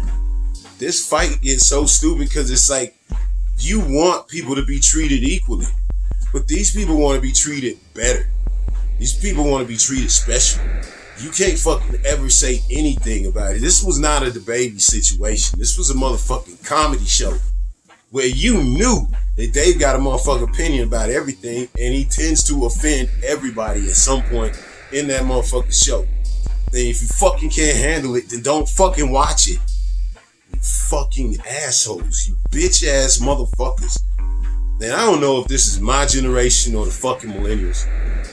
But whoever the fuck this is with this fucking cancel bullshit, I think it's the millennials. Yo, it's these young fucking assholes, social media fucking twats. But these people suck. And they make it so hard for you to be like, you know what? Yeah, I'm down with all inclusion. Because I am down with all inclusion. But these motherfuckers ain't. What he said about DaBaby was real. DaBaby said some fucked up shit. And if you don't like what he said, don't buy his music. But how the fuck you trying to cancel him? And you actually did cancel him. I mean, the motherfucker's still making his money and doing his thing. But he has clearly been canceled from all the fucking shit that he was going to do before. And that's fucking gay people did that shit. Gay whites. And they fucking bitch ass black motherfuckers that ride with him. Yeah, fuck these motherfuckers, man. I ain't down with that shit. I ain't never gonna be down with that shit. I can't co-sign that shit because these motherfuckers is racist. That's another thing that they probably didn't like. Motherfucker asked the question, can a gay person be racist? Duh. You fucking right they can. And that's the fucking problem. It's too many of these asshole racist motherfuckers with their loud fucking voices representing a whole fucking group of people. And to the point where you just can't stand this fucking group of people because they fucking asshole voices are so much louder than the fucking reasonable. There are some motherfucking reasonable transsexual people out there. There's some fucking reasonable gay people out there.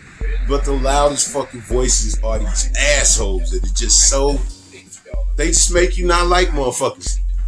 They just make you, when you hear a story about something going on, you just fucking turn it. Because fuck these assholes. Why should I give a shit when it's just gonna be, I'm gonna start giving a shit, and then a fucking couple days later, you fucking assholes are gonna show your true fucking colors by hating on some black motherfucker. Because that's what they do. These fucking assholes is racist. Just because they take it up the ass, or dress it, fucking wear a dress, or a chick wears fucking jeans, doesn't make them all of a sudden nice and great and super smart and just the best people. These people have fucking personality quirk. Call it that.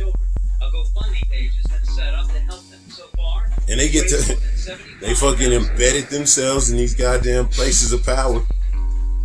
And that motherfucker, Dave Chappelle, like I said, was not the funniest shit that he's ever done. But for these motherfuckers to be acting like he didn't say some real shit, that's just fucking disappointing. And this Black Justice Coalition, my God, there's not enough dicks, not enough bags for these assholes to go choke on whoever the fuck they are. I just fuck can't stand it, man. Like, I wasn't even gonna motherfucking do another fucking diary for a while. But they had another story about a malaria vaccine, which is amazing because motherfucking poor people all over the world are constantly dying over fucking malaria. These fucking assholes going in on Netflix and Dave Chappelle just totally fucking took that shit and just almost pushed it out of my motherfucking mind. And fuck these motherfuckers. Like, yeah, call me fucking whatever the fuck you want. Transphobic. Say that shit to my face, you might motherfucking get smacked though. Because I know what transphobic truly is. It's when you want to go out and fucking hurt somebody, ridicule somebody, take away somebody's motherfucking rights, take away somebody's chance to earn a living because you don't like the way they are. And that ain't never been me. I don't like bitch ass whiny motherfuckers. Whether they gay, straight, trans, any of that shit. If you a bitch ass motherfucker running around whining and lying, your main thing is the fucking gaslight, fuck you. And I don't give a fuck what minority these asshole fucking white motherfuckers in this government has made y'all motherfuckers, because everybody's a fucking minority. Asexual is a fucking minority now. Shit, you fucking a shy person, you could be a fucking minority. So I'm just way past giving a fuck about this fucking people. It's like when you try, and you knew it too when you was watching the motherfucking the Netflix special. It's like shit, he knew that he was gonna get fucked with for saying this shit. But how dare he say something like fucking transsexuals pussy isn't exactly the same as a fucking female's pussy. How dare he say fucking cosign J.K. Rowling saying that gender is a real thing. And when you say gender isn't a real thing, when you a white man that can just become a motherfucking female and I have to treat you 100% like a female that's gone through all the shit that women have gone through in history, because you say now you are a female, that should be offensive to a lot of fucking women. Because there is a lot of fucked up shit that women have had to fucking deal with throughout history. And now that just gets fucking thrown in the trash because dudes want to be women now. And they're just as fucking important in their history. I don't get it. I don't even see how motherfuckers are signing on to that shit. It's a fucking trash way of fucking thinking, and you know it. Fuck, man, I ain't want to talk about this shit no more. But, I mean, it ain't ever gonna work. Fucking with goddamn Dave Chappelle. They can hate all they want, but the motherfuckers got game. When you got game, you can say whatever the fuck you want. The shit that he said, it made sense. It was truthful. It wasn't mean. It wasn't spiteful. It was just a good old motherfucking a good time with Dave Chappelle. Then he ended up telling this like super sad story. It kind of brought it down. But that was a story about a friend of his that was a trans. So, man, I don't know. He said, dictionary definition of fucking feminism is if you believe in equality for women. So, I'm a feminist, apparently. You don't have to be a fucking woman to be a feminist. You just have to care about equality for all, which I care about. I care about equality for all motherfuckers. I care about equality even for these motherfuckers that are assholes. But I damn sure ain't never gonna fuck co-sign that you are fucking better than anybody else and you deserve some fucking protection from words. Especially words that are truthful. Tell me something that motherfucker said that was a lie. That's the problem. It's like, this motherfucker telling some truthful shit. Your pussy ain't the same, motherfucker. And your dick ain't the same if you change that shit. Your titties ain't the same. Sorry, fucking hurt your feelings, but it's the truth. And for a comedian to say that, and for you to try to get him fucking canceled because of it, fuck you, motherfucker. Gender is a real thing. We all came out of a woman's cooch. That's a fact. Whether you like it or not, that's a fucking fact. None of us dropped out of anybody's fucking dick. So when they keep on fucking going with this dumb shit about how because this motherfucker said, all I know is this motherfucker is goddamn Dave Chappelle is motherfucking brilliant. The best goddamn comedian, the best thought provocateur that I've ever seen. And for these motherfuckers just constantly getting hate and fucking around.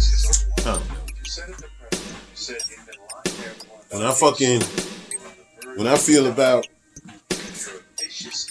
Dave Chappelle, I love Dave Chappelle more than I love any motherfucking I love Dave Chappelle's motherfucking act more than I give a fuck about anybody's goddamn bitch ass problems. Dave Chappelle is the only motherfucker out there on a regular basis speaking for me in the mainstream. That's the only motherfucker. He cares about black people. And he fucking makes jokes about black people all the fucking time. All the time. God damn, man. These motherfuckers suck. Take a fucking chill. And just fucking listen to what this motherfucker's saying instead of getting in your fucking bitch ass corner and fucking listening to your goddamn echo chamber online. Actually listen to what that motherfucker said. And if you think what that motherfucker said was a lie, if it's one thing if you don't think what he said was funny, or if it hurt your fucking feelings, but was he lying? You fucking assholes. Ask yourself that. Fucking pricks. So, fucking vaccines.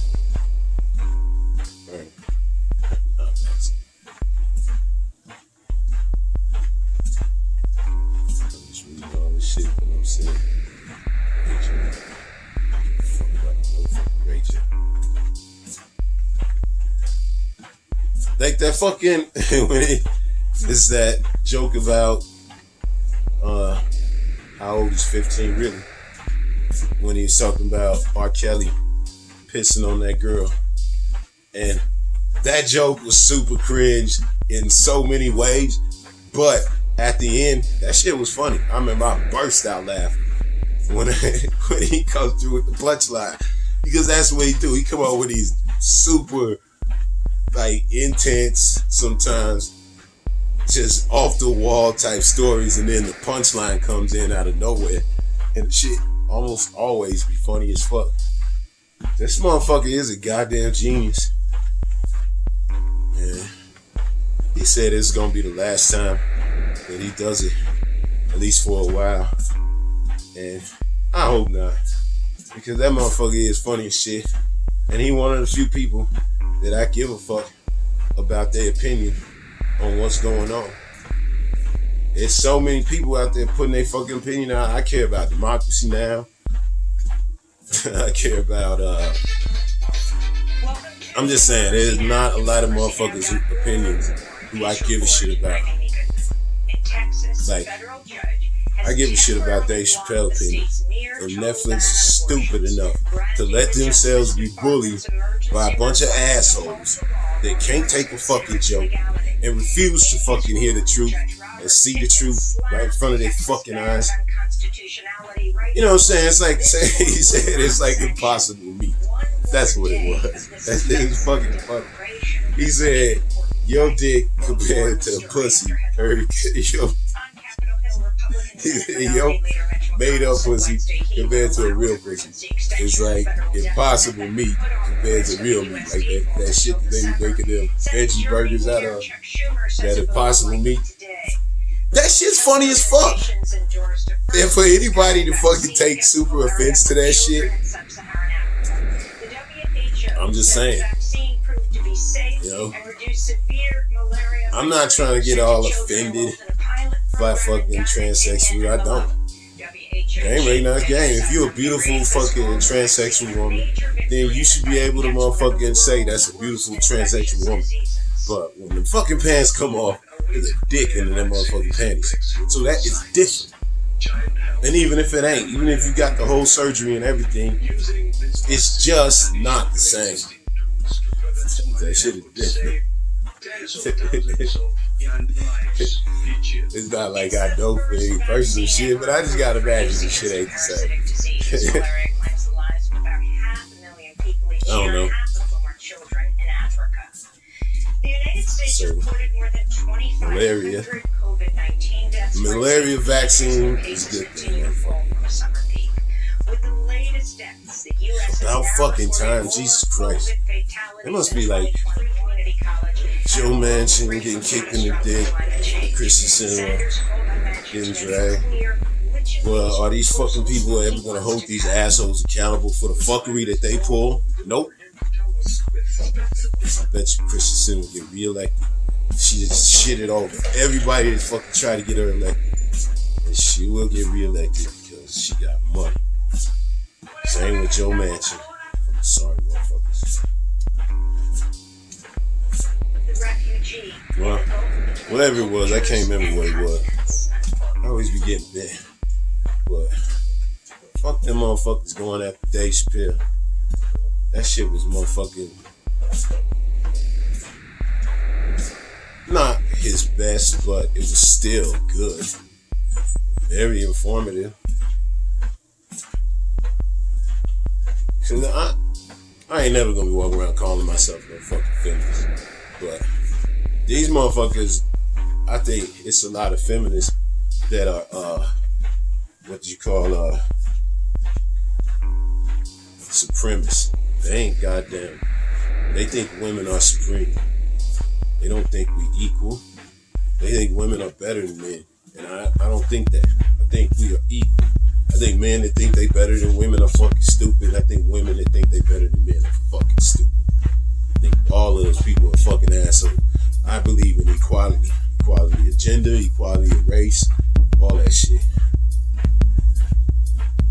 But I sure fucking ain't never gonna goddamn call myself no feminist when you see the people that are true feminists. Can't do it. Or at least the ones that get acknowledged as feminists in this country. I think they fucking female supremacists. I don't believe black people are superior to white people. I don't think anybody's superior to anybody. If motherfuckers just tell themselves the truth, we all equal.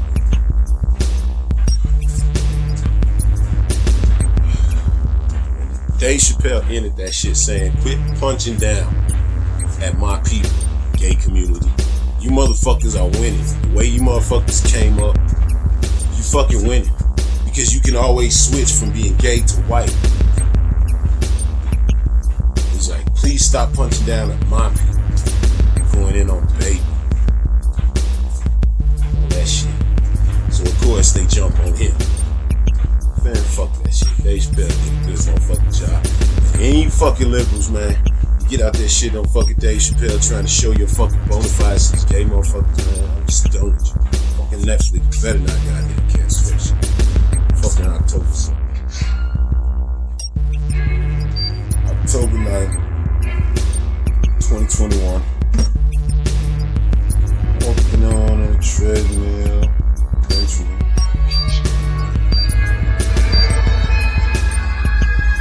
Watching a cartoon with you.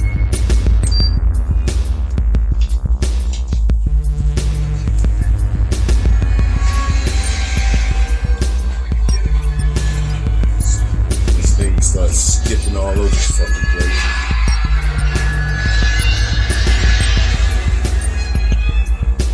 Let's put a bunch of baby oil on the motherfucker. See if maybe that will make it a little bit better. Actually, it was kind of smooth in comparison to how I felt yesterday. So maybe it works. Yeah, right.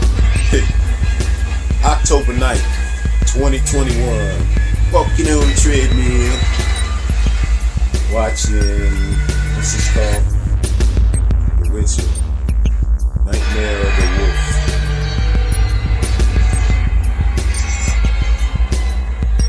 Let's see. Ain't really been a whole lot of news. Tyson's off doing his debate. Or he's on the debate team or something like that. Junior in high school, doing debate. It's good shit. Hopefully it keeps him out of trouble. Yeah, this motherfucker be more big. That's this motherfucker so big.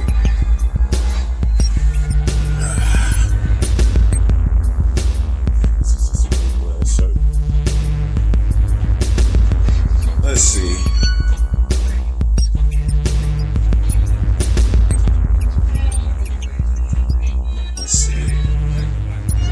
There was last couple days, fucking on Wednesday, they got rid of they didn't get rid of it, but they said that fucking abortion ban in Texas is whack. Some federal court. And then just either today or yesterday, some motherfucking other federal court said no, it's just fine. So they gonna be fighting over this shit for a while. This shit gonna get stupid as fuck. Then it's gonna get sent to the Supreme Court. And them assholes is definitely gonna let that shit slide. And that's pretty much been it. Motherfuckers arguing about that shit. Motherfuckers arguing about the debt ceiling, fucking budget, all the different bullshit these motherfuckers is going in on. Build back better and all that shit.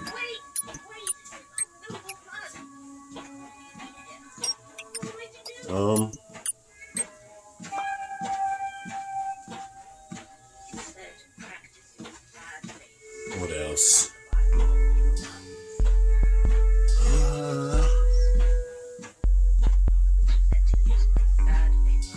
Can't even fucking remember, man. Seemed like there was a couple things I wanted to talk about.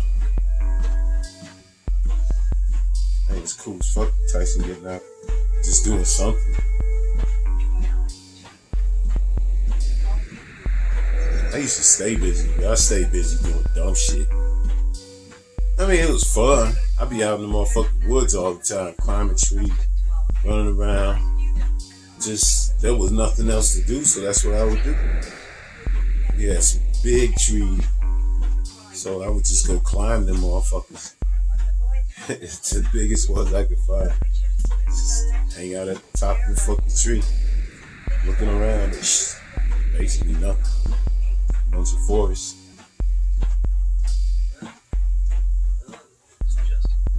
These are things that I would do off on my own. Like, I wouldn't wait for no motherfucking friends to come hang out or nothing. When I was a kid, I would just go. I would do that. Whatever. I would go sledding. We had this sled right here that was like, I guess, probably less than a block away. Go fucking flying down that motherfucker. It'd be like the hill would go down, and then there'd be a road where you have to stop before you hit the road. You obviously don't want to get hit by a car. Couple close calls, going too fucking fast, and I had to skip my feet out as hard as I can to stop. If a car go flying by. I always manage to motherfucking stop. We used to have bears in our yard. Yeah, bears. Like I saw some dickhead, like on a video, killing a bear with a dart, with a blowgun. Like that shit. I don't know. I say that shit is whack. We had bears in our yard. I remember one time I came outside and it was two bears. They were bigger than cubs, but they weren't like nowhere near full grown. I remember we had this little field that we would play in outside that was a little bit off the cabin. And before the sledding hill, and that's where we would hang up like clothes and shit on the clothesline and shit like that. And fucking bears were just standing. I walked outside and there's two bears. They were standing on their hind feet, just like people. Fucking staring at motherfuckers. They didn't run or nothing when they saw me. I didn't run or feel like scared or nothing because they were little. They weren't little. They weren't like little cubs, but they were probably less than teenagers in their youth. They were, I'd say, if anything, they probably seemed to be like, if you compare the people, probably like 6th grade type shit. So they weren't scary, but the realization that they moms probably around had to motherfucking not stay out there too long, but they didn't approach. They just stood there. Yeah, naked cartoon ass going on.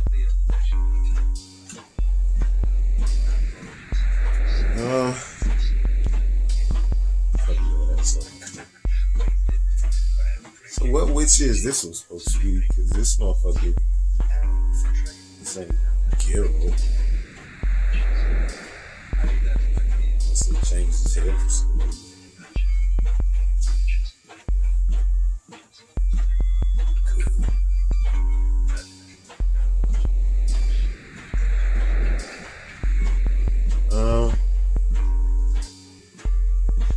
What was that talking about?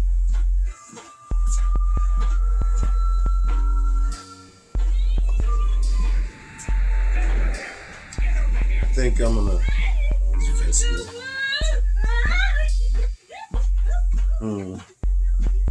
What was it?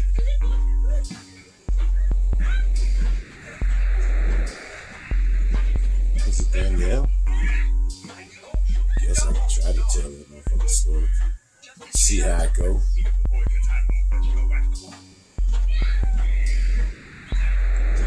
Danielli stinkerbelli. So this was back in when I was probably about 17, 18 when I first came out here. We was all hanging out. I was hanging out with Mike and Dre. And that dude a lot. Staying at our dude's house a lot. And there was this chick named Holly that I think Mike was fucking with. Holly was like this hippie chick. Cool. All about positive vibes and all that shit. She used to always say, it's a good thing. Everything was a good thing. She was a cool motherfucker, man. So, we all hang out pretty tight. Me, Mike, Dre, and Harvey.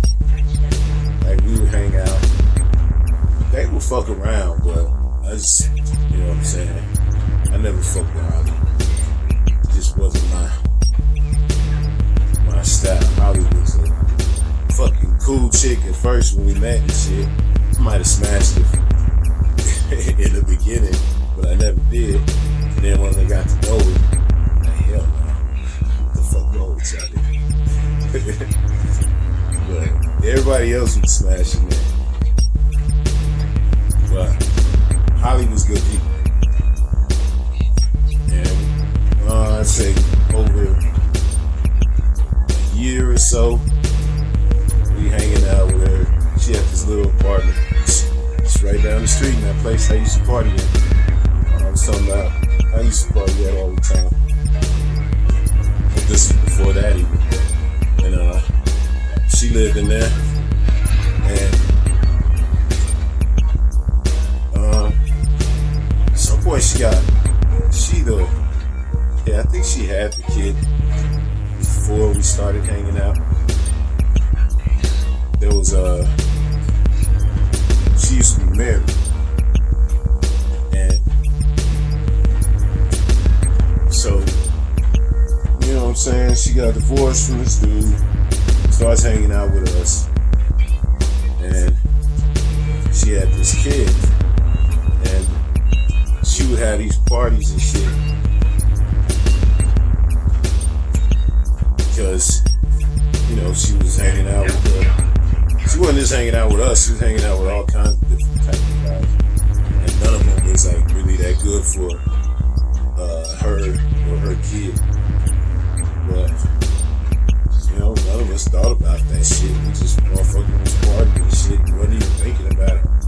Maybe we knew it was wrong, but because it was her kid, you know what I'm saying? And she didn't have nothing to say about it.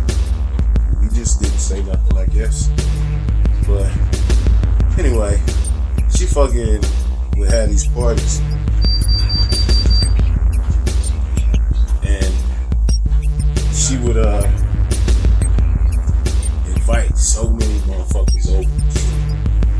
I mean, gang of motherfuckers. This is back when she was still just like a hippie. She had a studio apartment. You know, crib in the corner, a bed over here, attached bathroom. The kitchen is attached to the bedroom, and the fucking bathroom is right there. It's a small fucking apartment. I would say probably more square feet without the, definitely more square feet without the kitchen. Without the bathroom. If you had the kitchen and the bathroom, you might have as much square feet as is in this motherfucking damn, this thing fucking over there. I'm trying to go a little faster. So this is a small fucking apartment. Just imagine having like 30 motherfuckers in here right now. You know what I'm saying? 30 motherfuckers can fit in here, but it would be a tight fucking fit. And then the type of parties that she would have all the time. It'd be like 30 motherfucking young motherfuckers. Black, Mexican, some white, just filled up. Young motherfuckers. Smoking, cigarettes, and weed. And who knows what else. They had these fucking parties. I'm telling you, man, I bet you there's at least 5 parties that was like that. Where it's just a gang of motherfuckers in one little area. And everybody smoking cigarettes and weed. And I could just remember a couple times looking over while I'm at this party, with little Danielli. And I look over at her and she's crying and shit because, you know, it's gang motherfuckers being loud as fuck in this little tiny area. And it's filled to the brim with smoke. It would be so smoky that we were all hotboxing cigarettes and motherfucking and weed in this goddamn little tiny spot. I don't know what kind of drugs that fucking Holly was on, but I was on weed, acid sometimes, and we.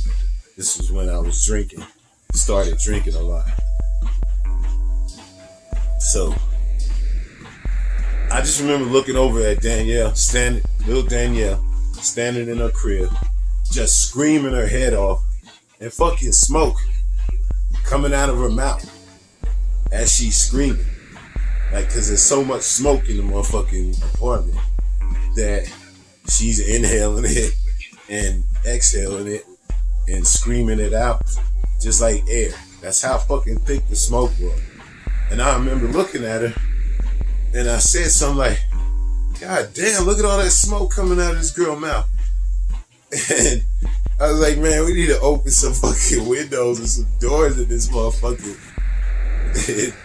And I remember they opened the door and just billows of fucking smoke went pouring out. And it's like,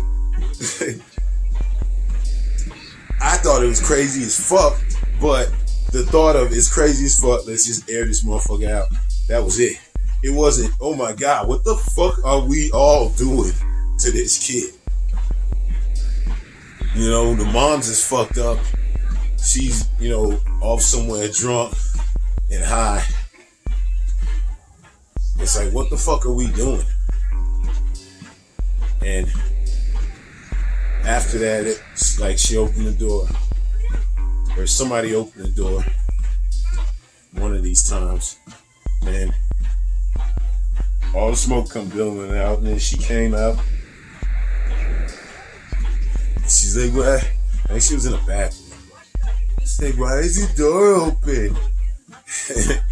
And we was like, man, look at your kid fucking crying and shit, man. Get your kid. And then she fucking finally came back to reality. She's like, yeah, everybody, y'all got to go. Everybody got to go. At some point, I ended up like motherfucking staying over there for a while.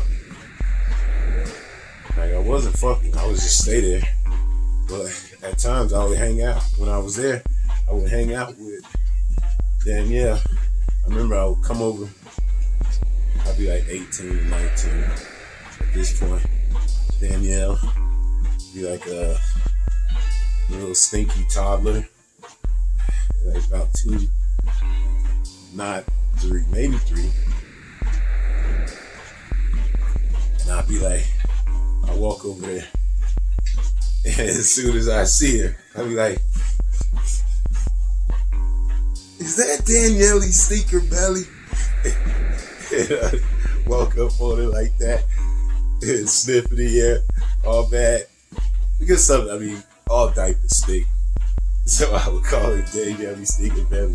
And she would just fucking die laughing. She just had this, I don't know, 2-year-old little cute girl fucking laughing her ass off at the goddamn joke that you could just tell a million times. Danielli stinkerbelli. She just go running away laughing. And that's like how I would hang out with her most of the time. It's just me playing with her, calling her stinkerbelli and shit, tickling her and fucking with her like that for the little time that I was there.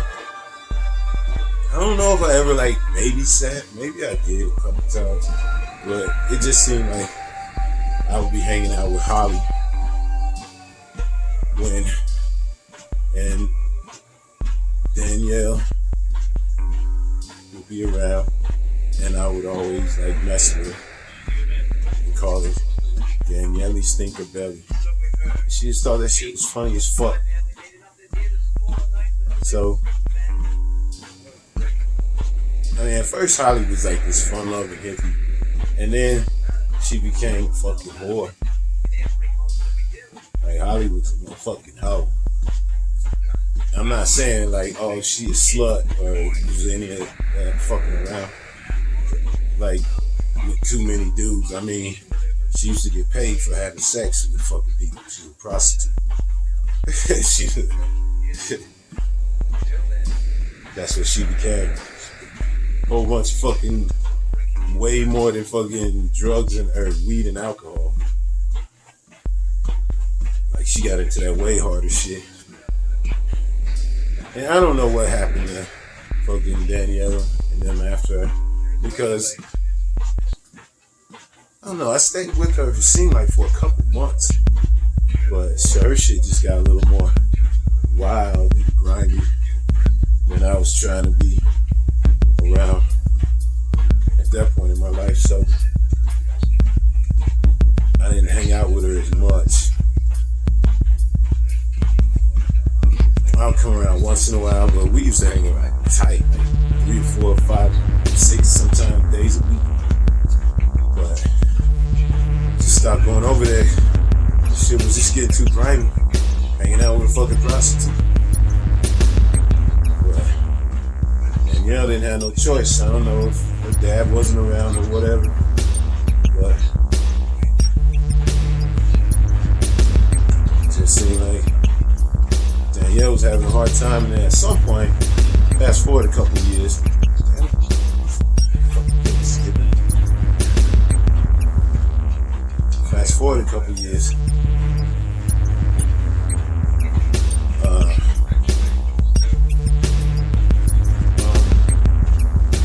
I see Holly around the way. Now she's got a little Mexican kid, or a little half Mexican kid. And Danielle. And I think once again that father wasn't around either. But at some point I started selling her weed again. And she would come around and shit. And she would always, have her kids on her tail. And I would always, when I see Danielle, even as she got a little bit older, she's probably like 6 or 7 at this point. Well, 6, 7, or 8 at that point. And the little Mexican girl, who I'm just saying Mexican because I don't really know. I didn't get to know her that well. I forget her name. But, they would come with Javi when Javi would come to get some weed from her. And every time I see Danielle, I'd just be like, it's Danielli, stinkerbelly. I can smell you from over here. I'm fucking with this shit. And even at that point, at 8 or 9 and shit, she would laugh at it, but you could tell it was getting old. You know what I'm saying? She'd like, like that. But she was still cool with it. And I would do it no matter what. Because it was like a term of endearment by that point. And I would always bring her with me. So, it was cool. I'd always talk that shit. Really. Damn, this thing is kind of going smoother, but it's like fucking having some skips. Also.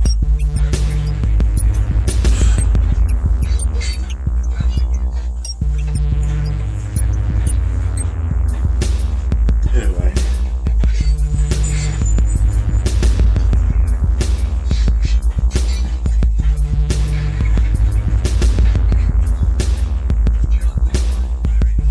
So,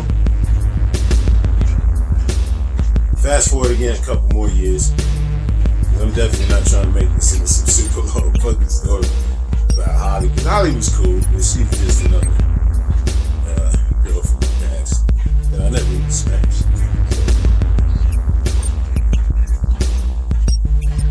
Yeah. But yeah, she was cool, and she would always bring Danielle around when she was coming to get weed from me. So then, once again, fast forward a couple more years, and this is when I'm living at Liberty Park, and around Liberty Park. So she would come around my house, but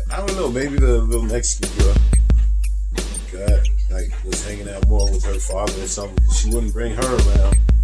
I mean, she'd come and get weed from me all the time. She would always bring Danielle. And this was, I'd say, at this point, Danielle had to be like 9 or 10. And I hadn't seen him in a couple of years.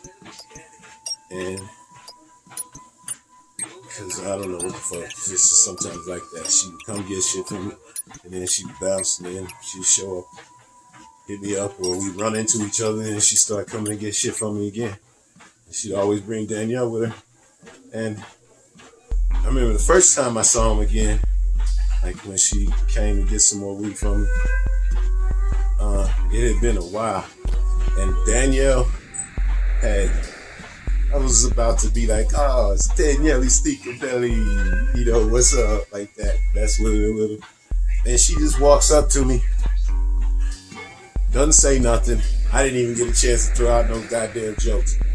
She just gives me this really tight hug, like super tight. It was weird because we wasn't like that. We would play around type shit, but it wasn't ever, hey, I miss you so much type shit. But she come up to me and just give me this really tight hug. Then it lasted for like 20, 30 seconds. I wasn't gonna push her off or nothing. She clearly like, I don't know, missed having me around or something. And she was just like really, she felt, I don't know, she felt like she needed to hug me and shit. So I'm like looking at Holly like, what the fuck, man? I'm like hugging the kid, but you know, at some point, you know, I'm here to hook your mom up with some weed. They really try to hang out. So then she just, you know, she finally ends the hug. And I'm thinking that's weird and shit, but it's all good. And I just, instead of, you know, this whole stinkerbelli shit, it's like, hey, how you doing? You know what I'm saying? It's been a while. And she's like, yeah, I know. And she's just like, you know, a normal 9, 10-year-old kid. A little girl. She's just like, you know, dealing with her shit in school. You know, real light, superficial talk. And then hooked her mom up. And, you know, superficial talk with Holly. But there was something different about Danielle at that point. I noticed, like, right away when she gave me that hug, it was something weird and different about her. Like, I thought it was just she was growing up, you know what I'm saying? She's getting more mature. And she's probably hanging around a bunch of scumbags because her mom's a prostitute. And she probably has fond memories of me. And she motherfucking knows I'm not a scumbag. So she fucking, god damn, the way fucking Holly was getting down, I gotta imagine I was probably one of the few non-scumbags in her fucking life. It's not like I was that great. You know what I'm saying? I said open the door, but I saw a bunch of smoke coming out of her fucking mouth. You know what I'm saying? A real motherfucker would have been like, hey, don't be putting this little girl in all this fucking smoke in the first place. But we didn't think about that shit. We did it several times before somebody fucking finally goddamn saw me and everybody else. Anybody that saw that shit was like, holy shit, what the fuck are we doing? Open the fucking door. We would smoke blunts and cigarettes all up in that motherfucker. And that was back in the good days before it turned to crack and crystal and all that shit with her. So I gotta imagine she was around a bunch of scumbags, and that's basically what I just chalked it up to. And from there on out, every time Holly would come over, Danielle would always come up and give me this fucking long, tight hug and shit. And you know, I give her a hug. I knew her since she was a little baby in diapers and shit. So it was cool. She little cute little blonde girl. Just run up and give me a hug like I was her dad almost. Like she would hug me hard. Because she didn't have nobody from her past that was worth a shit. Clearly. No positive influences. So much so that she looked at me as a possible, positive influence. A weed dealer. It just happened to be nice to her. You know what I'm saying? And at some point, they had been coming through plenty of times, and I've been hooking her up. And then they go about their business. And one time, Holly asked me if Danielle could come stay in my house or something like that. She wanted to go do something, and she wanted to know if Danielle could stay with me for like a day or two. I was like, what? Why the fuck? You know what I'm saying? I'm chilling, living this fucking bachelor, like, I don't know, I was probably 25, 26, 27 maybe. This was before I met my girl now, so it was around probably 25 or 26. And I'm not trying to have some kid around. You know what I'm saying? I got my own kid that I barely get to see. And as much as I like Danielle, Danielli Stinkerbelly, and I like working with kids. I used to work with kids, and I fucking love that shit. It was one of the best jobs I ever did and ever had, was working with kids. Not just because it was fun as fuck, but you can truly make a positive impact when you're a fucking decent person. That's when I quit working with kids, when I stopped giving a fuck about being a positive impact. I took this one kid with me. It was cool. He was like a little cooler than the rest, because that's how it always is when you're working with kids. It's like one kid's a little bit cooler than the rest, or a couple kids are cooler than the other kids. You kind of treat them nicer and hang out with them a little bit more. At least as you stop giving so much of a shit. You don't think about them as much as, equal. You figure out who your favorites are, and you let them hang out with you a little bit more. And you probably go easier on them than the rest of the kids. But at one point, I was like, because you go on cigarette breaks, you hanging out with these kids, but you still get to go on cigarette breaks. You just gotta go away from them. And then one time, this kid, he was cooler than the rest. He was one of my favorites, if not my favorite. He wanted to come with me on my smoke break. And I was like, fuck it, come on. So I let this kid hang out with me, you know what I'm saying, while I was on my smoke break. Because he was cooler than the rest of the kids. But as soon as I did that, I realized, man, I don't fuck no more. Because there's no way I would have ever done that shit back in the day. But this was probably like my 4th or 5th year working with kids over the summer. So I just didn't give a fuck as much a fuck as I did in the beginning.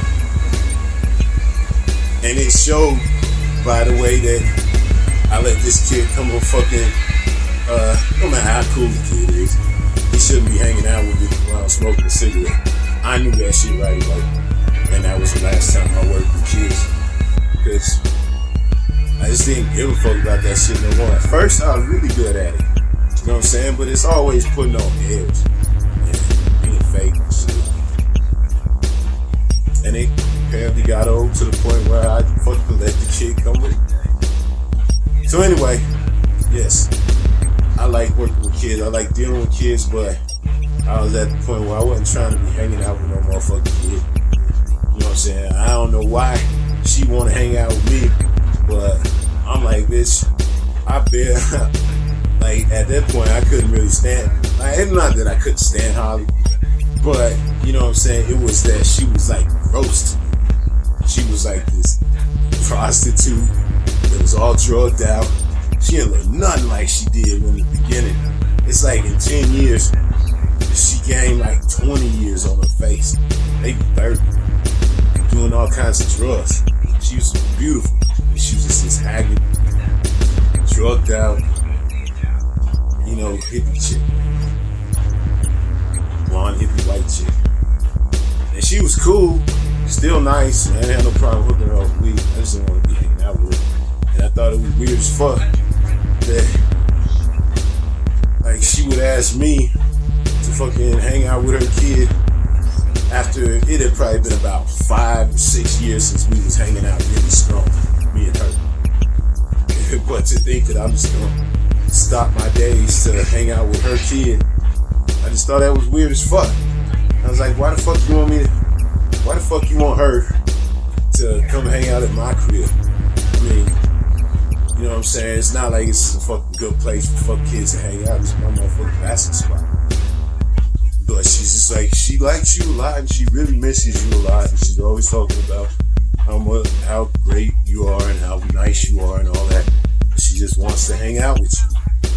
I was like, what the fuck, man? She's a fucking little kid. I don't want to fucking hang out with a little kid. You know what I'm saying? And so I said, no, you can't fucking be bringing her around for no motherfucking day or two. So time goes on. I'm still hooking her up. And you know what I'm saying? Little small chit chat. Danielle comes around, always gives me a motherfucking hug when she sees me. You know what I'm saying? The weeks have passed and since they asked to come to my house if she could stay there. And at some point, I don't know how we got on the conversation, but yeah, she asked me if I wanted to go to Hawaii with her. It's like, I don't know Holly like that, so I don't know why she would ask me to go to Hawaii with her. Like, Holly was going to, I'm wondering why cracked out ass Holly is going to Hawaii in the first place. But she did. Yeah, she came over to get some weed, and she asked me if I wanted to go to fucking Hawaii. It was like kind of out of nowhere and shit, you know? And Holly's always been a good friend, but she ain't type motherfucker that I'm finna go goddamn on vacation with. So I was like, what the fuck? I ain't going to no motherfucking Hawaii and shit. It's like, basically, she's like, well, I just thought I'd ask because Danielle wanted me to ask if you would want to come with us. And I was more like, I wasn't like, ew, gross, Holly, or any of that shit. It was just, you know, I'm starting to wonder, why the fuck are you trying to, like, I get we were pretty good friends back in the day, but, and I like your kid too, but why are you fucking trying to push it on me like this? You know what I'm saying? I like you and I like the kid. Let's keep it nice and simple. When you come over, I'll be nice and shit like that, and then y'all bounce. It's like that. I mean, I didn't say none of that to her. I was just thinking that, like, what the fuck, man? Now I don't want to go to no motherfucking Hawaii with you. It's like, we don't know each other like that no more type shit. But, and she just was like, kind of matter of fact, like, oh, it was just a thing the Make-A-Wish Foundation is doing for us. They're going to send us to Hawaii. That was Danielle's wish. And I was like, yeah, cool, fine. I'm not trying to go to no motherfucking Hawaii. And the fucking thought of Make-A-Wish Foundation did not fucking click in my head. It was just like, oh, cool, somebody's sending you to motherfucking Hawaii. Nice. You know what I'm saying? It was like, that's all it was to me. She said Make-A-Wish Foundation is sending us to Hawaii, and the Make-A-Wish Foundation part didn't click at all. It's like, somebody sending you to Hawaii, cool, but no, I don't want to go with you. And fuck, I say probably a month goes by. Maybe it was a month, maybe a month or two. At some point, the Make-A-Wish Foundation part of that statement fucking finally clicked in my motherfucking head. And I fucking hit Holly up talking about, wait a minute, what the fuck you talking about Make-A-Wish Foundation? You know what I'm saying? Because that's, you know, obviously for kids it's about to die. It did not click, even though I knew about the Make-A-Wish Foundation. It just totally did not click when she told me that the Make-A-Wish Foundation was sending her to Hawaii.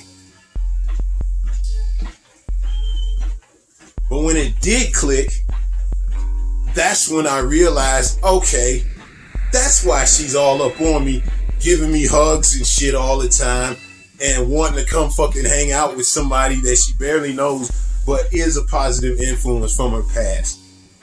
And all of that shit. That's why Holly would let her daughter come stay with me for a day or two and shit.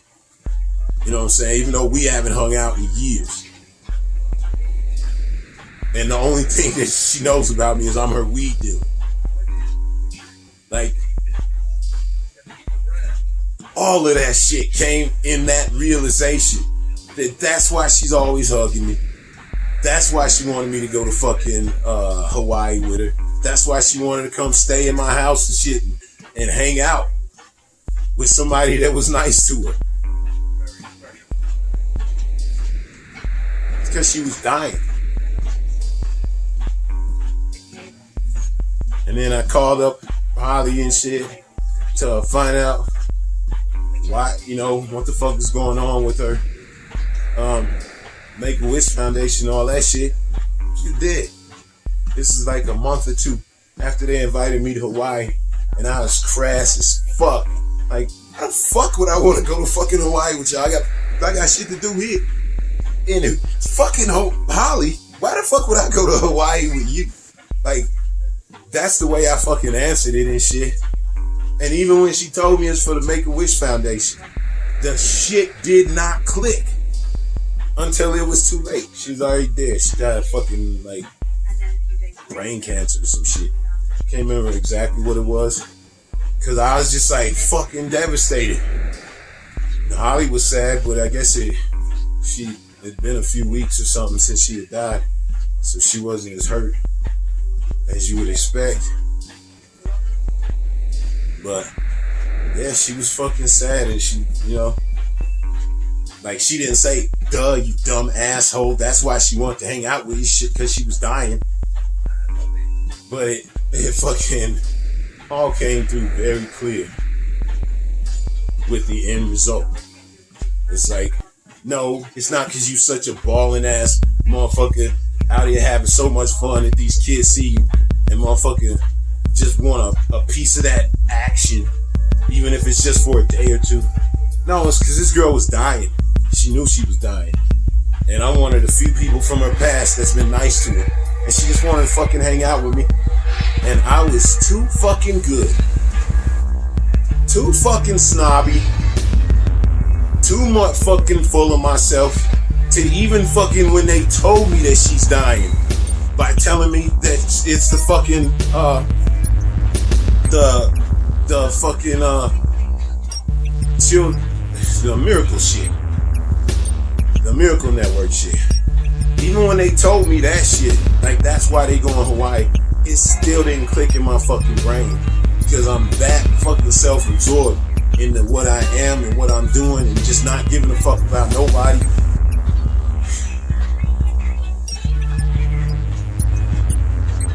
It's fucking, that was one of my trashiest moves, was being such a dick and not fucking even asking any questions.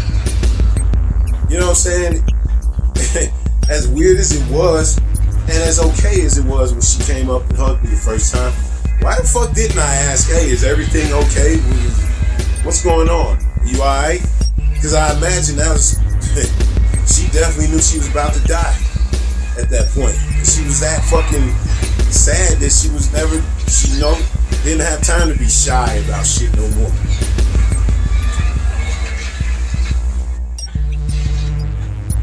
It's fucked up.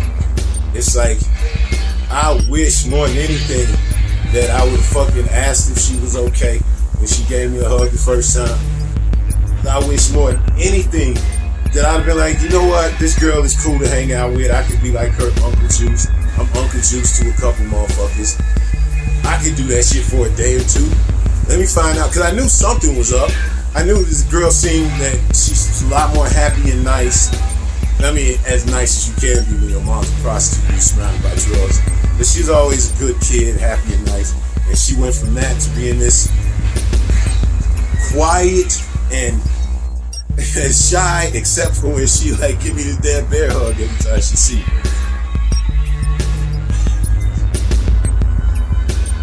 I just wish I'd have let her come. I wish I'd have let her I wish I'd have asked how she was doing and if she was okay and what's going on when she gave me a hug the first time. I wish when she asked when Holly asked if I could take her for a day or two. Because that's clear that was like one of her make-a-wish things probably in her mind was to hang out with me for like a day or two and just see how I live. And in reality, I probably did have a pretty fucking fun life. I'm sitting up playing basketball at the parks all day and fucking selling weed and having fun. So maybe she wanted to fucking experience that instead of hanging out with a fucking prostitute that's doing hard drugs. You know, maybe she wanted to fucking experience that for a day or two. I mean, Holly did not do a very good job of fucking explaining what the fuck was going on, but of course, she's all fucked up. And it's really none of my business. Other than Danielle cares about me so much that she wanted to be around me while she was dying because there's nobody else in her life that gave a fuck about it. That was probably even nice to her.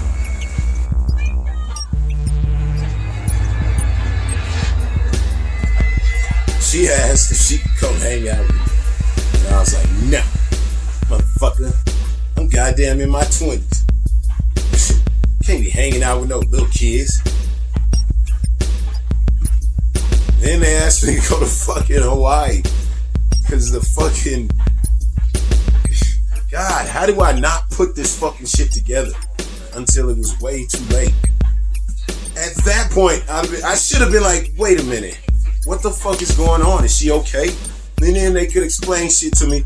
And while I doubt if I'd actually went to Hawaii with her, I would have been willing to spend more time with her and been more real with her and have more fun with her than just treating her like the kid of somebody that I'm hooking up with weed. It's like, I could have been a lot nicer. I would have been a lot nicer. Especially knowing that she wanted to hang out with me as she's dying. Like, that's so fucking terrible because I was not a great influence on anybody. I mean, I was probably a positive influence on a few kids, but not a great influence. Just a decent positive influence. And that's probably all I was. But that's the best that she could probably even fucking hope for. Because her dad was a piece of shit. Everybody that fucking hung out with her mom was only fucking around her mom for sex and drugs, rock and roll. Like, it's fucking terrible to think that I'm the only one that was decent enough. And I'm talking about I'm just barely decent. I treated her like, you know, a bothersome kid that's here to fucking hug me. But that's fine because we go back. So you can fucking hug me, basically. And I'm gonna hook your mom up. And we'll have a little bit of fucking superficial chit chat. How you doing in school and type shit like that. And not giving a shit about any of her answers.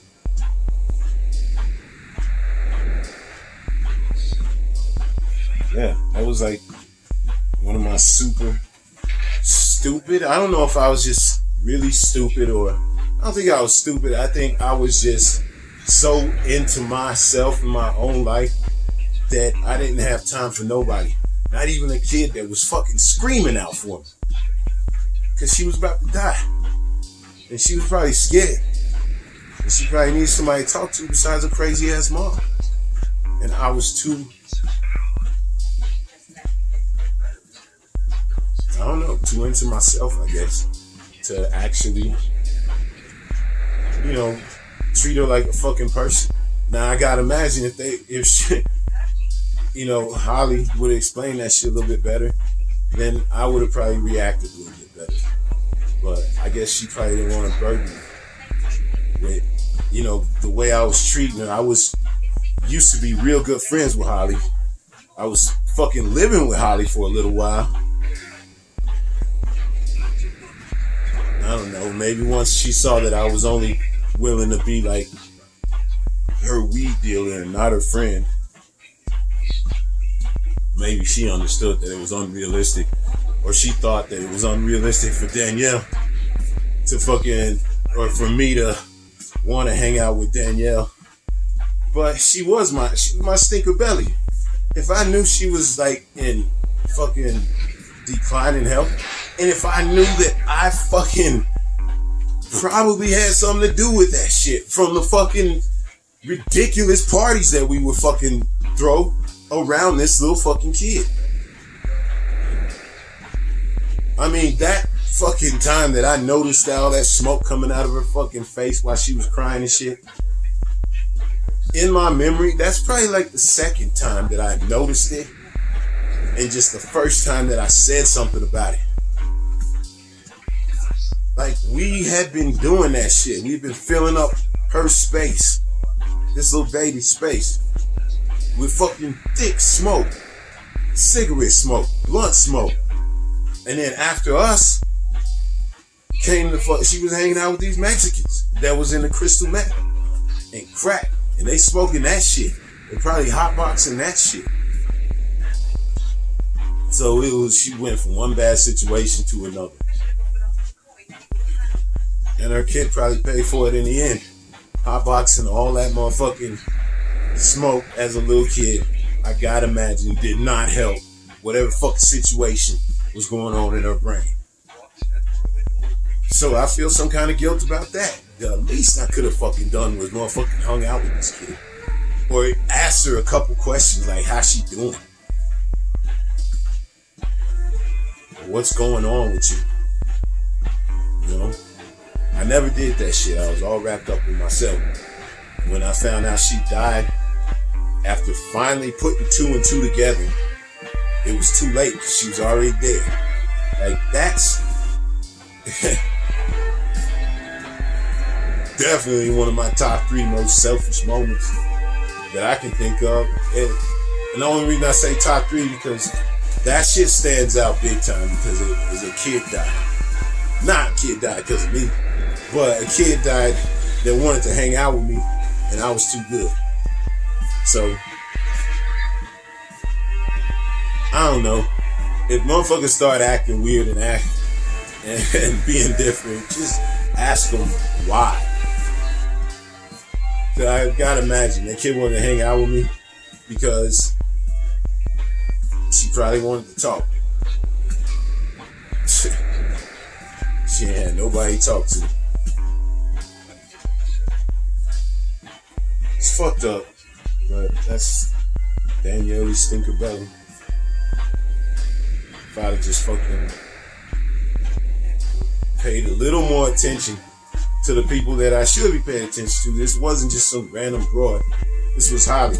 I should have fucking paid more attention to her being all cracked out, being all prostitute. There's not much I could do for that. But her daughter sitting there crying out for help and shit, I could have fucking done much better. Let's put it like that. So yeah, that's my Danielli stinkerbelli. I fucking let her down. Big time. I've been letting kids down. Big time. It just makes me feel guilty. I got my own daughter I feel guilty about not being in her life enough. But I don't know. I think it might have just been worse if I had tried to force myself in it. I couldn't stand her mom. If you don't like her mom, then that's going to reflect on how you treat her, whether you like it or not. So I probably wouldn't have been that good being around her, because me and her mom would probably been fighting the whole time. And that's a weak ass excuse, man. It's probably the reality of the situation. Fuck, I was an asshole. I mean, I literally knew this girl was dying in the back of my head, but it didn't fucking come to the forefront of my brain for like a month or 2. And it was too late.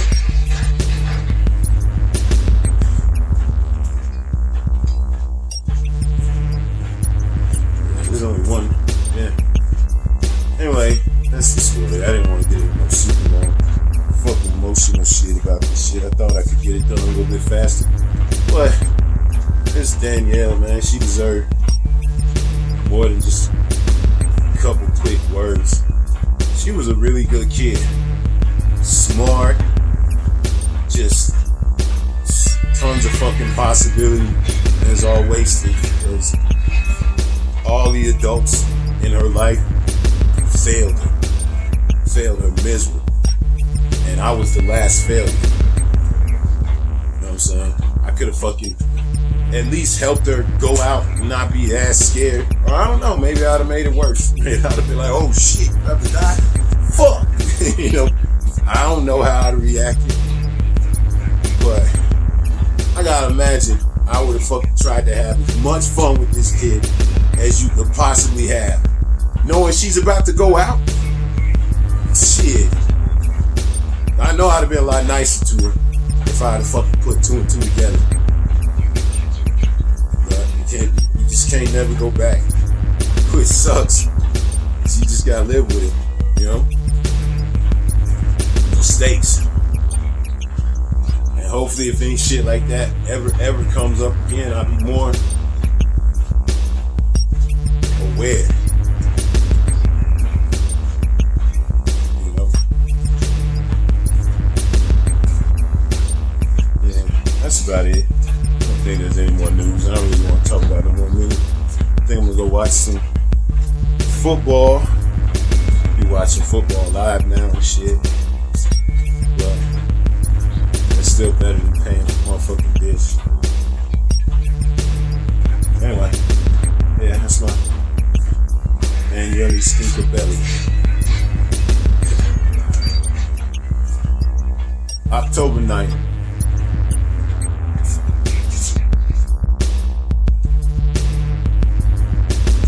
It's October 11th, 2021. I'm walking on a shitty ass treadmill. Watching Rooney and shit. Just crushed the fucking name of that goddamn shit. There's some shit on Netflix. It's like feudal Japan. Like in the Shogun era. I like that type of shit, obviously. They do a real good job with this one. As far as like, not the whole, they're like, none of the like political intrigue. It's just following an assassin dude. Just running around killing the shit out of everybody. This motherfucker's fast like the wolf from goddamn Sekiro. Fuck, I realized I only fucking play some goddamn Sekiro videos and all that shit. Got downloaded straight to YouTube. I didn't even put them shits on my phone. So that kind of sucks. But it don't matter. I can fucking play the goddamn game really if I want to see it again.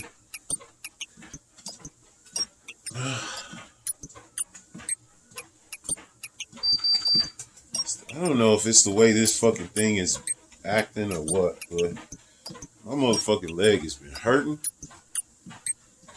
Like unusually, like the back of my, it's like my calf is sore, but it's not sore.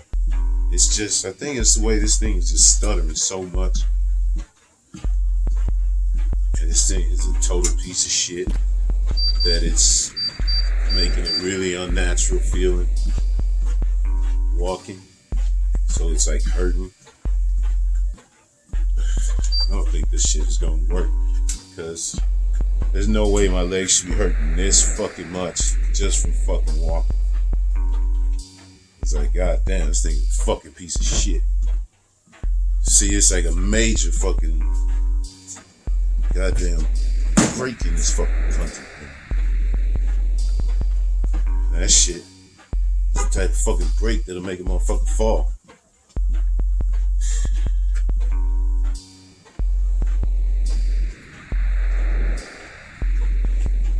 So, Biden gave Trump and his dumbass executive privilege bullshit that he been whining about the Heisman. He's like, fuck that shit. You ain't get no fucking executive privilege for that. So Bannon with his bitch ass to see how long he can actually he gonna fight testifying or whatever.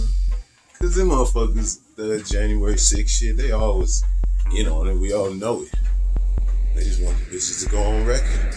And that don't got Trump punk ass protecting them.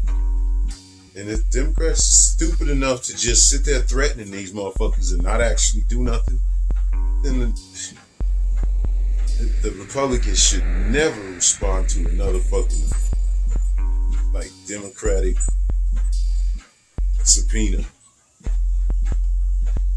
I mean, if the Democrats are gonna sit there and let them just fuck off, you gonna let Bannon fuck off, then you might as well, then you letting everybody fuck off.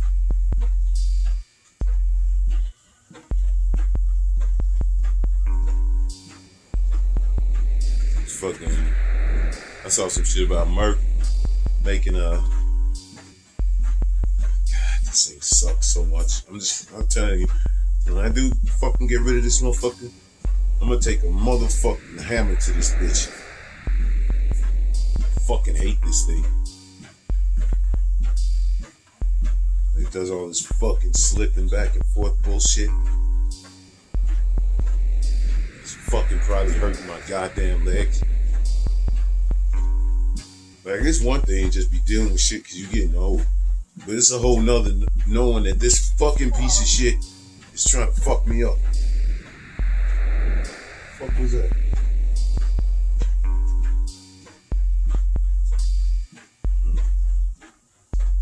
Could have swore I just heard something.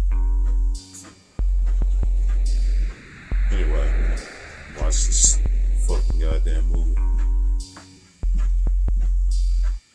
Haven't seen a lot of news on Dave Chappelle, so it seems like a lot of them motherfuckers are going away. They bullshit.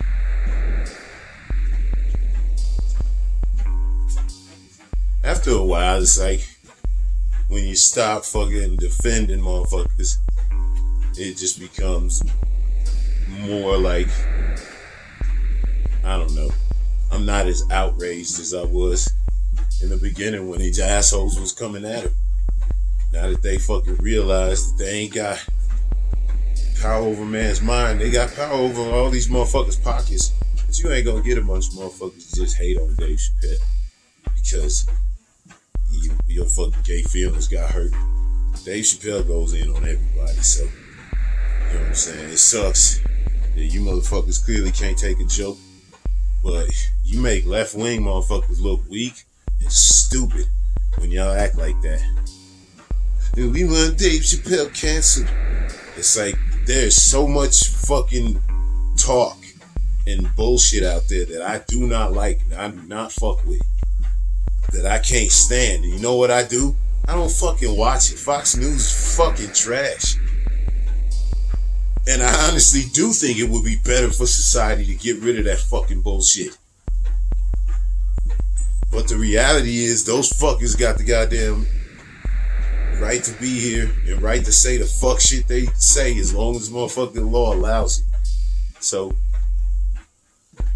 you want to fucking cancel somebody or you want to ban Fox? Fox is banned on my motherfucking TV. But I'm not here to say some old white motherfucker can't watch Fox if he wants to. It's not my motherfucking thing to say. I think y'all some stupid motherfuckers if you don't see the correlation of Fox being here for fucking 25 years and the goddamn degradation of our whole society when we no longer have facts, but we have two sets of facts that these idiots are living by. And one of them is the fucking Fox News bubble.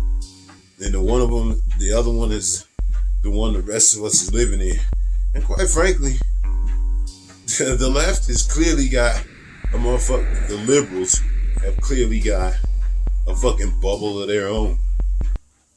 Like with the transsexual shit going after motherfucking Dave Chappelle. These motherfuckers are living in a bubble that tells them anytime anybody says anything in any way controversial, or not even controversial, just not kissing the alphabet's ass. That's when it's like, come on.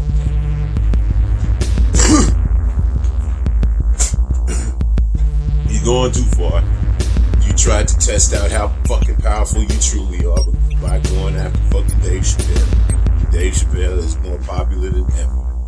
That shit backfired. And you look like a bunch of whiny assholes. You can't sit there fucking being constantly wagging your finger about motherfucking Fox News and all the bullshit they put out. And the right wing in general, right wing media, how they just fucking distort reality for, you know, white people's feelings. You can't fucking disdain that, but then look at how these fucking trans, who I can see, hey, if you don't fucking like Dave Chappelle, don't fucking watch it. If you are watching it, then you just hate watching it. But don't fucking tell me what I can watch and what I can't watch. And stop acting so fucking innocent. You motherfuckers are not innocent. I was thinking about, why do I always say these motherfuckers ain't innocent? I mean, Gone with the Wind and all them other ones are obvious. Yes, Hollywood is racist as well. But as far as like, when I say like they be fucking trying to trick the kids and shit, and they be fucking with the kids, fucking with the next generation. Once again, I wasn't really giving any goddamn like examples. I was just putting a statement out there, not backing it up with any real information. But I was thinking about it, and the perfect example of that shit is two of them. It's Steven Universe, you see, and it's Adventure Time. When Steven Universe first started coming on, I was watching that shit with my kids. It was about the age of the kids to be watching that type of shit. So we would watch that shit, and for the first season, I thought, you know, they was hinting that it was a little extra liberal for my taste. But, you know what I'm saying, I don't mind my kids getting good lessons here and there and shit. Positivity and teaching about being nice to everybody. I'm cool with that shit. But very clearly, like, either at the end of the first season or the beginning of the second season, they started talking about more of that, like, you know, there is no gender type shit. And then when Steven Universe finally got his motherfucking powers, his fucking power was turning into a girl. And it's like, come on, man. And I'm not saying like I can't fuck with Tomb Raider or anything because this girl protagonist. I'm saying Steven Universe, a boy, his fucking power was to turn into this non-gender, transsexual, like big teenager. That was his superpower. And it's like, come on, man, you know you fucking trying to goddamn brainwash kids with that shit. You know, I wasn't tripping off the fact that it had a lot of that type of theme to it, but they weren't. They were just, you know, skirting around the edges of it. And then they fucking, when they turned this kid's superpower into basically just being a girl. Like, he didn't have no he wasn't able to fly or he was super tough or anything. He just turned into a teenage, for lack of a better word, he-she, because he was both. He was a boy. It was like an amalgamation of if he was a boy and a girl, teenager. That was his superpower. And like, I can't think of one thing that he could do as far as like, was he faster, tougher, other than just being bigger. So I guess he could run faster and stuff like that, but he wasn't superpowered in any way. His fucking superpower. And I mean, up until the point that I watched, maybe he gained some fucking powers after that. But that was it. It was like Steven Universe turned into a girl. And it was very clearly the agenda that was trying to be pushed on our kids from that moment. I realized, okay, this isn't just about fucking inclusivity and being nice to people. This is about saying there is no gender. And then one of the other, the fucking lady that watched after him with the big ass afro, the black one, You know what she also, I think, didn't have like a real gender. And it was all this totally confused as shit. It was confused as fuck to me, an adult. Give me a break. You a kid watching that shit. You were definitely meant to be either confused as fuck or to come to the obvious fucking decision that there is no gender. Or that's the best of us. There is the best of us is the person that has no gender or something. That's what I got from Steven Universe watching it. They're trying to trick kids into fucking thinking that transsexuality was no big deal. It was nothing different than just being a normal straight kid. And while I think as people, they are no different than normal straight kids, but give me a fucking break. Why are you teaching that to kids on a show that's rated TVY? That means it doesn't even need parental guidance. You just put your kid in front of it and the little kid will be fine. Why would you put that shit on a fucking show that's rated that? Because you want little kids watching that type of fucking shit, and that's clearly trying to fucking steer them in a certain direction. You don't want to fucking admit it because you don't want to admit that you're steering kids and trying to brainwash them. But that's clearly what it was. And that's when I stopped watching it. And even though I did not say, hey, you kids can't watch this no more. It's like the kids understood that I did not like that shit. And I didn't say nothing about it. But they clearly either just grew out of it at the same time, or they just saw that fucking shit was trash. And they understood that they were trying to be brainwashed. I don't know if or not. But when you start fucking changing your shit up like that, but they didn't even change it up. They just went from subtle to this is what we actually mean. And it was pretty fucking obvious from there on out that that's what the show is going to be about. It's about there's no fucking such thing as gender. Get the fuck out of here. You put that shit in a fucking kid show. You clearly fucking trying to send some kind of message. You got some kind of fucking agenda. I'm George Washington. Let's go start a fucking revolution. Fuck, I got this shit turned up all the way.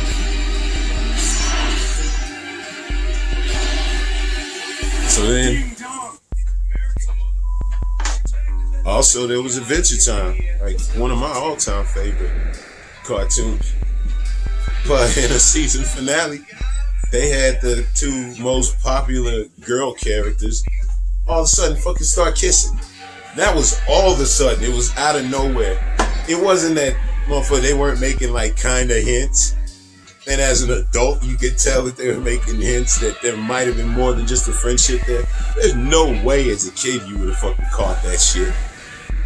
Like as a kid, you would have just motherfucking saw, you know, two girls being friends. And then at the end of it, the last fucking episode with no explanation leading up to it. Especially, like I said, if you're a kid and you ain't seeing all the little tiny hints that an adult might catch. They fucking kissed. Boom. No fucking doubt about it. They showed it. It wasn't a little more type shit. It was a real I love you type kiss. And it was like, what the fuck? Why are you putting that in a little... Once again, Adventure Time. It's rated TV PG or TVY. This is for little kids. Now maybe that episode wasn't rated that, but why would you fucking put that shit in there for a show that's very obvious little kids? Now, I don't got no problem with lesbians kissing, but at the point that they did that, they could have just, once again, it's a kids show. You could have just showed them holding hands or something, and then we would have had the same reaction as, clearly there's something more to it than just friendship, and then that seals it right there. They just held hands at this important junction. But no, they full on fucking make out. It was like, God damn, right in front of my motherfucking kid. Now, I'm in reality more okay with that than two dudes. But it's still like, my kids were like, what? Because it was like a what type moment. They tried to make it go fast, like it was only lasting like a second, and then it cut off to something else. But in that second, it was very graphic type of kissing. It wasn't just a. It was like they were fucking tongue fucking each other's faces. So. Goddamn, I'm scripted. So I thought that shit was kind of whack. Both of those are Comedy Central, or not Comedy Central, Cartoon Network cartoons. It's like you motherfuckers ain't being slick.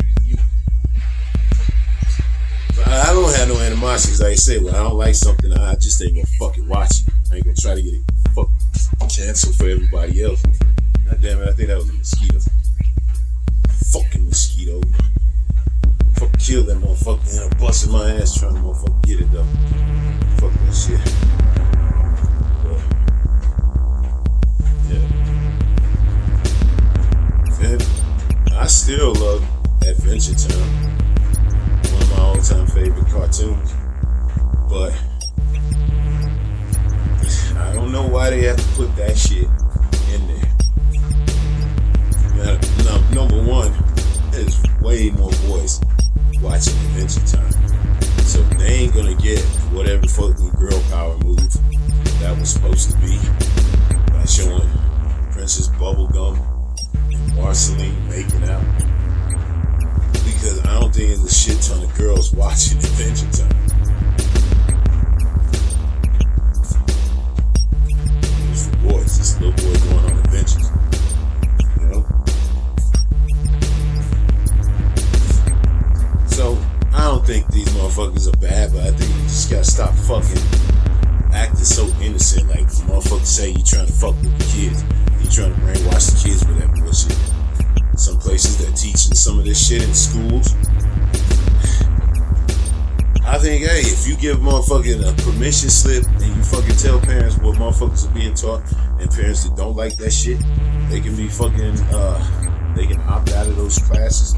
There's no fucking problem with that shit. Motherfuckers want to learn about all this gender shit in school. That's fine, as long as you tell the parents what you do. You don't be trying to be slick. Tell the parents what you're teaching them. If they don't want them in them classes, let them opt out like they used to opt out of the fucking sex ed classes when I was a kid. They just want to teach them the fucking alphabet in sex ed class. If they were, I bet you would have been a lot more kids. Because there were a couple kids that would fucking opt out of just the regular sex ed class. If they were teaching about all this alphabet shit, guaranteed, there were way more kids that would have got held out of those fucking classes. I mean, teaching about that they exist is one thing. They should teach that. But teaching about that this is just a normal thing. There's no such thing as gender. You know, it's okay to fucking assign yourself a sexuality or whatever the fuck at 12. And that's fucking stupid. I never was assigned a sexuality. I just became what I am. My first motherfucking crush was a little girl that I still remember to this day. And I don't remember nobody else from my kindergarten. But I can remember this girl. So clearly that was the beginning of my sexuality. But it wasn't a real sexuality. I didn't want to have sex with her. I didn't want to kiss her or anything. I just knew I liked her more than everybody else.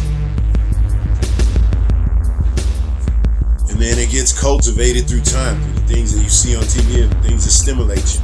That's what you become.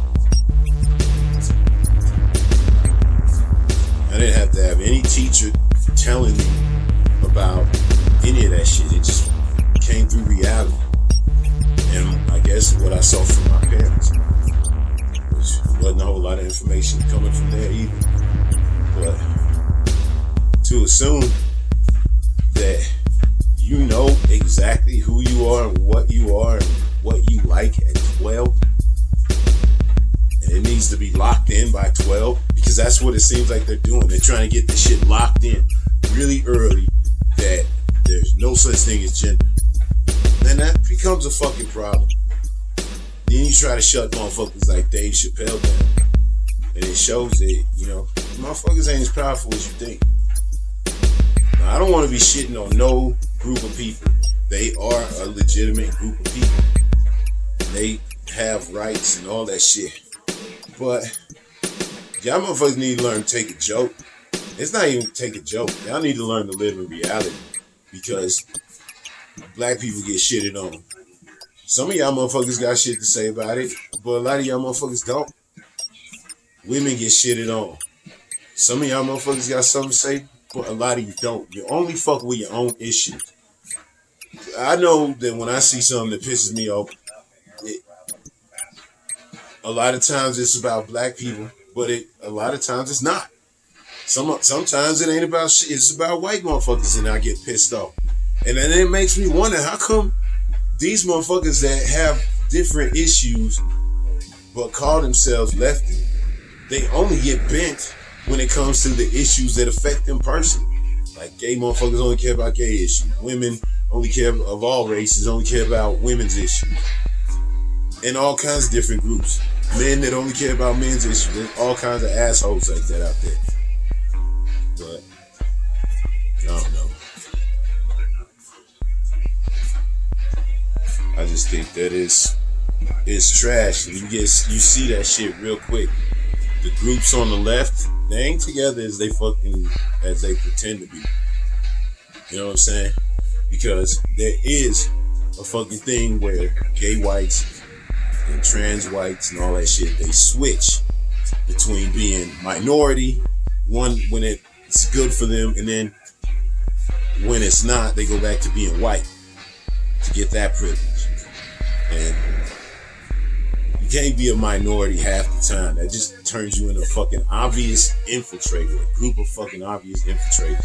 And then you got the fucking right just rejoicing in the bitch assness that these motherfuckers were doing. The right was all over that motherfucking, look at the left, a bunch of whiny little bitches, can't take a joke.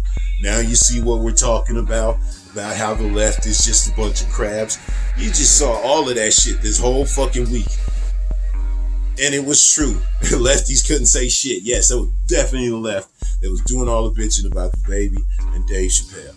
It's fucking pathetic. Stop giving them ammo by living in your own little shit bubble. I know for a fact black people ain't fucking perfect. I'm gonna stick up for black people more because I care about black people more. But I'm not gonna fucking pretend that black people are perfect. And that's what these fucking people that were going after Dave Chappelle were doing. They were pretending that they were perfect. And they should never be talked about because any kind of talk about them is violence. Actual violence. And it's like, no it ain't. Especially if a motherfucker telling the truth. And a motherfucker throwing some shit that make you laugh. At the same time he telling you the truth. Man, you should just laugh. And if you don't like it, like I said, don't watch. There's shit that has offended me that Dave Chappelle put out. But I ain't never once thought that he should be canceled.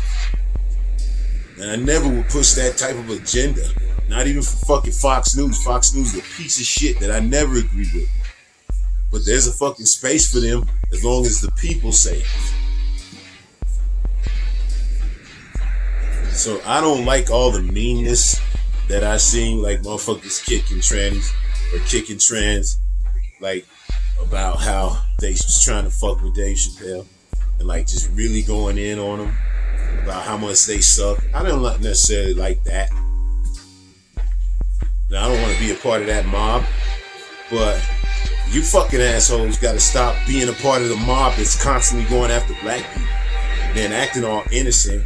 Like you have no idea why anybody would ever have any animosity. There's never been a gay racist. And there's never been any kind of brainwashing of the kids. You've never tried that. And it's like bullshit. Yes, you have. And I'm not saying it's the whole gay community that made Steven Universe. But I'm saying it's very obvious agenda going on with that shit. And y'all motherfuckers trying to act like you don't see it. That's when it becomes you living in a fucking fake ass reality bubble. Just like those assholes on Fox News. I think his battery's about to die. I was gonna fucking read some of this fight, but it was clearly not gonna be able to make it. So, October 11th.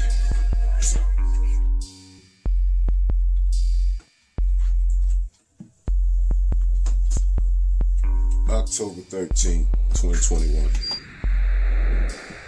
Walking on a treadmill.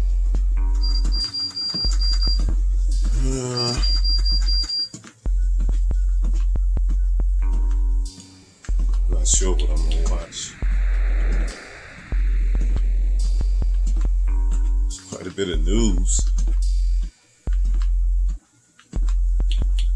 Let's look at the headlines for October 13th. Fuck ass YouTube.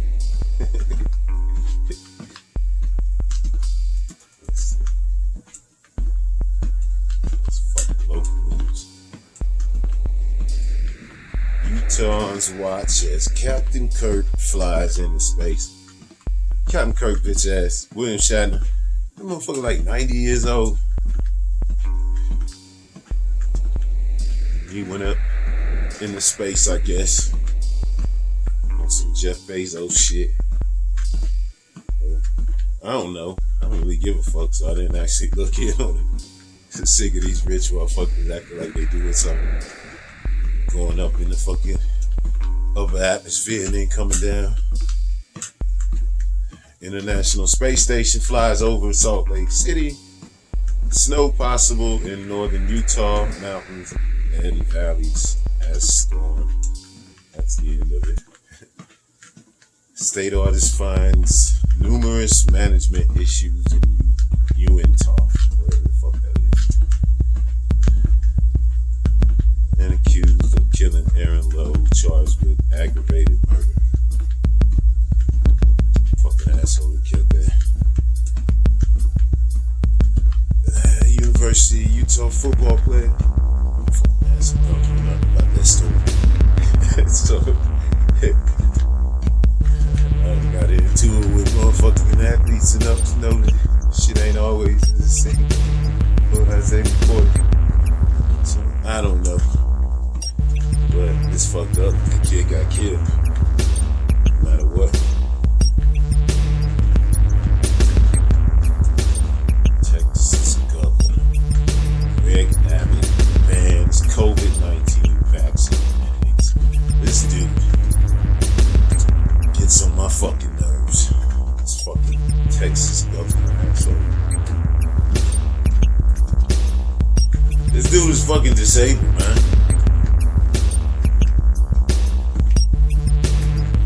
Like, think about all the fucking government mandates that work in his fucking favor. This bitch ass motherfucker working against everything that everybody else, that helps everybody else and shit. But I wonder if a motherfucking Democrat, which no Democrat will ever have the balls to fucking do, was like, okay, you so into all these fucking anti-mandates and shit. Why don't we get rid of the fucking mandate for building all these goddamn ramps? You know what I'm saying? That shit costs people money. That costs these different businesses money to have to put these fucking ramps in just for your ass. So, let's see what that motherfucker would say about that shit. Get rid of fucking these fucking ramp mandates. Bet you that motherfucker would be against that shit. Yo, how dare you? I bet you. That motherfucker who would be goddamn insulted at the thought. Fucking asshole. So against mandates, he should be against motherfucking disability mandates. Motherfuckers need to just pull themselves up somehow and shit. The way he fucking acts. So, fuck that dude. Seriously. Fuck these motherfucking headlines. Fuck my motherfucking news. Watch some.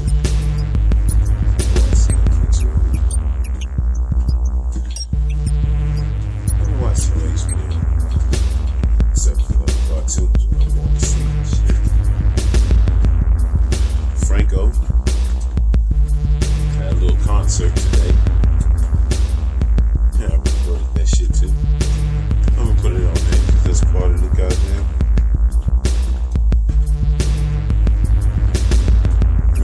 making the diary.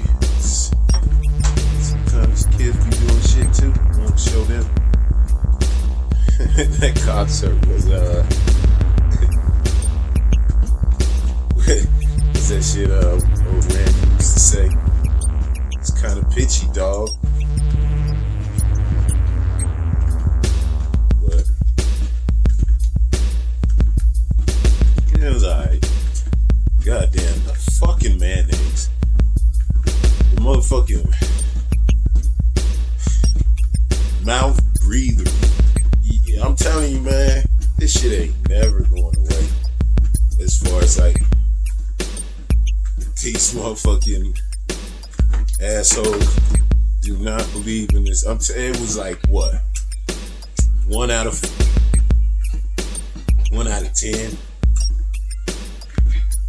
I was gonna say 1 out of 20, but I'd say 1 out of 10 motherfuckers is wearing a goddamn mask in this fucking enclosed auditorium. Just fucking breathing out of their mouths. These fucking people, man. It's like none of them give a fuck about this shit. None of them give a... My kid Tyson was like, this is the same thing. They fucking in school. Most of these kids are not wearing motherfucking masks. These motherfuckers just really don't get it until it's too late. I hate this thing. It's fucking moving on. Goddamn stuttery and shit.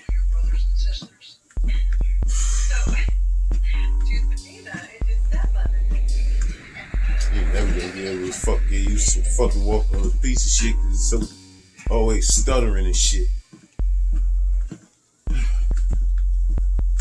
But yeah, concert was alright. As far as it was. You could actually hear Franco if you listen.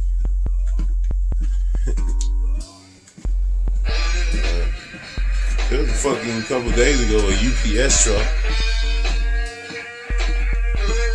UPS truck got hit by a motherfucking a plane. Like a plane fell out of the motherfucking sky. And all the places it could motherfucking fly or fall, it fell into goddamn. It fell into a shit out of this kid was a goddamn hurricane.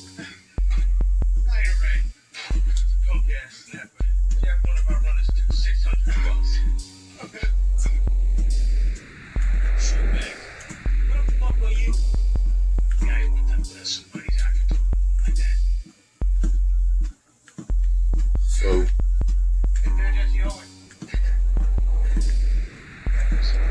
yeah, UPS truck was just chilling, going about his business and shit, making his deliveries.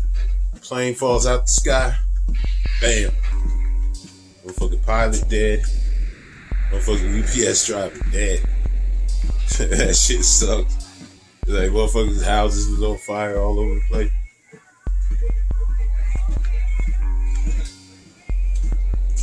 Shit was goddamn. Shit would be crazy, man. That shit sucked. Just chilling and all of a sudden, bam, some shit fucking hit you. From out of the fucking sky, you just going about your goddamn business. You ain't doing shit to nobody. Gruden bitch ass a couple days ago finally quit after getting kicked in the dick for being the racist fucking dipshit that we all knew he was for this whole time. Brady Chucky running around with his fucking scowl, taking credit for fucking team that Tony Dungy built. I mean, he got him over the top. There's no doubt about that. But Tony Dungy built that motherfucking team. And then he went and built another team in Tampa. They won a fucking championship. John Gruden always been mediocre. Ain't no surprise about the shit that he got cold busted on. He's talking shit about black people, talking shit about women of all races, talking shit about motherfucking gay people. He shitted on everybody. He had to go. And only dickheads are sticking up for him. Fuck that dude. Fucking Flame Monroe, she said she getting dragged by the motherfucking gay community online, just like that other lady that Daphne that got drugged by trans and gay people online for sticking up for Dave Chappelle. Because Flame Monroe is like, man, motherfuckers need to talk. And motherfuckers also need to realize that a lot of this shit that Dave Chappelle's talking about is really going on. And a lot of that shit comes from the white trans community and the white gay community. Because there's racism in the gay community just like it is in normal society. Flame Monroe was hitting them motherfuckers with that shit. And she was like, shit, I ain't built like, you know what I'm saying? She's like, y'all motherfuckers got me fucked up from West Side Chicago. And I ain't built like Daphne. These bitches can come for me if they want to. But I know Pookie and Ray Ray in them. She was like, I like that motherfucker, man. She just seemed like cool people that's willing to talk instead of just going to a motherfucking corner and be like, fuck everybody that don't agree with 100% of what I think. I'll be like, who the fuck are you? Anybody that fucking agree with 100% of the way I think, you should never agree with 100% of anybody. It means you ain't thinking for yourself. Flame Monroe got her own motherfucking way of thinking about shit. And she gonna get hated on for it.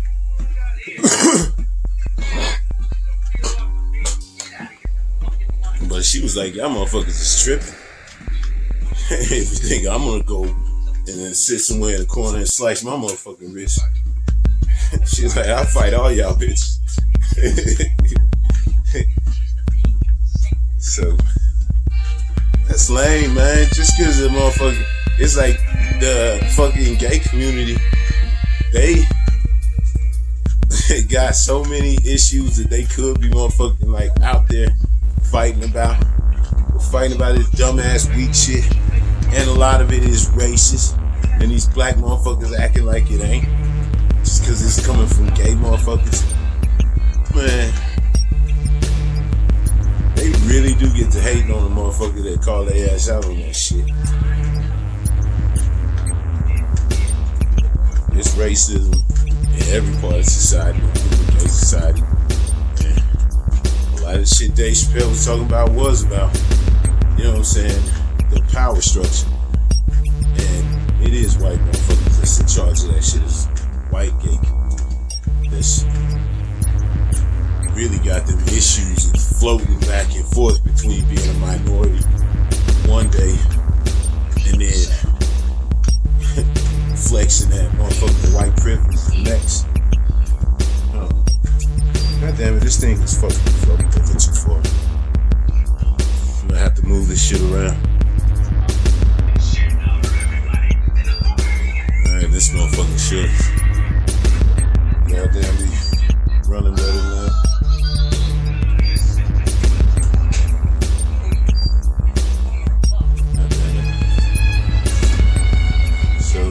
What was I talking about? Assholes fucking with Flame Monroe. But yeah, she handling that shit. And motherfuckers at Netflix said they are not taking Dave Chappelle's shit down. So all y'all pouty motherfuckers that got a problem with that shit, don't watch. They even suspended motherfuckers that work at Netflix that's been talking shit. Like that girl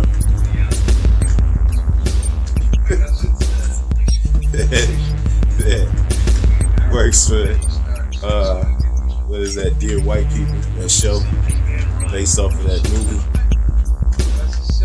She fucking I think she quit because she's trans. and she was offended that Netflix didn't take Dave Chappelle down. Motherfuckers are stupid. You know how much money Netflix made for fucking Dave Chappelle? Jesus Christ. It'd be stupid as shit to fucking take Dave Chappelle shit down because some motherfuckers is mad.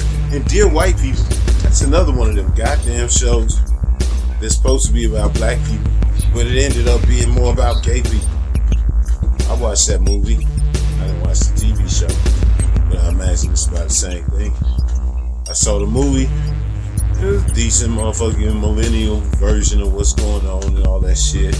It had a Valkyrie chick from Thor in it. It was an interesting story, but then they always gotta throw some gay shit in it. You can't never just have some motherfucking black movie and shit. It's always gotta be about something else nowadays. And that wasn't even nowadays. That was like, what, 5-10 years ago. Arrested 100 people in front of the White House. There was protesting and shit. They was protesting Indigenous Peoples Day or whatever they call it, that shit. They trying to replace Columbus bitch ass day. So you got a bunch of motherfuckers that don't like how Biden and them are getting down, because of course these motherfuckers suck. They don't like how Biden and them get down, so they fucking protesting. And they took 100 people to jail for peaceful protesting. And how many people did they take to jail outside of the fucking Capitol? Just recently, when they had that little fucking rally for the assholes that got locked up on January 6th. I didn't see them fucking locking people up. Every time it's not white motherfuckers, man. They can't wait to snatch people that are just protesting. They ain't doing shit except sitting out there fucking practicing their motherfucking rights. And shit always gets shut down. They're fucking stupid with these peaceful protests. Let's see, the last thing that happened.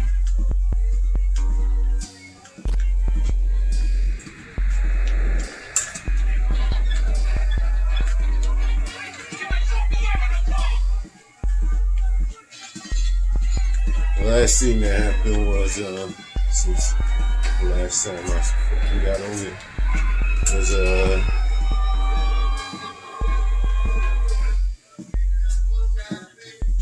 oh yeah, some asshole from Norway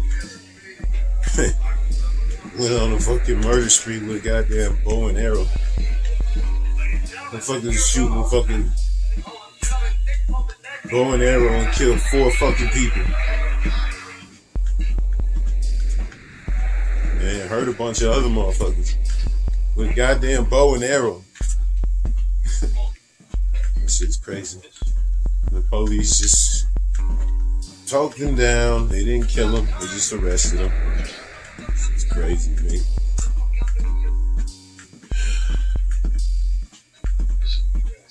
Yeah, fuck Governor Abbott. That's the dude that fucking pisses me off the most. Him and DeSantis. These fucking people are actively working to get motherfuckers sick. Need to get rid of their goddamn dumbasses, but they won't.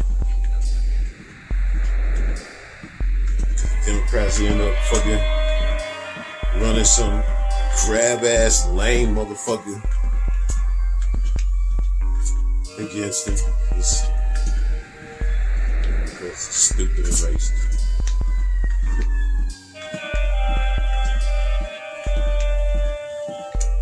I think that's about it. I'm watching the fucking new Sopranos movie. I didn't know that this was James Gandolfini's kid that's supposed to be playing him. So that's gonna be kind of interesting to see. I don't really like this goddamn Soprano shit as much as like I was gonna watch it again. And this shit was like lame. I didn't want to watch that shit again. Or The Wire. Like I just ain't got time to be rewatching all this old shit. Man, let's get that bitch instead.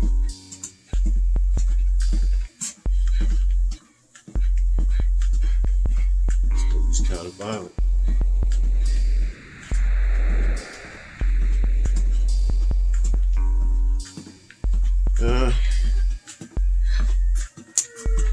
That's it. October 13th. I was gonna fucking read some shit, but I don't really feel like it. And not only that, man, goddamn. Yesterday,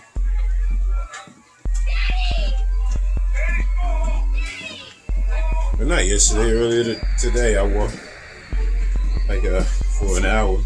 Because yesterday, my legs and everything was hurting so much that I just decided to not. I decided to not run. I decided to not walk or do anything yesterday. So this morning I got up and walked for an hour on this shitty fucking piece of shit.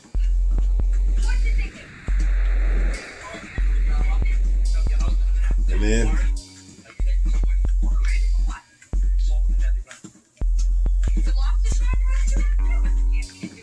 yeah, I got on for an hour. Then I'm gonna walk another 45 to an hour. And then see. Man, I'll be fucking made up for the fucking shit that I didn't do yesterday. That was the first day I took off when I wasn't really hurt. I was just sore.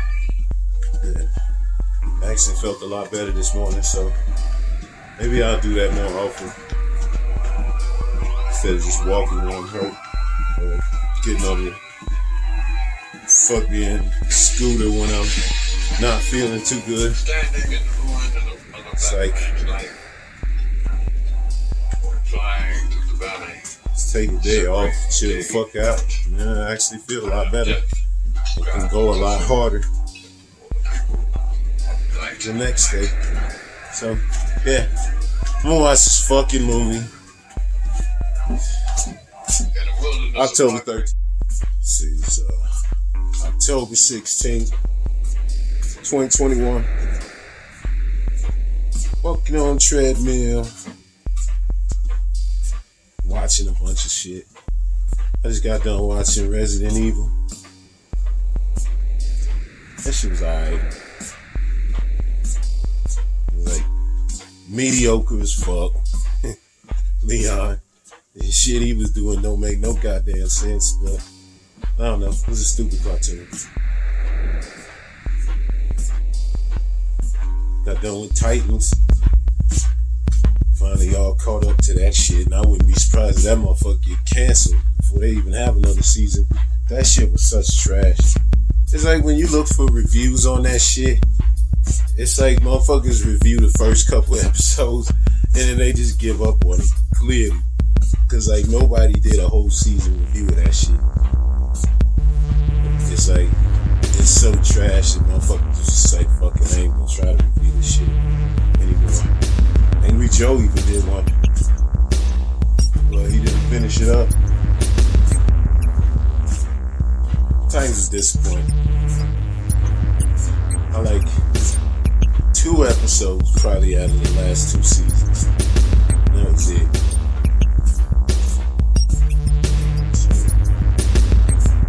Shit just don't make sense. Too many motherfucking storylines, too many people that don't matter that have legitimate storylines. Just take up so much time, it's just trash. I don't think I'd watch that shit even if they did another season. It was so bad. Acting was bad. Writing was bad. Everything was trash. Direction, none of it made sense. Everybody acting out of character. Everybody doing stupid shit for no fucking reason. Motherfuckers trying to, what do you call that shit where you design drama? Because none of the drama makes sense. So you just make up some stupid ass fucking reason. that shit going on. It's just disappointing.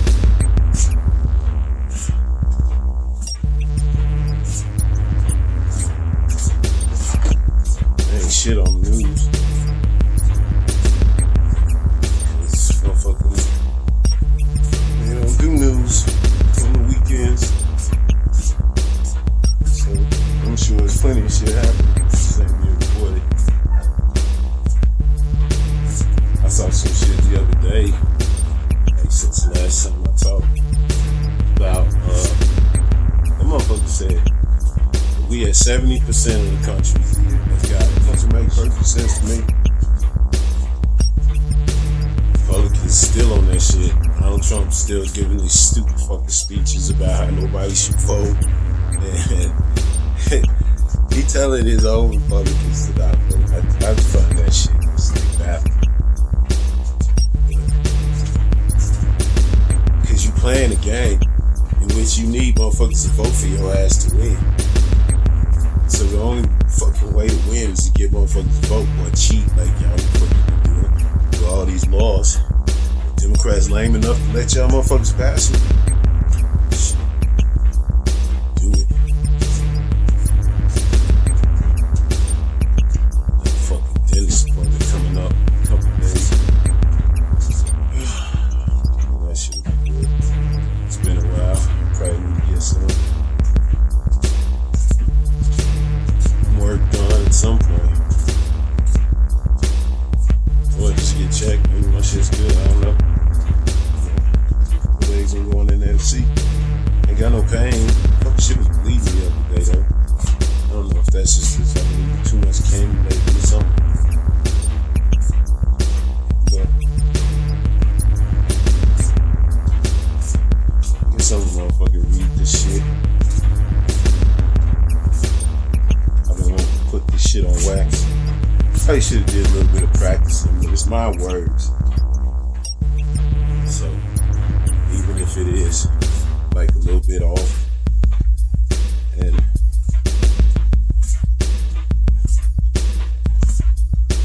like a little bit slow, I'm trying not to read so slow like I was reading that fucking Malcolm X shit also. I'm trying to read this faster, but I'm definitely not gonna try to put no stank on it. I'm just read it the way it is, even though it's like the way I feel about the shit is like I wrote it in story form. So I wrote it as I was seeing it. And as I was seeing it, my perspective changes. You know what I'm saying? So while I don't necessarily feel like I'm friends with any of these motherfuckers, I definitely don't feel like they the pieces of shit that I might describe them as in this story, because that's how I saw them at the time I was fucking dealing with these fucking motherfuckers. This is my fucking recollection. 100%. My kid wanted to know what it was like to get in some of the shit that I got into. So I fucking described it to him. Like Antonio was real interested in like where I came from, hopefully trying to figure out some of the shit that's going on with him. Then he was asking about some of the things that I got into. And I would describe it as fucking explicit as possible. I mean, he's well into his 20s, but he's still like my kid, and I really don't like know him that well to know what he can understand is like motherfucker just doing dumb shit as a kid versus just motherfucker, you know, fighting for himself and fighting for his homie. I don't know. I guess none of that really matters. It's like motherfucker wants to know. I draw from my memory, recollection of what I see. There's a lot of things that I am like not 100% sure about, especially even when it comes to Antonio. I mean, I feel like obviously he's my kid. He just looks like all my other kids. So yeah, that is not in question. But I'm just not sure how to reach out to him because he's already past the age of a motherfucker that needs his parents. Or at least way past. Like, I didn't need my parents when I was his age. So I just don't know how much to fucking try to get at him. Because I don't want to be like a burden and shit. Be all up in his business. But at the same time, I do want him to know that I give a shit. So it's like a fine line to walk. But been wanting to read this shit because I like these motherfucking stories. And I like them because I actually did draw upon like my memory really well in this story. Like, this is exactly how I saw it. You know what I'm saying? So, like, I'm confused when I say I'm confused with Antonio. It's his mom. Like, she has a different memory of what went down with us. And, man, as much as I strain my brain, I can't see it. I don't remember it like that. So, I don't know.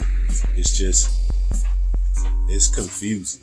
You know what I'm saying? Because I see a one night stand, basically. And she sees a fucking relationship. And I don't know. Because I was on a lot of fucking drugs back then.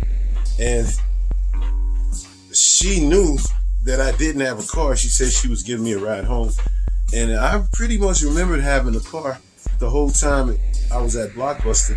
But there was a point that I didn't have a car. So, and she knew that shit. She said she gave me several rides home. But there was a lot of shit that she thought that just did not make no motherfucking sense at all. Like, I know that shit didn't happen where she was saying that she met she said she met my dad.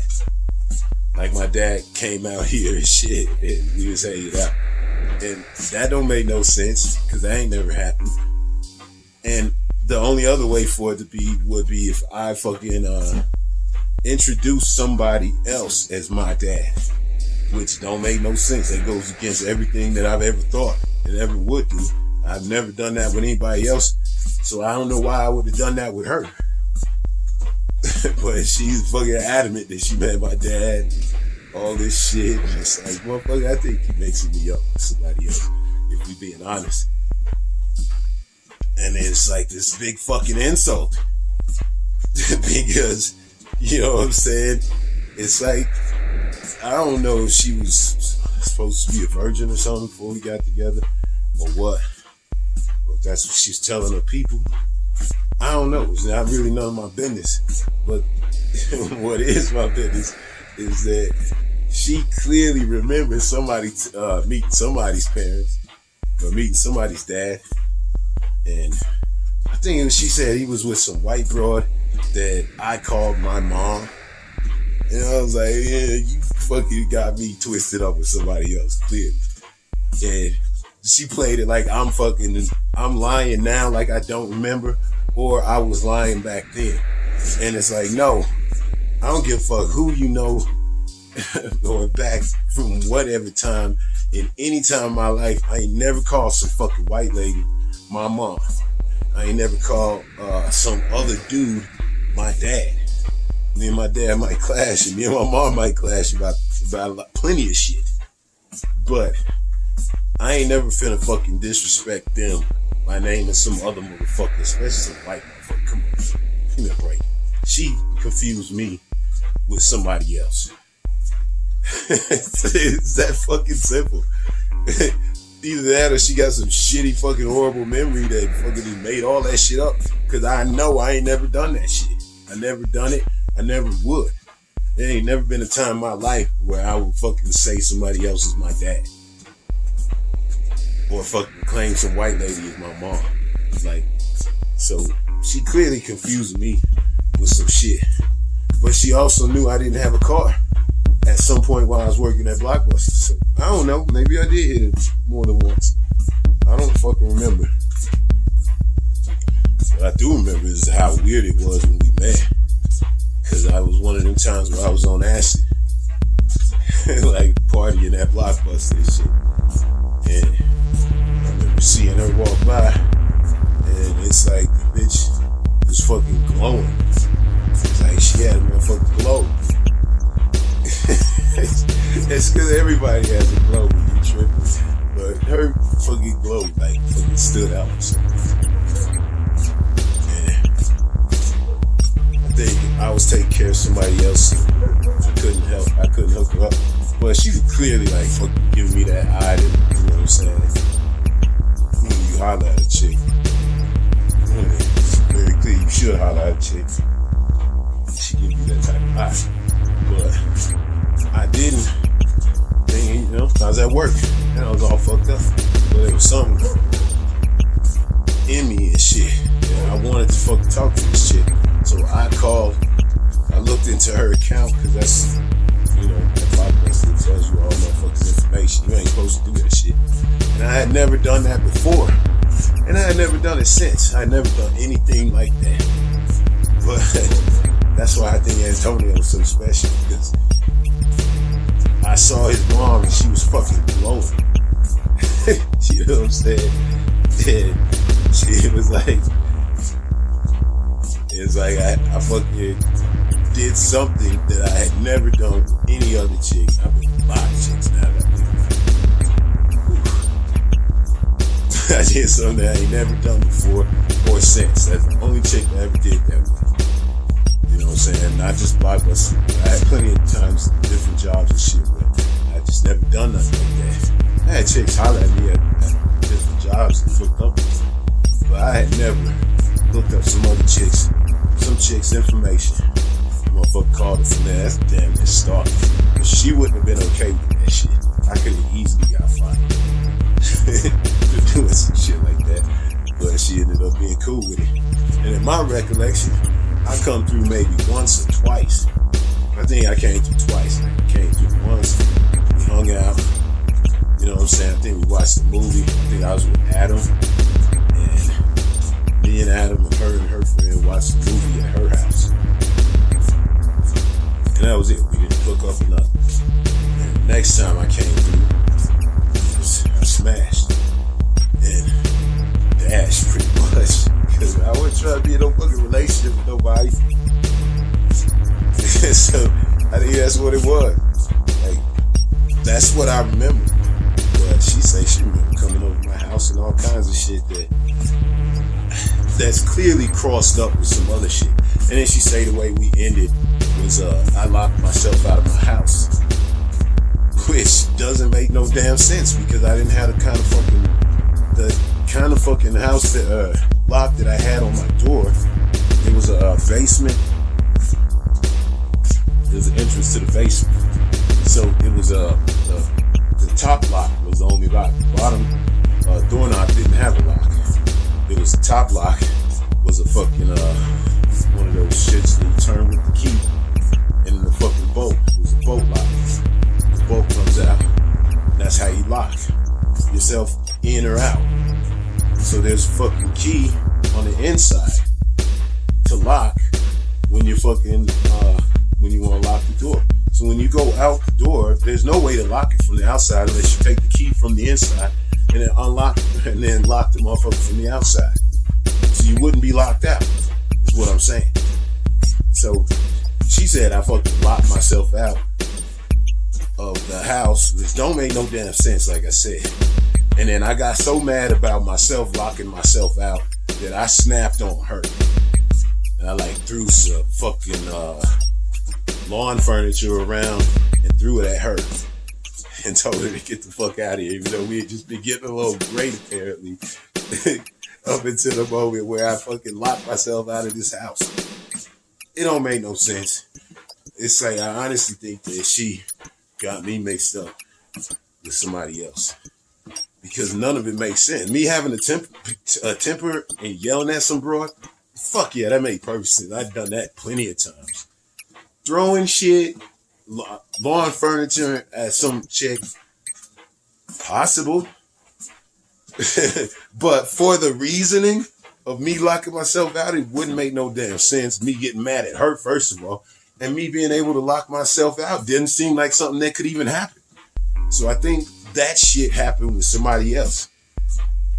And I don't remember having no fucking breakup with her, because we didn't have to break up. We fucking messed around a couple times, in my memory. When I was messing with a lot of chicks back then when I was at Blockbuster.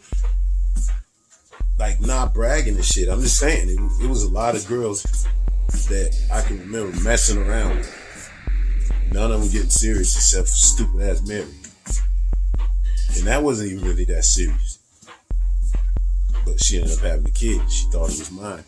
So it kind of got serious for a little bit. But that was closest that I came to a fucking relationship with Mary. It wasn't, like, in my mind, I can't remember ever fucking being with somebody more than a couple times. But she says we was banging it out for a while. So I don't know. I feel like that's something she told her parents, honestly. And then she just, that's her story, and she's sticking to it. But the shit don't make no damn sense because you ain't never met my motherfucking dad. My dad's always been in motherfucking Minnesota. You know what I'm saying? You ain't never met my mom. And I definitely ain't got no reason that I would ever say this white lady is my mom. Like, those things just don't match up to me and my personality. So I know she wrong in some things, but I don't know how wrong she is completely, because I did have a point in my life where I didn't have my car at Blockbuster. Because that fuck ass pig pulled me over and I had that dry bomb. And the fucking assholes took my car in the impound from that shit. So I did. There was a point where I didn't have a car. We banged a couple times, so maybe she knew I didn't have a car because fucking I was riding around with Adam all the time. I don't know. It's a stupid thing to fucking like get mad about, but it's like, I don't know. Because in her mind, I'm some asshole that fucking treated her like shit and basically threatened her. And that's the reason why we ain't together. And in my mind, she was just some chick that I was messing around with a couple times. And for whatever reason, the attraction wasn't there. So we didn't stay together. That's my fucking recollection. But I don't know. Shit happened. Antonio turned out probably a lot better without me being in his life, because I was wild as fuck back then. Who the fuck knows? You know what I'm saying? And I definitely didn't want to be in no relationship. So, I don't know, man. Everything turned out well. Antonio was a fucking Eagle Scout. Goddamn. Turned out to be a motherfucking graduating college and shit, all that shit that did before we ever talked. So, you know what I'm saying, this kid definitely didn't need me, but I'm glad we fucking talked and shit, and hopefully at some point we can meet up. But it is weird when you got such a different fucking recollection of what went on. Like, seriously, my recollection, seeing this chick glowing, beautiful, at my job when I was doing all kinds of drugs at my job. I did something totally out of my fucking normal personality, as, like, if I see a chick, normally I holler at her or something and shit, right to her face and shit. But for whatever reason, didn't have that opportunity, so I called her after looking into her motherfucking account. That's not something that I've ever done before and would ever do again. It was totally weird. And for her to be glowing and for me to hit her up on some shit that I would never do in a way that I would never do it before that or after that, I don't know. I just always thought, as soon as I heard that she was the one that because when Antonio hit me up, I had no clue who he was talking about was his mom. I had no clue. And then when he broke it down, that it was a girl from Blockbuster still, but I didn't know her name. It was down to like more than a few different girls. So, I don't know. I was messing around a lot. I definitely wasn't trying to be in a relationship. So it all probably turned out for the best. Especially since it sounded like, if anything, that girl was probably messing around with some other dude. And she got the fucking memories mixed up. And she don't want to admit it because she have to admit it. You know, even, I guess, admitting it to me would be like admitting it to herself. And she been lying to her and her fucking parents maybe this whole time, saying that she was in some kind of relationship. You know what I'm saying? When in reality, it wasn't really that much of a relationship. But you ain't gonna tell that to your parents, especially if they religious.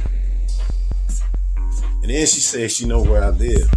I mean, she went to my crib a bunch, but she didn't go to my crib enough to remember where I live when she got pregnant with Antonio. So it's like all kinds of confusing, weird shit that don't necessarily add up. But none of that shit really matters because it's all about Antonio. Man. This shit is way more important. I mean, I ain't got no animosity towards his mom. I just feel like something don't add up. My memory, especially at that time, is foggy with the acid and shit. But some of this shit I remember quite well. You know what I'm saying? Like hanging out with Danielli, Stinkerbelli. That was around that time. You know, around that age. I don't know. Not exactly at that time, but around that time. I still remember a lot of shit from back then, especially when I was back. When I recollect shit she was talking, I couldn't recollect it. I could recollect some of the things that I remember about her. It just didn't add up with the shit that she was remembering about me, apparently. I think she got me mixed up with some other dude. You just don't fucking leave it at that. That's the goddamn crux of the conversation.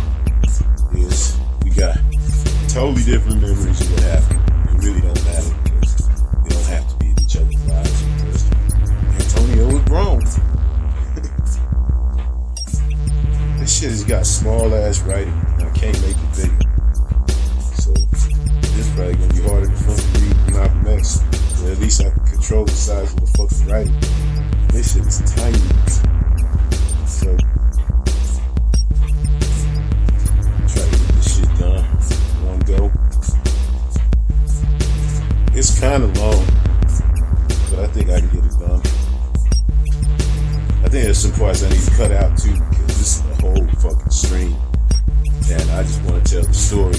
I don't necessarily need to be talking about, like when I cut away from the story and start talking to Antonio personally. I should probably cut that out. Probably should have did that before now. But I guess I can skip it. So if I gotta stop and look at stuff a little bit, it's probably because I'm skipping over, you know, Antonio's replies. I don't necessarily want to be reading what he was saying on here. And if it's stuff that's more personal, it's not necessarily about the story, I don't really need to be putting that on here either. Let's see.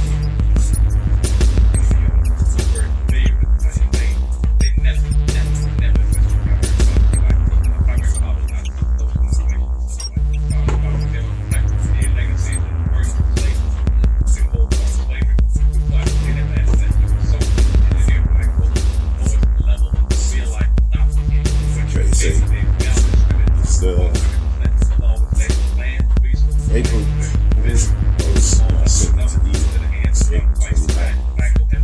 Exactly what the day is that I wrote this shit.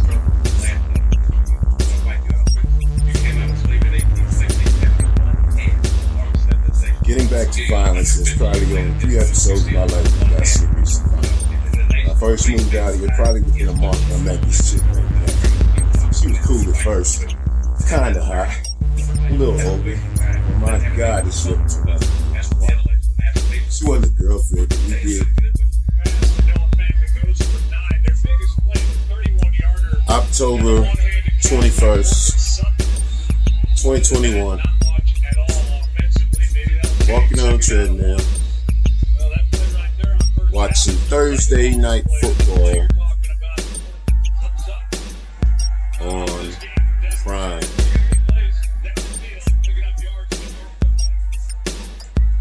It's been quite a bit of news since the last time I talked. My girl and my kids, they went on vacation. They off in Washington, D.C. right now. Checking out all the sites.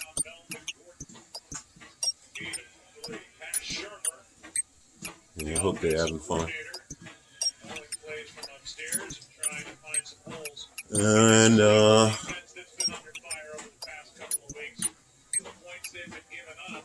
I got fucking drunk as shit yesterday, hanging out with my brother. He came over and we put down some vodka. That shit be fun for a minute, but it's like, damn, I ain't the same as I used to be. I can't even fucking party it all goddamn day. Like, really, it was miscommunication, because I told him, you know what I'm saying, my girl and my kids went out of town. You should come over and drink with a nigga. You know what I'm saying? Thinking that it would be like he would come over at some point this week, most likely this weekend and shit. But I did kind of leave it wide open. And he just came over right away. But he did say, he was like, I'm there. You know what I'm saying? I'm thinking that's just, you know, he's going to come through at some point. But I guess that meant he was on his way. I'm off walking the stupid dog. He hits me up talking about he's already at my house. Like, God damn. So we pretty much spent, like, from the afternoon on, like, drinking. And about probably 9, 10 o'clock, I got sick of drinking. And I was fucked up. So I stopped drinking, but he kept on drinking. And it's like, we had like some really good conversations, but after a while, it's that drunk conversations. You start talking over each other and nothing's like really getting said. It's just different thoughts get put out there, and then as soon as I say it, I forget what I'm talking about because I'm drunk as shit. As soon as he says something, he forgets what he's talking about. So it just, I don't know. The shit devolved into the point where it was like he kept drinking and I stopped, you know, trying to sober up because it's fucking Wednesday. You know what I'm saying? And we can't be motherfucking, or I can't. I'm used to always being around my kids and shit, and I ain't be trying to be drinking around them and shit. And if I do drink, it's typically once in a while on the weekends. Like very once in a while. I'll go months, sometimes years without drinking anything. But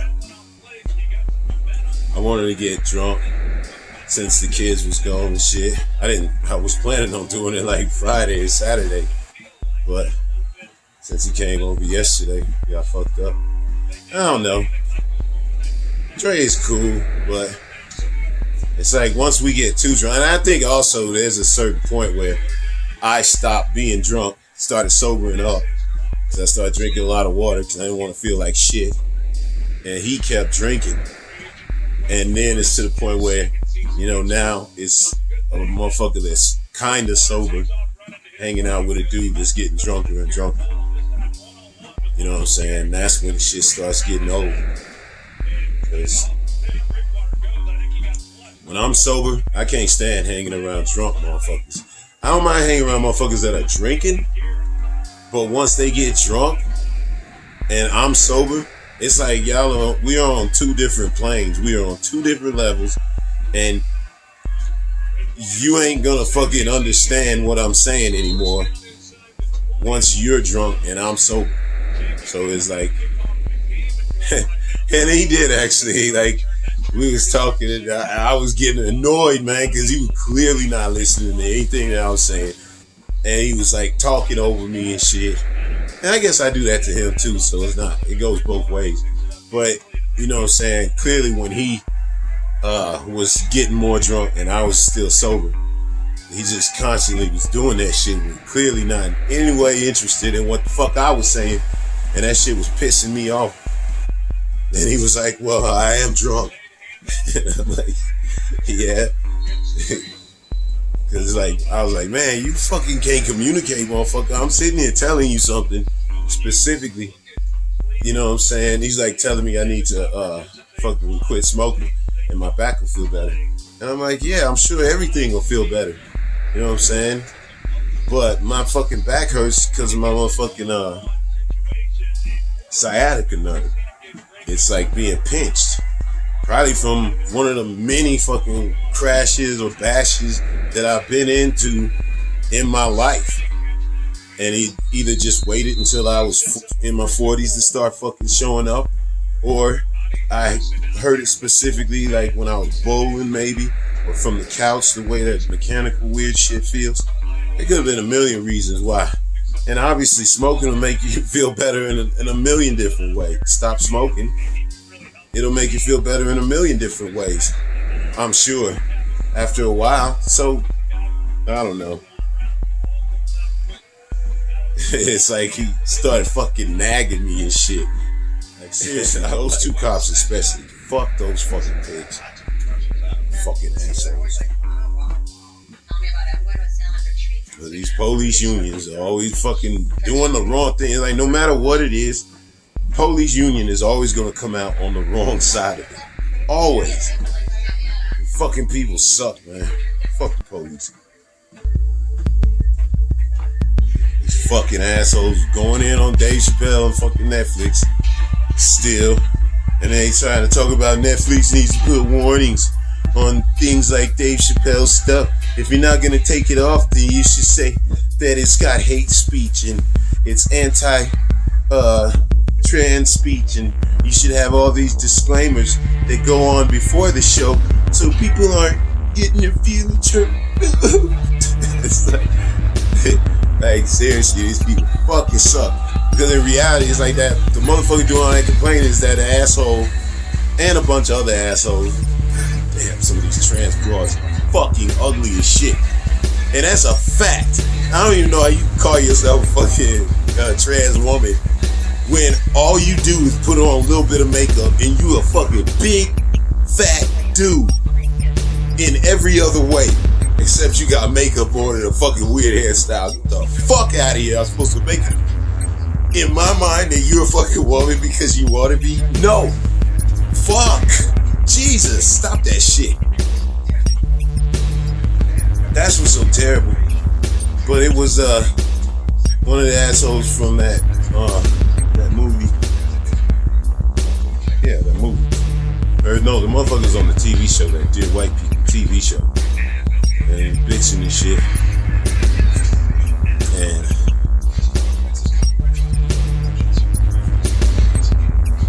the motherfucker was bitching. And the reality is those fuckers sneak gay shit into black movies. Like that fucking Dear White People was a black movie. Listen to the name of the fucking title. Dear White People. It's starring all these black people. But in the end, it turned out to be about gay motherfuckers. It was a gay black movie. And there wasn't no warnings. There wasn't no trigger warnings. There wasn't no warnings that if you're watching with your kids, a couple dudes are gonna start fucking making out, even though you think you're watching some shit about black people. So if you want to put some real fucking warnings that can help out society, put some fucking warnings that say, hey, this is some gay shit. Obviously you don't gotta say gay shit, but you put nudity warnings, you put violence, language, sexual situations. You should put gay sexual situations on there too, so motherfuckers know what they about to get into and don't get fucking blindsided. Sitting there watching this shit with your little kids. That would be a much better use of your fucking time. Netflix. If he's stupid enough to put up fucking warnings about, oh, this might be transphobic and hurt your fucking feelings, which you know what? I'm fine with. But you should definitely put, you got strong sexual content, you got sexual content, you got adult content. You should have gay adult content, strong gay content, strong sexual gay content on there too, for warning, so motherfuckers can say, you know what? I don't want to fucking watch that shit. All these fucking trannies would be like, oh, hell no. Hell no. If you're gonna do that, you should put up fucking warnings when there's goddamn interracial. And I bet you that's what they would say, because they a bunch of racist motherfuckers. That's what's truly in their fucking heart. That's why they so bent, because motherfucking he wasn't saying, Dave Chappelle wasn't saying nothing that wasn't real. He was just saying shit that was hurting their fucking punk ass feelings and shit. Because they fucking delusional. The dude that I seen that was representing fucking trans people against this fucking Netflix shit, I'm telling you, man, this dude looked like a linebacker with a funny haircut and some fucking makeup thrown on. And I'm an asshole for not seeing that dude as attractive? Get the fuck out of here, man. Just going too fucking far. I was watching Rick and Morty. That one episode where they're visiting all these planets that are going into the apocalypse. And fucking someone come out with a skate on her head. She wearing a fucking ice skate on her head. She got a fucking lit joint up her nose. She said, Grandpa, what the fuck? Her eyes are all red. That's one of the funniest shits I ever seen, man. I mean, that fucking cartoon it's stupid as shit, and it gets a little bit weird, I mean, to say the least. But man, that's one of the funniest shits I ever seen. Colin Powell died a couple of days ago. I don't really know how I feel about Colin. I probably kind of feel about Colin Powell the same way I feel about Obama. It's like he ain't as bad as Clarence Thomas, but you know what I'm saying. I find it hard to, respect any black Republicans. I mean, any Republicans, period. But you know what I'm saying. I find it hard to just, you gotta fucking do a whole lot of ass kissing to be a black motherfucker to raise up that high in the Republican Party. So I'm just saying, I don't know. But he ain't as bad as a lot of them, so, there's a lot of these motherfuckers on the left, well, a lot of these liberals, giving him his flowers. The Washington football team, a bunch of fucking idiots, run by a fucking moron, a racist piece of shit. Like, he's like throwing a tantrum instead of just giving his team a new fucking name. It's like he's gonna be a baby about it. Well, if I can't call them Redskins, I'm not gonna call them nothing. Fucking dick. These people suck. The fucking Cleveland Indians with that fucking awful goddamn mascot that was easily just as racist as the fucking name Redskins. They changed their name last year after the fucking Redskins did it. And they just changed their name from the Cleveland Indians to the Cleveland Guardians. Shit, you can still use the IANS in the motherfucker. So, shit, you can use the D. So, it made perfect sense, and they just did it. They didn't make a big fucking whiny thing about it. They're like, you know what? Motherfuckers is right. We should have done it a long time ago. We gonna do it now. We changing the name Cleveland Indians. And then, like, it's a couple days later, if that, they was like, we're gonna be the Cleveland Guardians now. Bam. That's it. Anybody want to bitch, go ahead and bitch. The bitching will be over by the time we start playing. Fucking Washington football team gotta keep on with this stupid ass shit that just reminds you that they are the Redskins and that they're pouting and throwing a fucking tantrum because they've been made to change the name. That's one of the things John Gruden and his ilk running around bitching about. Yeah, they gotta change Washington Redskins name. I like that name. There's nothing racist about it. Fucking douchebag white motherfuckers trying to tell motherfuckers what's racist and what's not. Quite ridiculous. 5 people in Christian Cinema's staff quit They like, bitch, you are a fucking roadblock and we are not working for you no more. Which is like, damn, you're so brave. Finally fucking figured it out that this chick is an asshole after months and months and a couple of years of this crap. The shit that she do. So it's not like profiles and bravery, but her whole staff, if these motherfuckers believe in goddamn the shit that she said when she was trying to get elected, they should all quit on her ass because she was a fucking liar. Christian Cinema is a fucking lying piece of shit. Pretended to be a goddamn lefty and couldn't wait to fucking insert her in goddamn herself in Mitch McConnell's ass crack. Fucking bitch. And then bitch ass fucking Joe Manchin. This dude, I swear to God, this dude sucks. And fucking Democrats suck for having him. This asshole's like, no, Biden might want the president, the leader of my motherfucking shit, might want 3.5 trillion, but I'm not comfortable with nothing more than 1.5. Okay. But who the fuck are you other than one fucking asshole in charge of in charge of the shittiest run state outside of motherfucking Mississippi? Fucking Joe Manchin. Just clogging up the works for the Democrats. The stupid ass Democrats put up with that shit. Fucking Joe Manchin. Fuck ass fucking Christian Cinema. Fuckers deserve it. They fucking finally, after a whole bunch of lame ass bureaucratic procedure, Congress agreed to fucking indict stupid ass fucking Steve Bannon. Is that his name? Fucking Bannon. Trying to motherfucking claim executive privilege because Trump wasn't fucking president. Fuck out of here with that shit. If the Democrats would have fucking took that shit, my God, talk about fucking shame on them for the rest of history. So now they agreed that he should be held in fucking criminal contempt.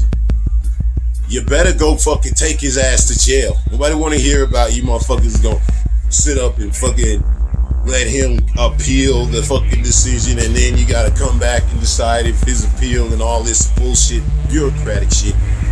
You told him, get your ass here in fucking court. He said, bitch, fuck you and your punk ass court. You said, okay, now you're in contempt. Anybody else gets held in contempt, they get thrown in jail immediately. So ain't none of this bullshit. You go take that motherfucker to jail and you shut the fuck up with y'all weak ass bullshit.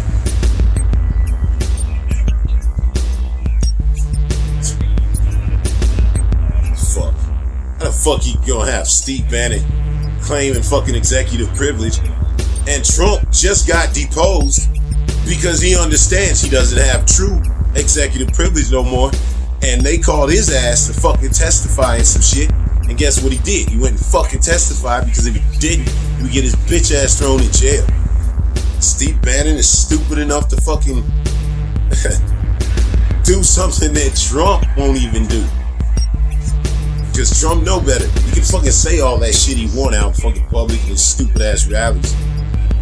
But in reality, he don't want to go to jail no more than anybody else. So he talking that shit, but when it comes down to actually having to follow the rules or go to jail, he went and fucking got deposed. He followed the rules. It's a joke the way he gets these dumb fucks to fucking do shit that he won't even do.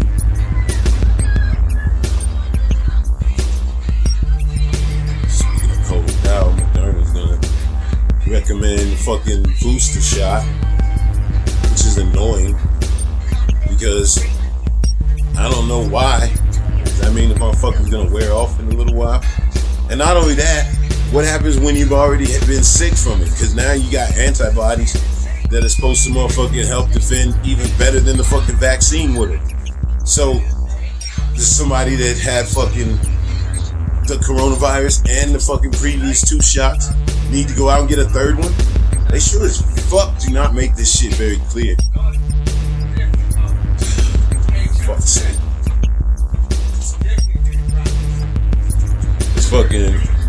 Michigan dude. He's like a protester, what they call a water protector in Michigan. He was like, there's this pipeline that got shut down, but the fucking company that owned it, they refused to fucking shut it down, and they were like trying to tie motherfuckers up in court so they could just keep that shit going. This dirty fucking pipeline going that sprung 33 leaks over the years. This fucking just polluting everything around it. That's why motherfuckers don't want these fucking pipes running through their shit, because these things fucking pollute. This thing has never been shut down and has fucking broken down 33 times. You can't trust these fucking people. So this dude was like,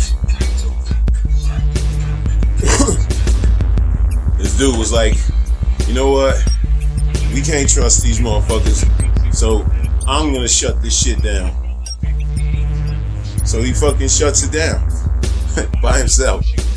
He like fucking breaks into the thing, turns the lever with kind of a tool, and then he fucking takes a goddamn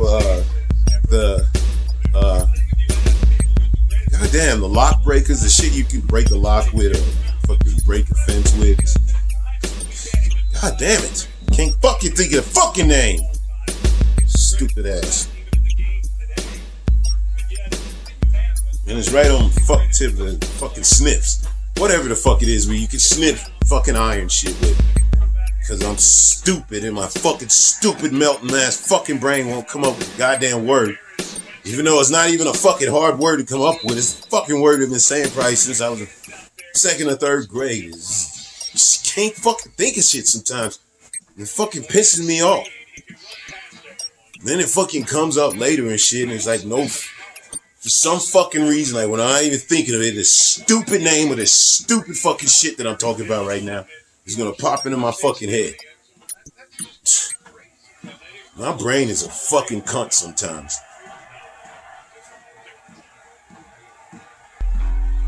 So anyway, the asshole takes, or not the asshole, but he fucking turns the fucking shit off with the lever, and then he fucking takes the goddamn big ass snips, because my stupid fucking brain takes the shit and they fucking snips off the goddamn fucking shit, so motherfuckers couldn't even turn it back on if they wanted to.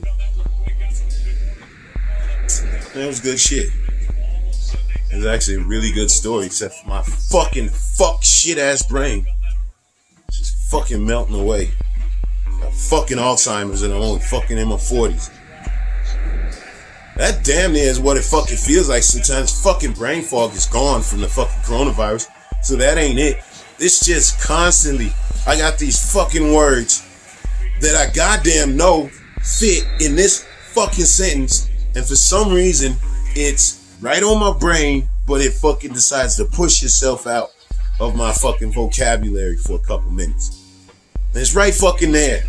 It fucking pisses me off. And it's not snips. Snips are fucking roses. This is for fucking cutting iron. Cutting through like gates, cutting through like locks, and it's very fucking obvious what the fucking word is.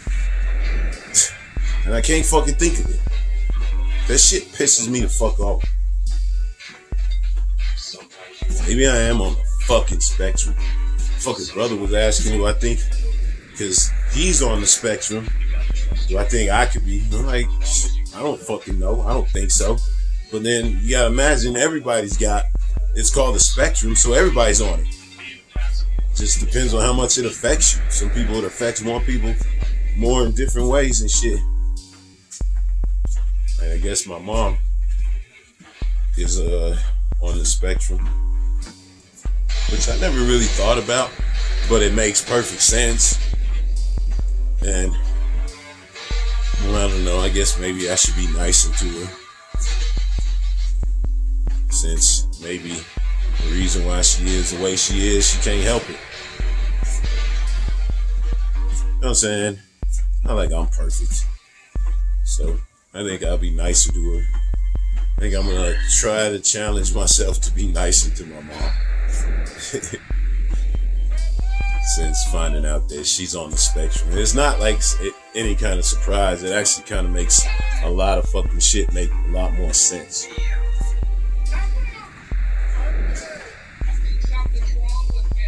So, yeah, I'll be nicer to her.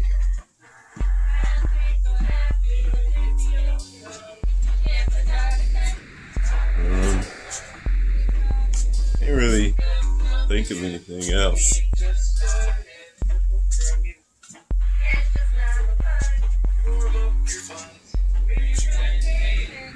Oh yeah, that fucking Brian Laundrie dude. Just like I fucking said, I nailed that shit. That motherfucker turned up dead. They found his remains. And they was so fucked up. And this ain't been that much long ago. The dude's probably missing less than a month. And they found his remains, and the only way they could fucking identify him was through his dental. So he clearly got fucked up. And then he fucking they probably tortured him, fucked him up. Goddamn, he confessed to whoever was torturing him out in them fucking woods in Florida, just like I knew, out in the swamps. He tells them where Gabby's remains are. They fucking call it into the cops anonymously, obviously. And then they fucking kill him. Don't know why or who would do it. There's so many suspects. It ain't even funny. But that makes way more sense than he was just go disappear. Fuck out of you. You know how hard it is to fucking disappear when motherfuckers are looking for you that hard? That dude got snatched up. So yeah, I was right. I mean, I don't know. They'll do a medical exam and all that shit, I'm sure. They found out that she was strangled. He strangled her. And I'm sure they'll fucking find out how he was killed. But to me, if you've been dead for a month, a motherfucker should still be able to recognize you without having to fucking do dental shit. So if they had to do dental shit, then they fucked that motherfucker up. And it was found near his bag and like not too far away from his car and shit like that.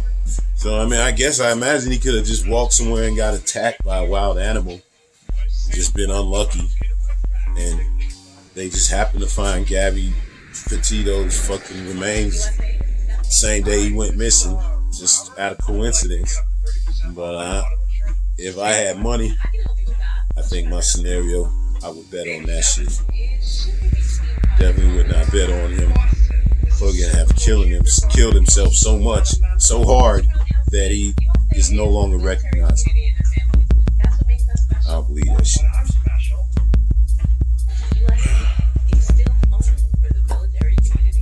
And that's about it for the goddamn news since the last time I got to Europe. It's good to hang out with my brother. I don't know, man. Maybe I don't know. It's just been so much bullshit that it's hard. And not only that, it's like we ain't in our 20s no more, so partying all night and shit, especially in the middle of the week, it just felt weird. It felt like, you know what I'm saying? Come on now. We in our 40s. Shit, that nigga turned 50 this year. And you want to motherfucking drink all day, it's one thing, but to drink all day and night on a fucking weekday, that just felt weird. So we clashed a little bit. I clash with everybody a little bit. It's just how it is. Maybe I'm the asshole. But I'm glad we hung out. I'm even glad I drank. Like, it's good to get fucked up every once in a while. Get a motherfucker. Clean this motherfucker up. And then before I ride on my scoot, we was riding around drunk on the fucking scooters yesterday, which was weird as shit, man, because that motherfucking sit-down scooter I got, the Evercross, it's already goddamn like slippery a little bit with the solid tire. But when I was on that motherfucker while I was drunk, man, I was all over the fucking place. I was surprised I didn't crash. I think I came a little bit close, or at least I got a little bit closer to somebody that was riding their bike past as we went on the trail, which was fun. But man, Drake fucking scooter is so fucking slow. I mean, his scooter is slow as shit. Like, I think a maximum was 13 miles an hour he could go. And I think because it's like a piece of shit and they ain't got no shocks, I think his fucking top speed was like 8 miles an hour. And it's like, I don't even think I could, like, I was trying to fucking slow down so he could, like, keep up. But it's not safe because I don't got no mirror on the Evercross. And when you slow down on the Evercross, you know, you're sitting down, so it's easier to balance. The faster you go, the easier it is to balance. The more on balance you are, unless you, like, get panicked and go off balance. But when you're going slow, it's like when you're riding a bike slow. It's not easy to, it's harder to balance. So I'm all drunk, trying to go slow so this motherfucker can keep up, and constantly looking behind me, which ain't safe. That's why you should have a mirror. I don't have a mirror on the Evercross. This is a bad situation. As much as I like riding with other motherfuckers, I don't like riding with other motherfuckers when I have to go all slow, so they asses can keep up. Like, I think I'm gonna be looking to go riding. At least not going riding through no trails with Dre no more, because it's unsafe trying to go all slow, so some slow motherfucker can keep up. And I don't know if this shit is just a piece of shit, but that motherfucker costs as much as my G4, that GoTrax. And the GoTrax goes 20 miles per hour, well, it goes 18 miles per hour, even though it says 20. It gets up to 18 according to the fucking radar.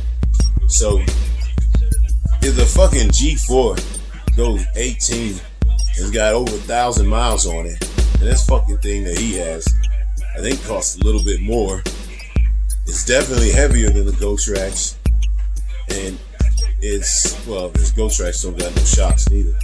His shit ain't got no shocks at all, and he fucking hit a goddamn pothole that I actually saw. I told him, I said, hey, the fucking pothole, watch out for that, because he has shitty lights on the motherfucker too.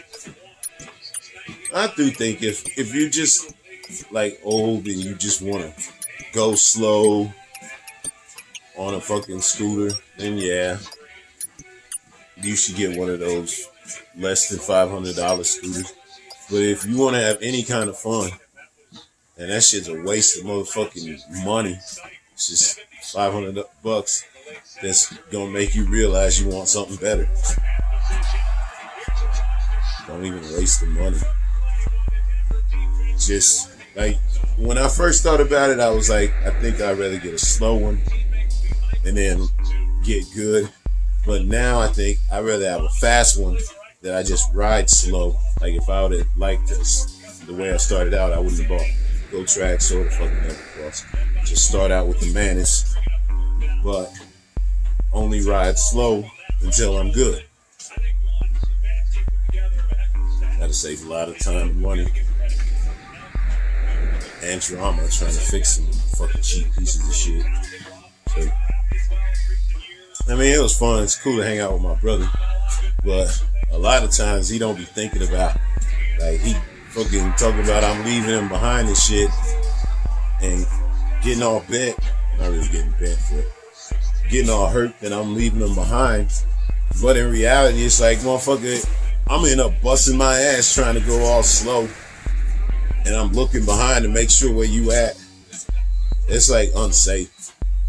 So I mean, if he wants to ride one of mine, maybe we could go out on the trail. Well, I don't know if he likes to go fast. I think he likes the scooter for, you know, just chilling and shit like that. And I like it for chilling, but it's like, motherfucker, if I can walk pretty much as fast, I can walk like I know for a fact that 8 miles an hour is just like a fucking jog. It's just a jog. So I'm not trying to fucking be riding a scooter the same speed. I could be just jogging. Like, that's ridiculous. But that's what he was. I think that's what he's more into. So I mean, I don't think it's ridiculous that he's into it. It'd be ridiculous for me because I just do not like that shit. And let's see. Yeah, that's it. October 21st.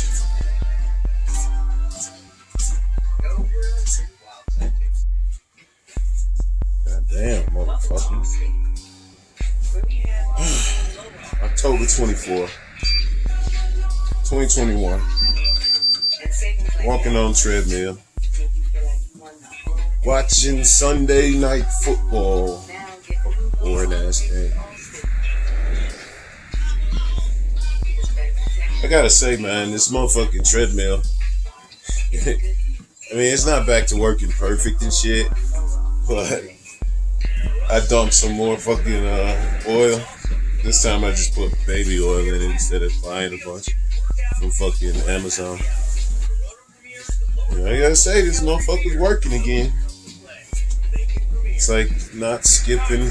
I mean, it's still janky if it's going too slow or too fast, but it has been. Clearly, the fucking problem is it needed to be oiled, basically.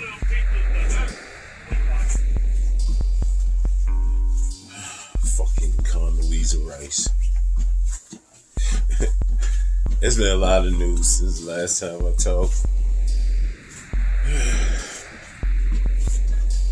I said I was gonna stop calling her Condoleezza Rice. The Dave Chappelle used to call it that shit, but he was playing that black dude that was in the Klan, in the KKK. Condoleezza Rice. Sounds like some kind of foreign dish. Wow, it really turned out great. Sounds like some kind of dish from foreign. You know, I can't imagine what it would be without them. This bitch, goddamn, trying to motherfucking impress her fucking masters. Republican black boy. Fucking disgusting, man. Goddamn, when you see these motherfuckers like in real time, get out there stepping and fetching.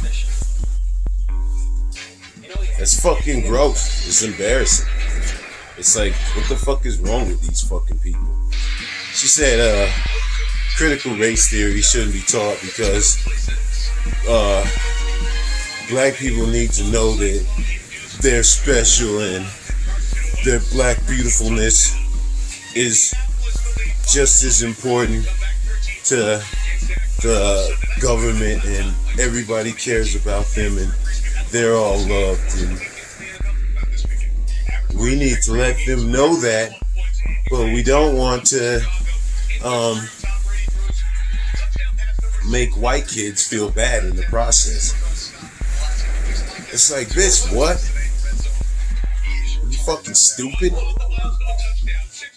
It's like, what does one thing have to do with the other? Making white kids feel bad.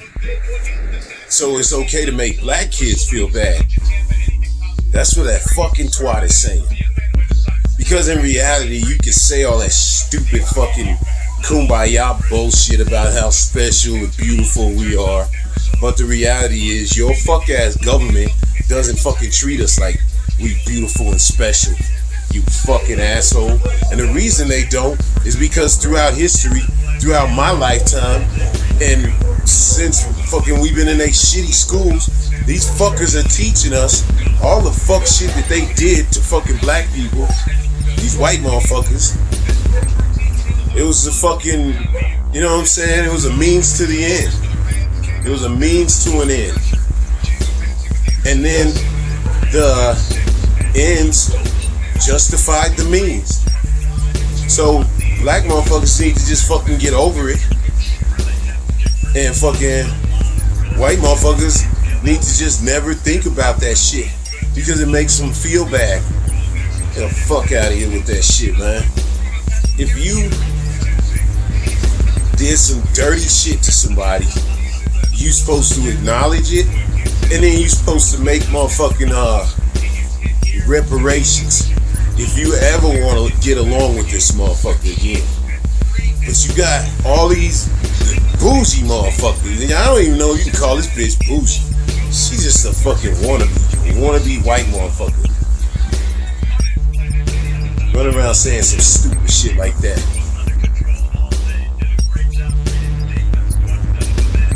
I know why I don't like fucking critical race theory, because it's doing exactly that. It's trying to fucking pet these motherfuckers for all the fuck shit they did. There's the fuck shit that they got up to, as I said before. So I don't really want to get that deep into this shit. It's not fucking theoretical. It's factual. So you don't need to call it a theory at all. That to me is coddling these motherfuckers.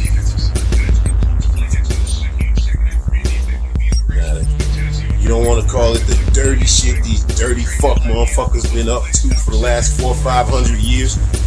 You can call it something else, but you damn sure don't need to fucking call it fucking theory. That's the fucking problem I got with this shit.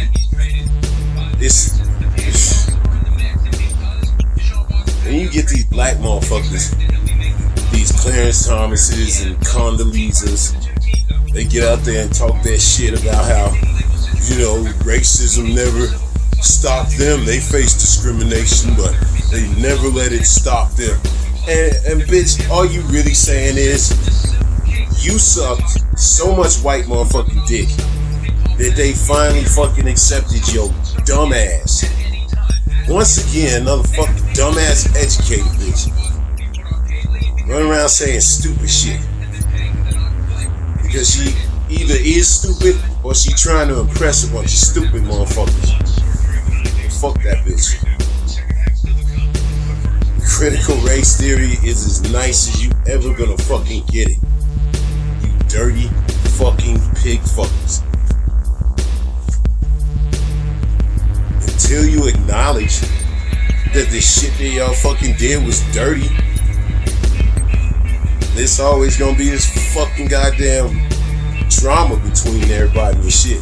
These motherfuckers is doing you a favor by calling it a fucking theory. And even that ain't good enough. Fucking dirty rotten peckerwoods with your fucking disgusting black pets. Fucking Condoleezza. Fuck that bitch.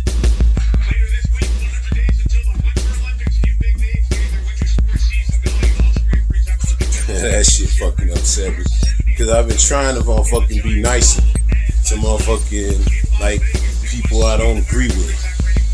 But it's fucking hard, man. These fucking people suck. And I know I ain't fucking perfect and shit.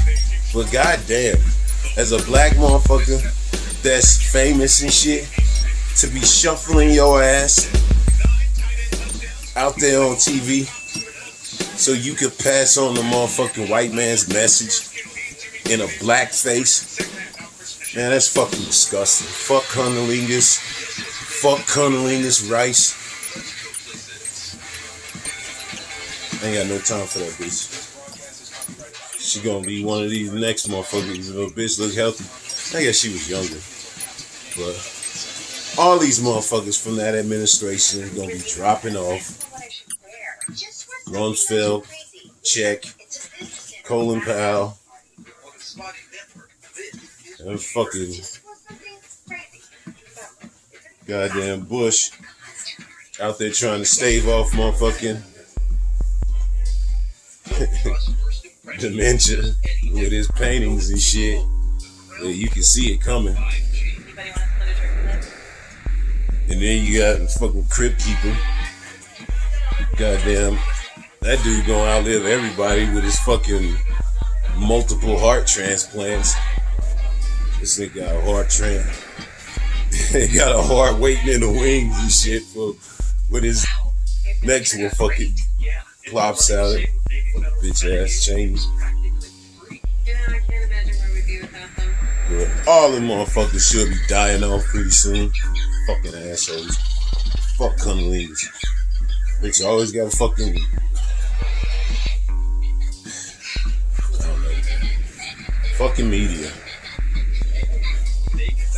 That motherfucker suck, man. And then pushing that bitch's agenda like it ain't fucking offensive. Pushing that bitch's words like that shit ain't fucking offensive as fuck. Because what she is really saying is, because she knows that motherfucker, she can say that shit all she wants about, oh, black people, we love you and all that shit. But it's not what you say, it's what you show. And what you show is fucking just constant, all kinds of dirt. Done in the name of race. Fucking dirty motherfuckers. Then you get these bitch ass black motherfuckers go out there and fucking stick up for that shit. As I said, there ain't no way you rise up in the fucking Republican Party as a black motherfucker without sucking tons of dick. Whether metaphorically or in that bitch's case, I think it's real. Fucking literal. Cause you say something that's stupid. You got dick on the brain.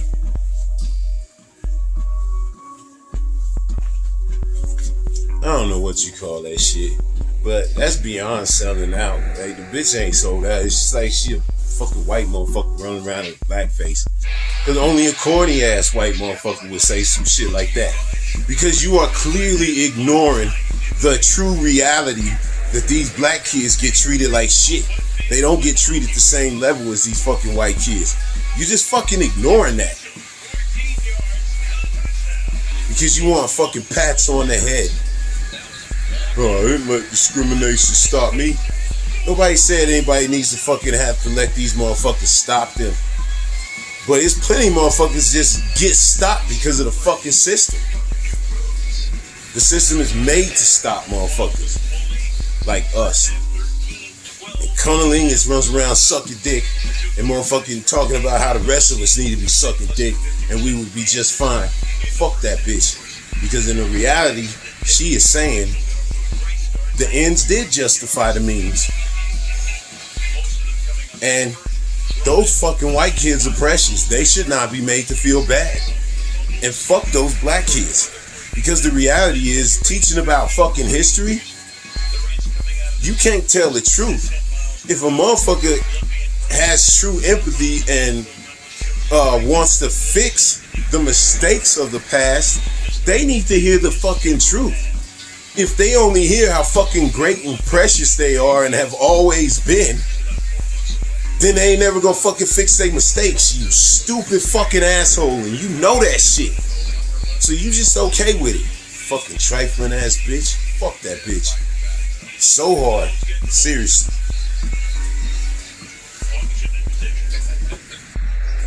Trash bitch.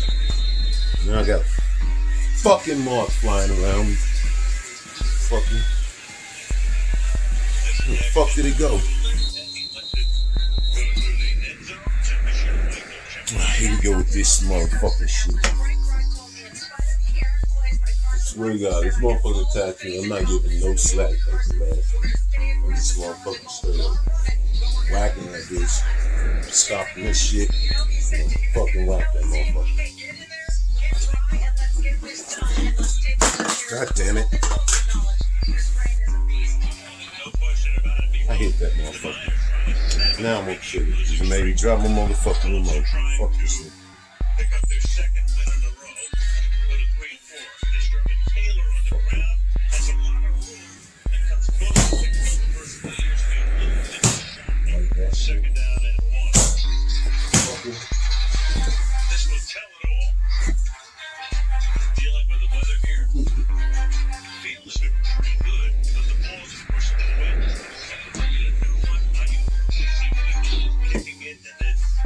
Yeah. See, usually I don't like fucking killing insects and shit, except for like mosquitoes and bees and like motherfuckers that are like mean and bite. But last time, you know what I'm saying, them motherfucker was up in my face, flying all up in my shit, and I was fucking off, almost failed a couple times trying to deal with that shit. I just ain't gonna do it no more. One of these motherfuckers get in my face, I'ma just kill him. Now if I'm outside, ain't doing nothing, and they flying around, then that's different. But when they getting in my face and I could possibly motherfucking hurt myself and shit, fuck that shit. I ain't motherfucking looking out for a punk ass insect that's clearly all up in my face because that's their aggression shit. Like they being aggressive. It's like, motherfucker, you being aggressive with somebody that's so much bigger than you, you kind of fucking deserve to die.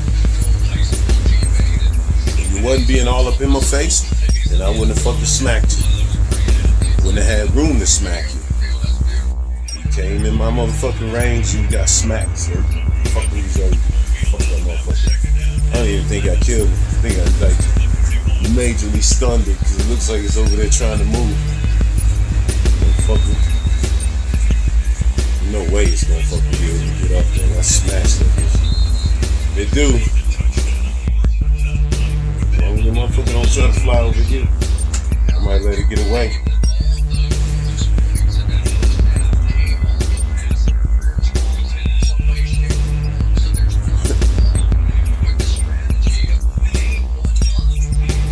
I wonder how come they don't use replay at the end of the game, like when they motherfucking freeze the kicker and shit. Like, you know they practice that shit in practice. You know what I'm saying? Putting them under pressure and freezing them and shit, and then they freeze them for the amount of time that a timeout is. But I'm sure what none of them do, I think they do that especially for the young motherfuckers, but I imagine they do it for all of them. I know I would if I was a coach. You know what I'm saying? They do that shit because they know what's gonna happen in the game. But what if, like, say you got a replay left over, you got your timeouts and all that shit, before the kicker about to come up and kick. And instead of waiting for when he's about to kick it like he knows you're gonna do, and then you call the timeout right before he kicks it, instead of doing that, what if you fucking threw the flag, threw the challenge flag? And you'd be like, because you can challenge anything as long as it's within what happened in that play. So you can challenge the spot almost every time. Even if the spot is right on, you can be like, nope, I don't think he made it that far. You know what I'm saying? So, right when the motherfucker's about to kick it, instead of motherfucking letting him, basically time it like he would in practice because he knows how long the timeout is, you fucking throw the fucking replay flag and say, I want to challenge the fucking spot, which is guaranteed to take a lot longer than a motherfucking timeout. And it'll be just so different, you know what I'm saying, that it's bound to throw off a motherfucker at least once or twice until motherfuckers get used to that. People figure it out. Man, I wonder how come ain't nobody ever done it, because there's plenty of time when motherfuckers got timeouts left over and they got replays left over. And they just sit there and fucking let it ride. They like, fuck it, I'll just call timeout because that's what they're used to doing. Or they'll just let them run up and kick it, which I think is the worst shit to do ever. Because if you go motherfucking do that shit at the end of the game, especially when you think about it, young motherfuckers, all they do is walk up and kick. You know what I'm saying? They get ready, they fucking line it up, and they do their thing, and then boom, they kick. That's all they do in practice. And then for a little bit of the time, they fucking get, froze. Right when they're about to walk up and kick it, they'll call a timeout in practice, and they have to fucking wait for the timeout link But I just do not believe that there's one team in the NFL that's practicing being froze by a motherfucking instant replay challenge. And it's gonna be the end of the game if the motherfucker kicks it anyway. So you don't need the motherfucking challenge, just like you don't need the goddamn timeouts. You don't need to be leaving the game with them motherfuckers. So you just use it if you have it. I'm not saying you like save it to the end of the game. I'm just saying if you have the motherfucker, use the replay instead of the motherfucking timeout just to shake up their timing. Because it's easy to fucking practice the timing of just walking up and kicking it. And it's easy to practice the timing of being frozen and waiting through a timeout. But it would never be easy to practice the timing of a replay, because a replay is always going to take different times. Some of them motherfuckers take forever. Some of them motherfuckers are pretty quick. But it would definitely be different than a timeout. And I wonder how somebody hasn't tracked that shit at some point.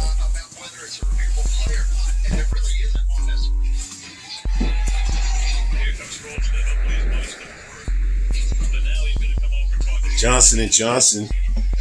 I wrote this shit down because I got some shit I want to read.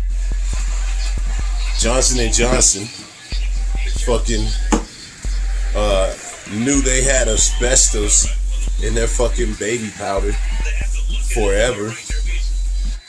And they just been sitting around letting fucking people put that shit on their babies and on their feet, knowing that shit is fucking littered with fucking asbestos.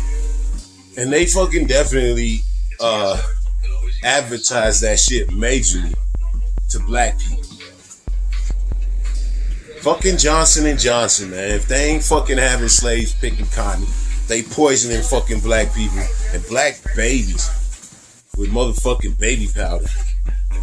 I never liked fucking baby powder and shit. I don't think I was subjected to that shit that much.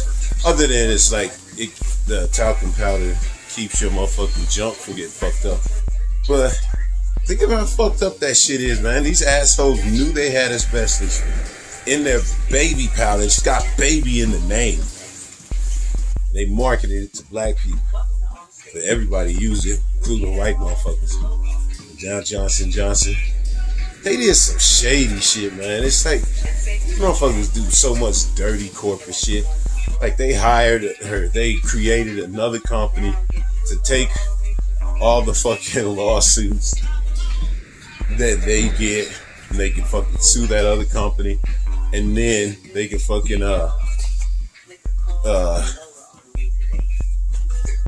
call bankruptcy on that company.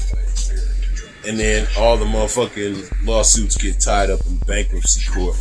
Like, they had this shit ready beforehand because they knew the shit was going to hit the fan at some point. That's why you would do some shit like that. And how motherfuckers shit like that is legal is beyond me, because it sounds very fucking transparently guilty of some shit. So I'm going to go out and fucking do this over here. Fucking see that shit. But rich white motherfuckers. You do whatever the fuck you want. Rich white motherfuckers. Dirty motherfuckers that got their money from fucking slavery. Still let these dirty motherfuckers run around. Making all this money, and now it's not only was they fucking having motherfucking us as slaves, they poisoning our fucking babies. Bitch ass motherfucker. Johnson needs to fuck go, man. Somebody should blow that motherfucker up. They fucking headquarters.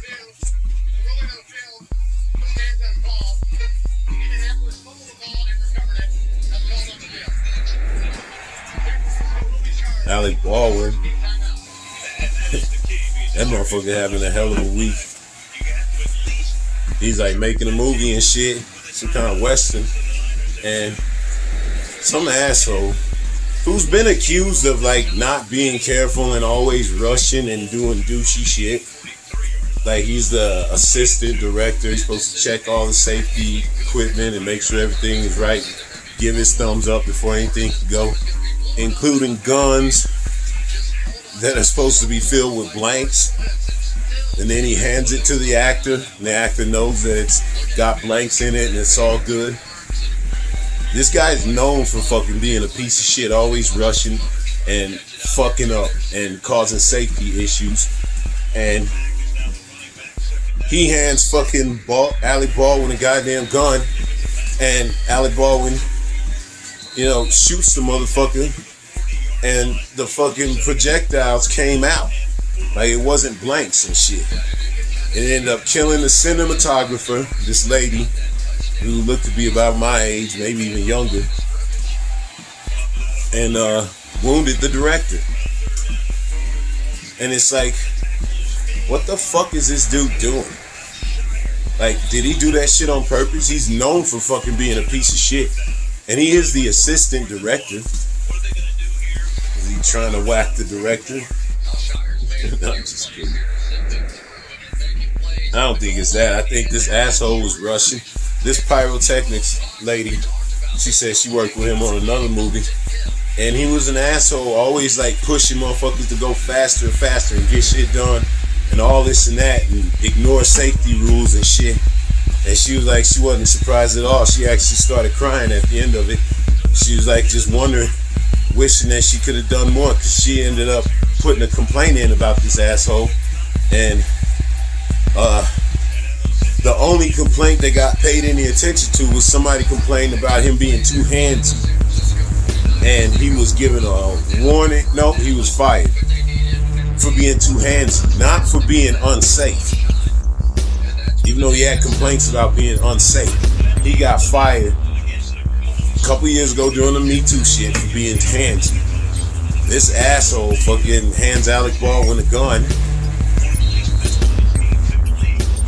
and Alec Baldwin ends up killing a fucking young lady, a lady, and fucking hurting another dude. Hurting a dude and killing a young lady.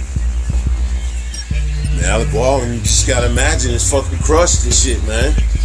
You don't fucking be like trying to motherfucking go into acting to actually motherfucking really hurt and kill somebody.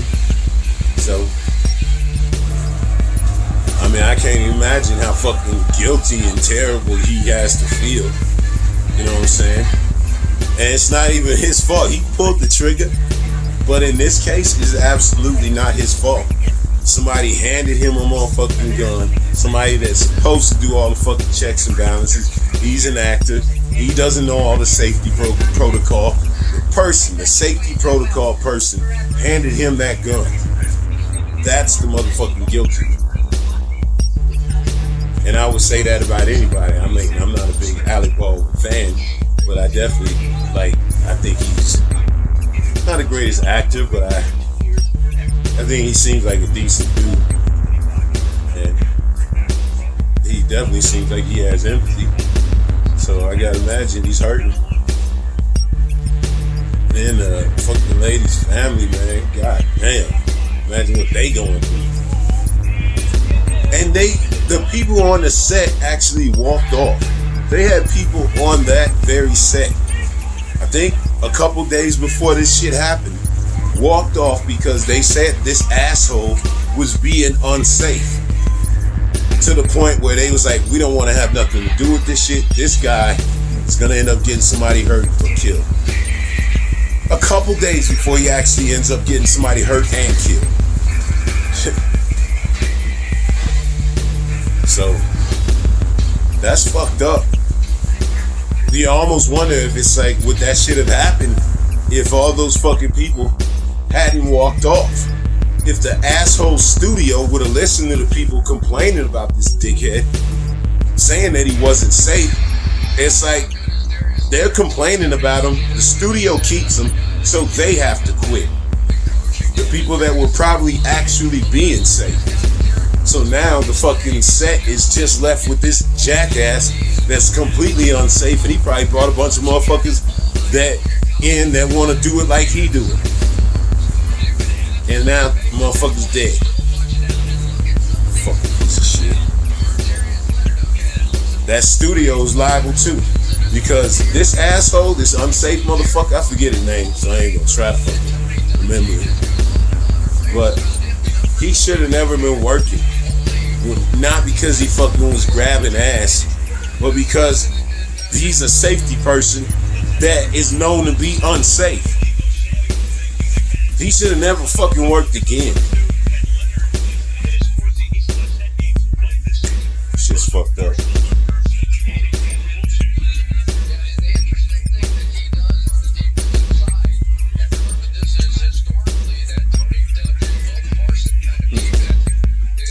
Ahmaud Arbery's trial has already begun, as far as like the picking out the jury and shit.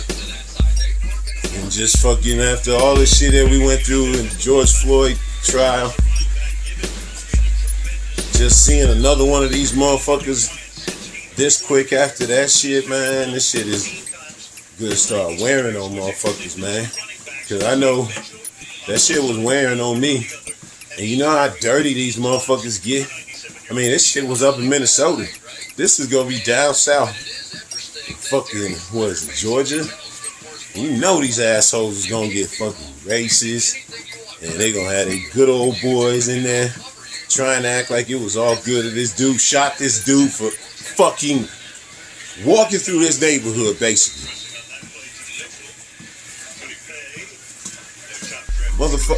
Jogging through his neighborhood. Wanna fucking try to blame him for motherfucking breaking in somebody's shit who wasn't even complaining about any break-ins. Just didn't like to see no motherfucking black motherfucker running through their shit. That's all it was. How dare this black motherfucker think they can come up in my motherfucking neighborhood? So they fucking chased him down, hunted him, put it on motherfucking video, killed this motherfucker. And then the fucking pig prosecutor tried to fucking let him get away with it. Tried to let him escape. First, she motherfucking tried to put another goddamn prosecutor in charge of the case that was like super friendly. And then she tried to have it dropped all the way. And then somebody else had to come in and name a new prosecutor, and then it was looked into what she was doing. And that's how that bitch got charged. So it's just dirty, man. The whole fucking system is so trash. I've been over how fucking trash the system is. But man, when you see it in real time, it's like,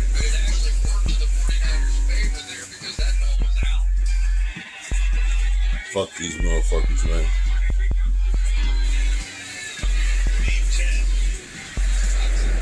What did Charlamagne say? Charlamagne said, if the truth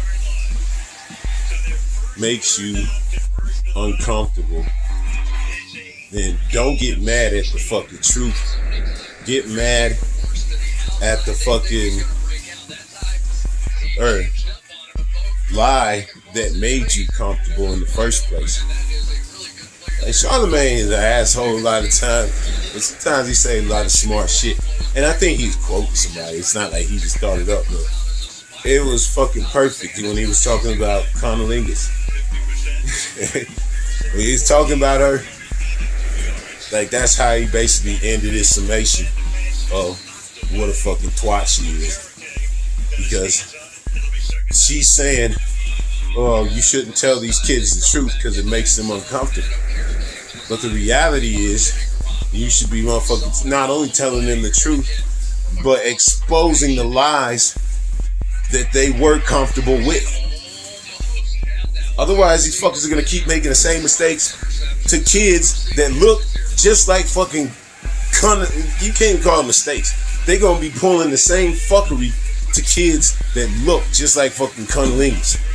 And she out there fucking defending that bullshit. If the truth makes you uncomfortable,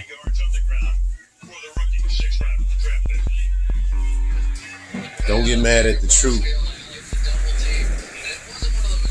If the truth makes you uncomfortable, don't get mad at the truth. Get mad at the lie that made you comfortable in the first place. You fucking dirty motherfuckers. Fuck Condoleezza. My God. I really hope none of my kids turn out like that, man. Like, that's the only fucking way I would feel like, you know what I'm saying? Like, I failed. If they turn out to be like fucking Condoleezza, I don't care if they fucking rich, poor, successful, or whatever the fuck, go through all the trials that everybody go through, or just lucky as fuck all the time. If they turned out like fuck Connolly, even if they turned out to be cops, I would be okay with it as long as they were good cops. But if they turn out like Condoleezza, that's where I would be disappointed. If they turn out like Clarence Thomas, that's where I would be disappointed. I would feel like I failed somehow. You know what I'm saying? Even my kids that don't even know me, like they ain't never met me and shit. Like, I would be embarrassed if one of my kids turned out like that. Like, that's the only thing. Like, even if you don't know shit about me, you ain't never, even though my kids do know me, even though we ain't never met, we talked enough that,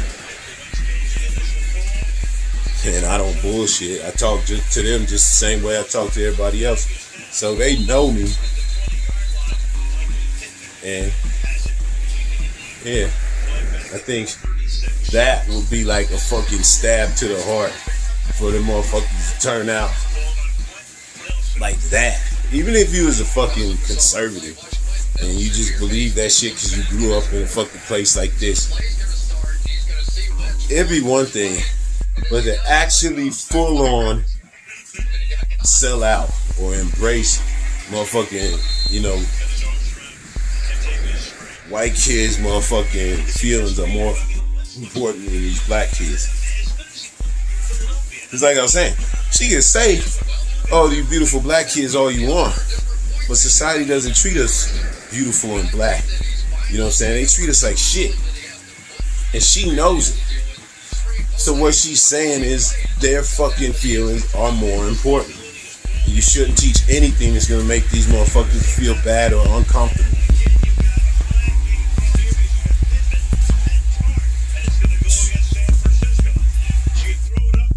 It's fucking disappointing. That shit fits with that goddamn Dave Chappelle shit too, though. Cause that's why I brought the motherfucking shit out, because I was about to go in on another day-long rant about how much these fucking trannies are fucking pissing me off. Because you can't get this shit out of the news because they own the news. It's like, you can't fucking get this shit off of your TV. Even though there's not that many of these fuckers. But you can't get it off your TV because they own the fucking TV stations. They are the fucking news people, the producers, the anchors. They make the fucking TV shows, the fucking propaganda. They do all that shit. They make their own weird ass reality where these fucking buff dudes with makeup on consider themselves girls. I was watching Dave Chappelle shit, you know what I'm saying? Just cause, you know, I like Dave Chappelle and I motherfucking want to support him and shit as much as I can. And Dave Chappelle goes in on everybody, man.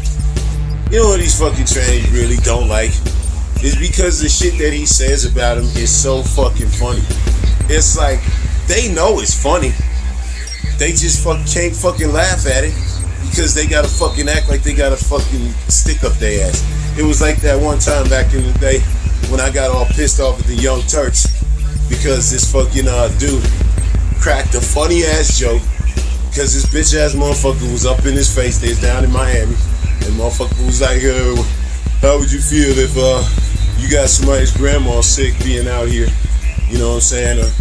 And he was like, and the dude was quick as fuck. He was like, man, your grandma shouldn't be out here partying, man. This crowd rowdy as fuck. And it was funny.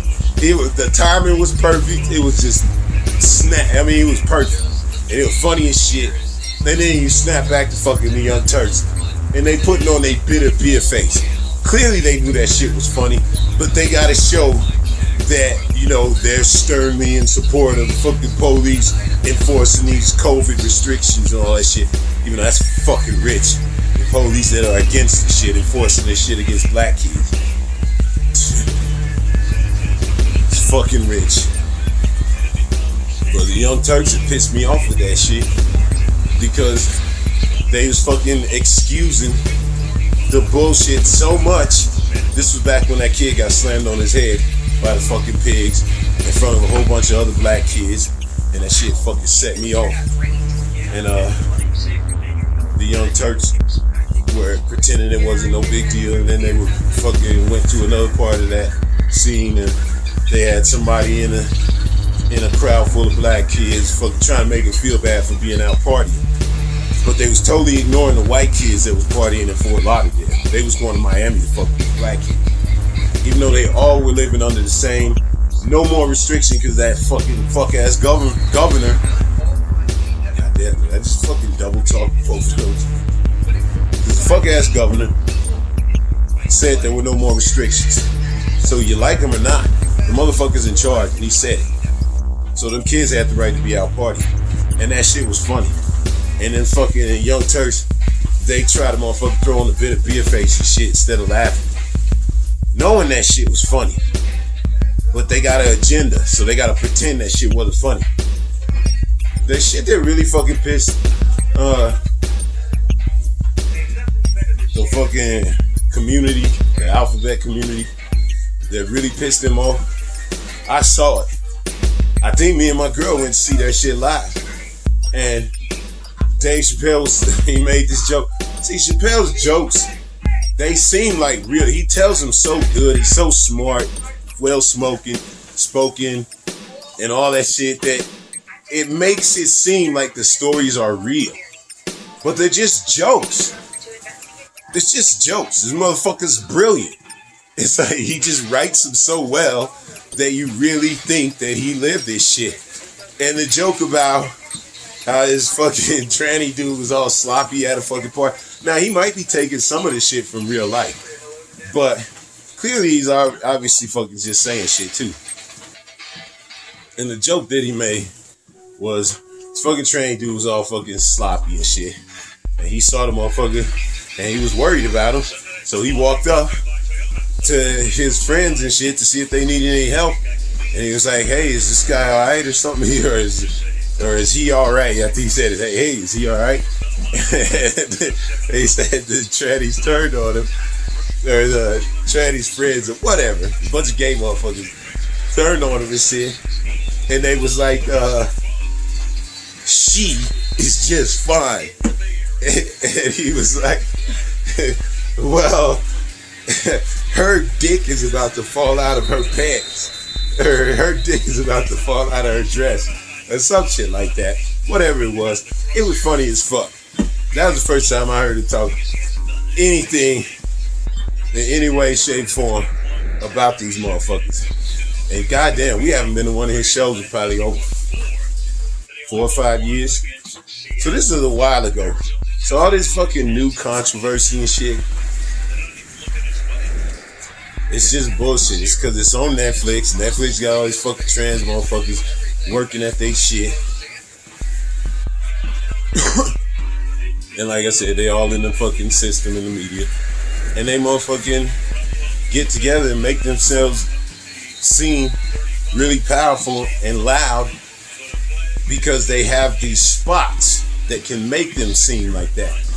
But they ain't really that fucking powerful and loud. Fuck these motherfuckers. Goddamn. Anyway, I wrote this shit down to my girl because I didn't feel like walking yesterday. I was gonna walk yesterday, but the day before I had walked for like over an hour and on a treadmill, and then I took the dog out for a walk that was like longer than an hour. So my fucking left knee was like all swollen yesterday. Threw some ice on that bitch. But I was like getting so pissed off. I'm so used to just talking now, you know what I'm saying, about shit that's pissing me off. And since I kind of missed my girl, since she out in motherfucking Washington, I just felt like motherfucking venting and shit. At first I just like wrote a short text and then it just kept going. I was like, shit, I just tell her what I'm talking about on my motherfucking diary this week. And I just went off on the fucking trans motherfuckers, man, because You can't get away from it. These motherfuckers are so powerful in their system that it is a fucking joke when they do all this bitching and moaning about how underrepresented they are. The only way they feel they're underrepresented because they're not 100% of the media. Because that's what they would want. They want fucking gay representation in every single part of everything that we fucking live in. Because that's how they feel it should be. Even though they're only 10% of the fucking population. If that. Now you making all this fucking noise about Dave Chappelle and shit. And I didn't hear not one gay motherfucker say one thing about motherfucking Washington or St. Louis or motherfucking the Raiders when John Gruden was talking about how these motherfuckers shouldn't hire Michael Sam specifically because he was gay. It didn't have nothing to do with how he balled. That motherfucker, John Gruden, is talking about people should not hire this man because he was gay. Did you ever hear fucking Dave Chappelle say somebody should not hire somebody because they gay or trans? Or should hurt somebody because they gay or trans? Because that's actual fucking, hurtful. When you say this motherfucker shouldn't be hired because of the way he is. I ain't never heard Dave Chappelle say anything like that. I seen him make jokes about Louis C.K. jerking off. Dave Chappelle talks about so much fucking crazy shit that it's almost to the point where it's like, how fucking dare you, fucking gay people, pretending that you fucking don't get the joke. You know goddamn well you get the joke because you laughing at everybody else when Dave Chappelle is talking shit about them. You're fucking cracking up. But when he gets to talking shit about you, it's violence and you want to shut him down. Fuck y'all motherfuckers, man. So that was like the gist of the motherfucking email I wrote. And because I didn't want to fucking get into another super long ass fucking diatribe about how much these fucking assholes are pissing me off, I decided to fucking write it down. But they still in the news, and it's these same ugly fucking dude broads. It's like fucking gross, man. And fucking women, stick up for your goddamn selves. For fuck's sake. You letting these motherfucking dudes run around calling themselves women and be fucking minorities half the time and be white men on the other time. Get the fuck out of here, women. Y'all motherfuckers the ones that is letting that shit ride. These motherfuckers talking about they women because they want to be. Dave Chappelle made a perfect fucking point. He was like, motherfucker, he said it was a joke. But he's like, it's like if I throw on an Argyle sweater and I just declare that I'm white. He's like, here, now give me a banknote. It's like, that shit don't work like that. You know what I'm saying? You can throw on a fucking Argyle sweater all you want, but you still gonna be who you are underneath that fucking sweater. And you can throw on a dress all you want, but you still gonna be what you are, whether you like it or not. And just because you don't fucking agree with that shit, that doesn't mean that I have to fucking live like I agree with it. Like, I get if you want to fucking put yourself in that fucking bubble that says that you think you're a woman, so you're a woman. That's great. You can do that all you want. I ain't got no problem with that. I got a problem when you say I need to fucking change my reality sphere into looking at this fucking big buff dude as a fucking woman. Like, no, I look at him as a transsexual, I look at him as gay, I look at him whatever the fuck you want to call him. But I'm not gonna say this fucking dude with a dick is a fucking woman just because motherfucker tells me to. Just like Cunnilingus wants to be white. She can say all the fucking bullshit that she wants and pretend to be white all that she wants, but she is black. She can throw on all the fucking Argyle sweaters. She's still ain't gonna get that fucking loan. Bitch. Well, fucking, yeah, it's like, yo, I got a fucking sweater, fits perfect. Because there's probably plenty of motherfuckers that would love to throw on a goddamn Argyle sweater. Clarence Thomas, cunnilingus, and then just declare themselves white. See how fucking far that gets me. Because it's not reality. So even though it was a fucking joke, it was perfect. It made perfect fucking sense. And these assholes want to act like they don't fucking get it, man. And they know they do. Because saying a dude that's all drunk is so fucking drunk that his dick is hanging out of his fucking dress. That's a fucking hilarious image. You know what I'm saying? That's fucking funny. And there ain't a motherfucker in that goddamn crowd that didn't laugh at that shit. And the only way you couldn't laugh at that shit is if you motherfucking would make like the most bitter beer face that you could ever come up with and trying as hard as you can not to laugh. Dave Chappelle is a fucking equal opportunity offender. And he's my favorite motherfucker way before these assholes, and he's gonna be my favorite motherfucker long time after. That dude's put out so much motherfucking content. I could probably watch 10 hours of his shit that I ain't seen before. Because it's just so much out there. So all these fucking haters, they ain't doing shit but blowing this shit up. Because there's just so many more people that see it. They see the truth. They see that motherfucking, yes, this dude cracks jokes, but he cracks jokes about everybody.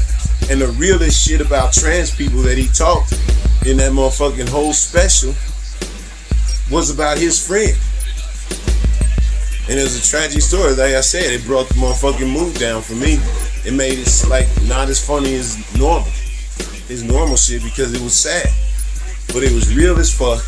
And these fake ass motherfuckers don't even acknowledge that that was the fucking gist of the goddamn story. How they failed somebody in their own community. And he tried to lift her up. Fucking asshole. Anyway, I want to read this shit.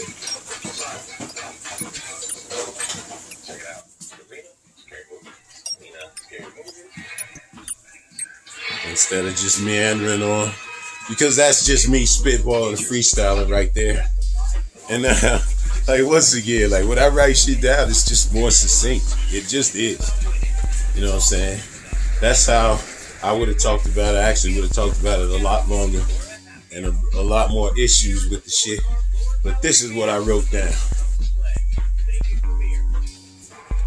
Let's slow this motherfucker down a little bit. It's not bouncing so much. Man, this thing is so much smoother since I just drowned it in motherfucking baby oil. So, this is what I got.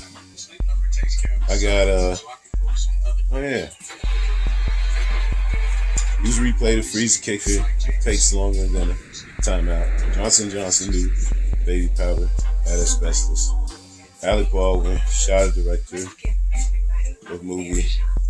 Should have had blanks. Ahmaud Arbery. Trial begins. Yay, more racist trauma.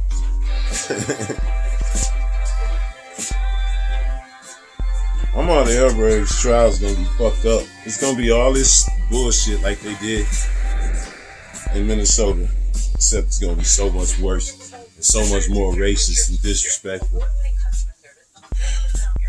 Because these motherfuckers is obviously, once again, just like you see somebody standing on somebody's neck, you see that Ahmaud Arbery wasn't doing anything wrong.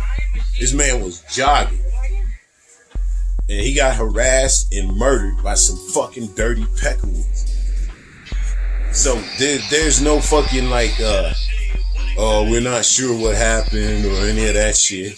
We know exactly what happened. They chased this motherfucker down and they lynched him, but they just shot him instead of hanging him because he black and walking through their fucking neighborhood.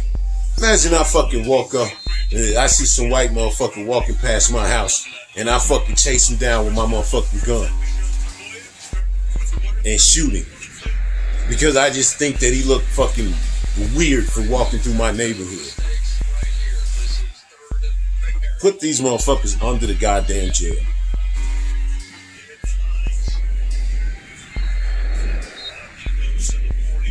So I'm sure that's gonna go on for a few weeks, and I'm sure I'll be talking about that as if more fucking shit pisses me off. But I'm gonna try to not be so much into that shit, just like I don't wanna, like, I got sick of hearing the George Floyd shit over and over and over because it's all shit that I already know, and we all already know, and it's unnecessary. It's this fucking white trash fucking system. And it's just bullshit, but we all gotta fucking go through this fucking bullshit, so strap in. And Joe Manchin with his bitch ass, this dude fucking, when the Democrats came up with, you know, the anti-voting rights shit because all these fucking assholes throwing these tantrums and making it hard on everybody that's not a Christian white male to fucking vote. White male or woman to vote. Then the Democrats came up with their own shit to counteract that shit. That the fucking, all these different states that are throwing tantrum about Trump losing. So Joe Manchin and Kristen Sinema, of course, were blocking it because they're fucking assholes. And Joe Manchin is like, well, I'll come up with my own shit because the Republicans don't really want to stop people from voting. They just, we need to do this bipartisan because they're an important part of this government and blah, blah, blah. Even though it's them that are doing all the fucking the voting restriction shit. It's all fucking Republicans doing that shit. But this asshole kept on saying, oh no, we gotta make sure it's fucking bipartisan, so I will not fucking go with what the Democrats want. But I will come up with my own shit. So he comes up with his own shit, kissing the Republicans' asses as much as you possibly can, eliminating all kinds of fucking important shit out of there, out of the fucking, the voting rights shit. And he puts his own shit up for vote because he was just sure that he's gonna get 10 fucking Republicans to go with him because he's reasonable and he's always kissing their ass, so of course they'll go with him. That dude got 0. Not one fucking Republican went with his bullshit fucking way watered down anti-voting restrictions bill. Not one motherfucker Republican. So not only is he a lying piece of shit about fucking all this bipartisan shit is so important, because obviously the Republicans just said, you can take your fucking bipartisan shit and shove it up your ass, you fucking old piece of shit. He's a fucking failure. He's a failure and a liar. A fucking lame goddamn piece of shit.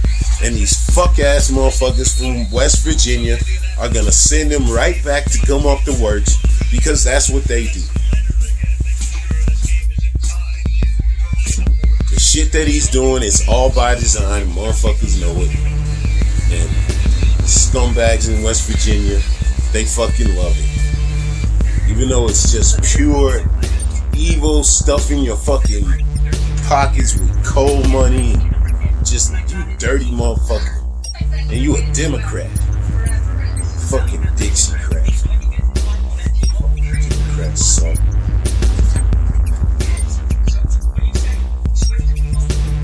Joe Manchin needs to be held accountable.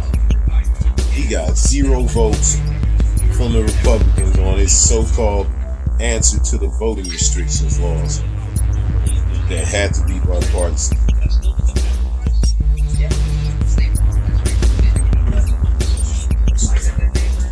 More glasses on. fucking loser. Kissing all that Republican ass and couldn't get one motherfucker to vote with. Fucking piece of shit. This is what I wrote to my girl.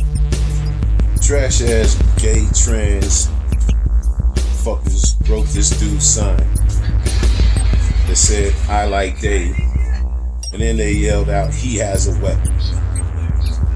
Like seriously, it's all fucking YouTube. It's everywhere. You can see that shit. It is the lamest shit I think I've ever seen. Like seriously, they lucky that this dude was white in so many motherfucking ways. Not just the fact that they yelling out he got a weapon and the police didn't come and shoot him, but them motherfuckers could have lost some fucking teeth snatching up the wrong motherfucker's goddamn sign. The fucking dude kept calm while these people were attacking him. Bunch of fucking ladies and goddamn gay motherfuckers snatching this dude, snatching at him, and fucking breaking his shit. They lucky he was calm. I know some motherfuckers that would definitely start swinging at bitch ass motherfuckers. And then they yelled after they broke his shit. You understand? They broke his shit and then yelled out to the police, "He has a weapon." Like they were yelling at several motherfuckers in this lame ass crowd full of gay and trans fucks. It wasn't even that big crowd, but they were surrounding this one dude, and they broke his shit and they yelled out, "He has a weapon." My God, I'm just telling you, man. There's no way I would have got through this story just motherfucking yapping about it. Cause like, look how long I'm talking about this shit right now. I would just read it because it pisses me off so much that I know I'll never get through it if I'm just motherfucking talking about every little thing that pisses me off. So I just read it. Trash ass gay trans fuckers broke this dude's sign and said, "I like Dave." And then they yelled out, "He has a weapon." These fuckers wonder why people hate them. That's why, in a nutshell. These assholes got me agreeing with Tucker Carlson about how they say Dave Chappelle's speech is violence, but their violence, the gays, is speech. Just like how their fucking dicks are somehow pussy. It's gross. Out of the millions that watched, only like 1,000, maybe 1,100 assholes complain about Dave's Netflix shit. They're like the church moms in the 90s trying to cancel rap, video games, and Simpsons. There's just so many fucking trans gays, the whole goddamn alphabet embedded in the media, that it makes it seem like it's a big deal when in reality it's not. It's fucking gross. These are disgusting people. Like, the more you truly see these motherfuckers, the more you don't like them. Who breaks somebody's fucking sign and then screams out, "He has a weapon," because you left only the stick? Only a piece of shit would. Those fuckers assaulted him on fucking TV by snatching and breaking his sign, and then they were screaming at the fucking police basically that he has a weapon. Lucky he was white. These fucking people suck. There's no doubt about it. Dave Chappelle talks shit about getting molested, rapists, watermelon and chicken, and crack babies, and the poor whites, and women, and abortion. He talked offensive shit about everybody. And these precious bitches are the only ones that are apparently off limit because they can't take a joke. How come they don't get all offended when he's talking shit about everybody else? Fucking degenerate assholes are probably laughing and just get all bent when he talks about them. Fuck them so hard. These people are gonna get themselves hurt for real playing these fuck ass delusional games with grown-ups. Jesus, he talks about Mexicans, Asians, and Asian women. He talks personally about his wife, who is Asian. These people suck. I'm done trying to be politically correct. Fuck gay, trans, all these fucking assholes. Specifically these precious bitches that are hating on Dave and the baby. Not all of them. That shit ain't woke. They fucking totally fool the world into thinking that closed-minded bullshit is being woke. It's the polar opposite. I'm sick of these fuckers. These fake, woke, gay people are trash on the level of cops and their fucking unions. They fucking suck.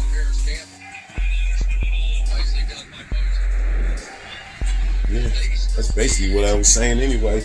Except I fucking...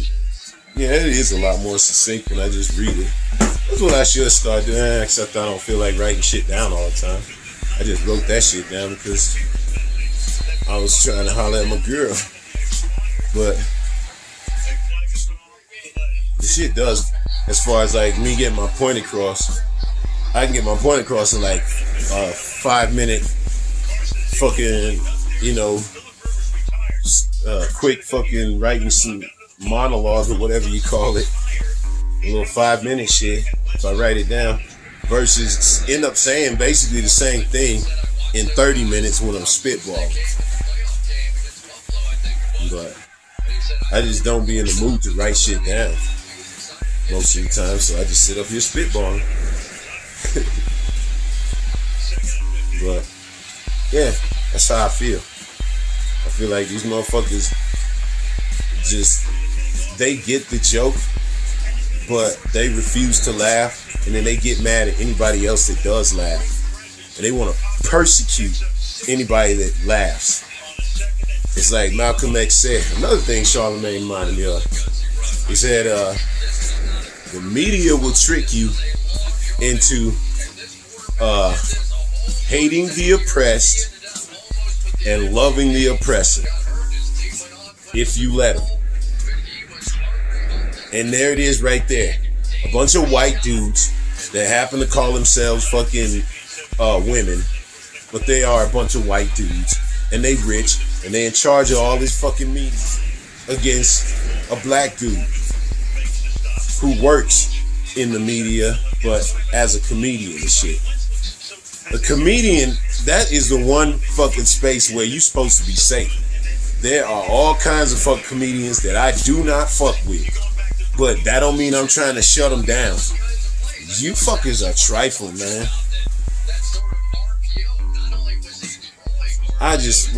He already said that he wasn't fucking done with this shit. He wasn't gonna do shit for a while. But I hope he does.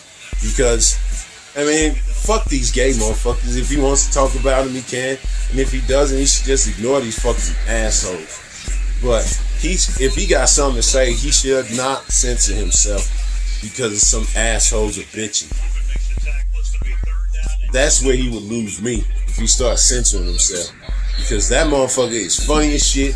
And some of the shit he say ain't funny. And some of the shit hurts some of everybody. I will guarantee you, some of every single person in the fucking rainbow gets their feelings a little bit tweaked at a fucking Dave Chappelle show. I've gone to a few of them.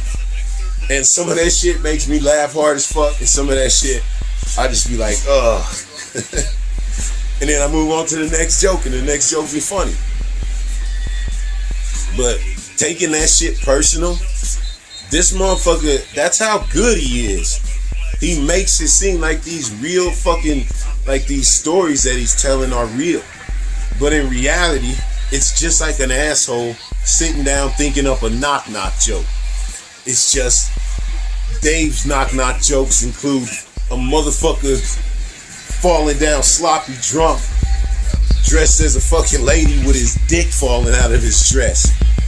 That's fucking hilarious. And the way he delivers it is just flawless.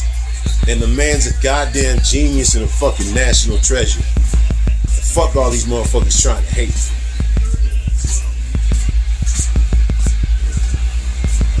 This is a boring ass game. It was like some good games on, but it's like I call all the boring ones. This one sucks. The one I watched earlier sucked. I fell asleep. Fucking college games I watched sucked. There was a college game that went to 9 fucking overtimes to get to 20 points. Fucking Big Ten was all over. Big Ten was on Fox and ABC yesterday. Like, you couldn't get away from these slow, lumbering motherfuckers, man. With they shitty, boring ass fucking football. Cause they all slow. These motherfuckers run around as fast as me. That shit was so fucking boring and trash. And motherfucking Penn State lost to an unranked team. That was the only good thing that came out of it. But my God, so boring. Big Ten is just so fucking trash. Like, you don't even understand. 9 college overtimes to get to 20 points. That was some of the worst. And it wasn't because it was great defense. It was because it was trash offense. Motherfucker can't hit a goddamn motherfucker wide open and shit. Motherfucker can't bounce off no tackles. Just go down right away. It was trash. It was so bad. But anyway.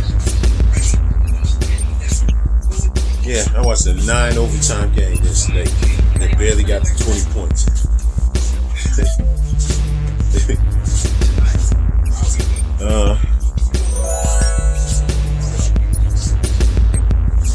Seems like there's something else. Whatever it is, I'm gonna get October 24th.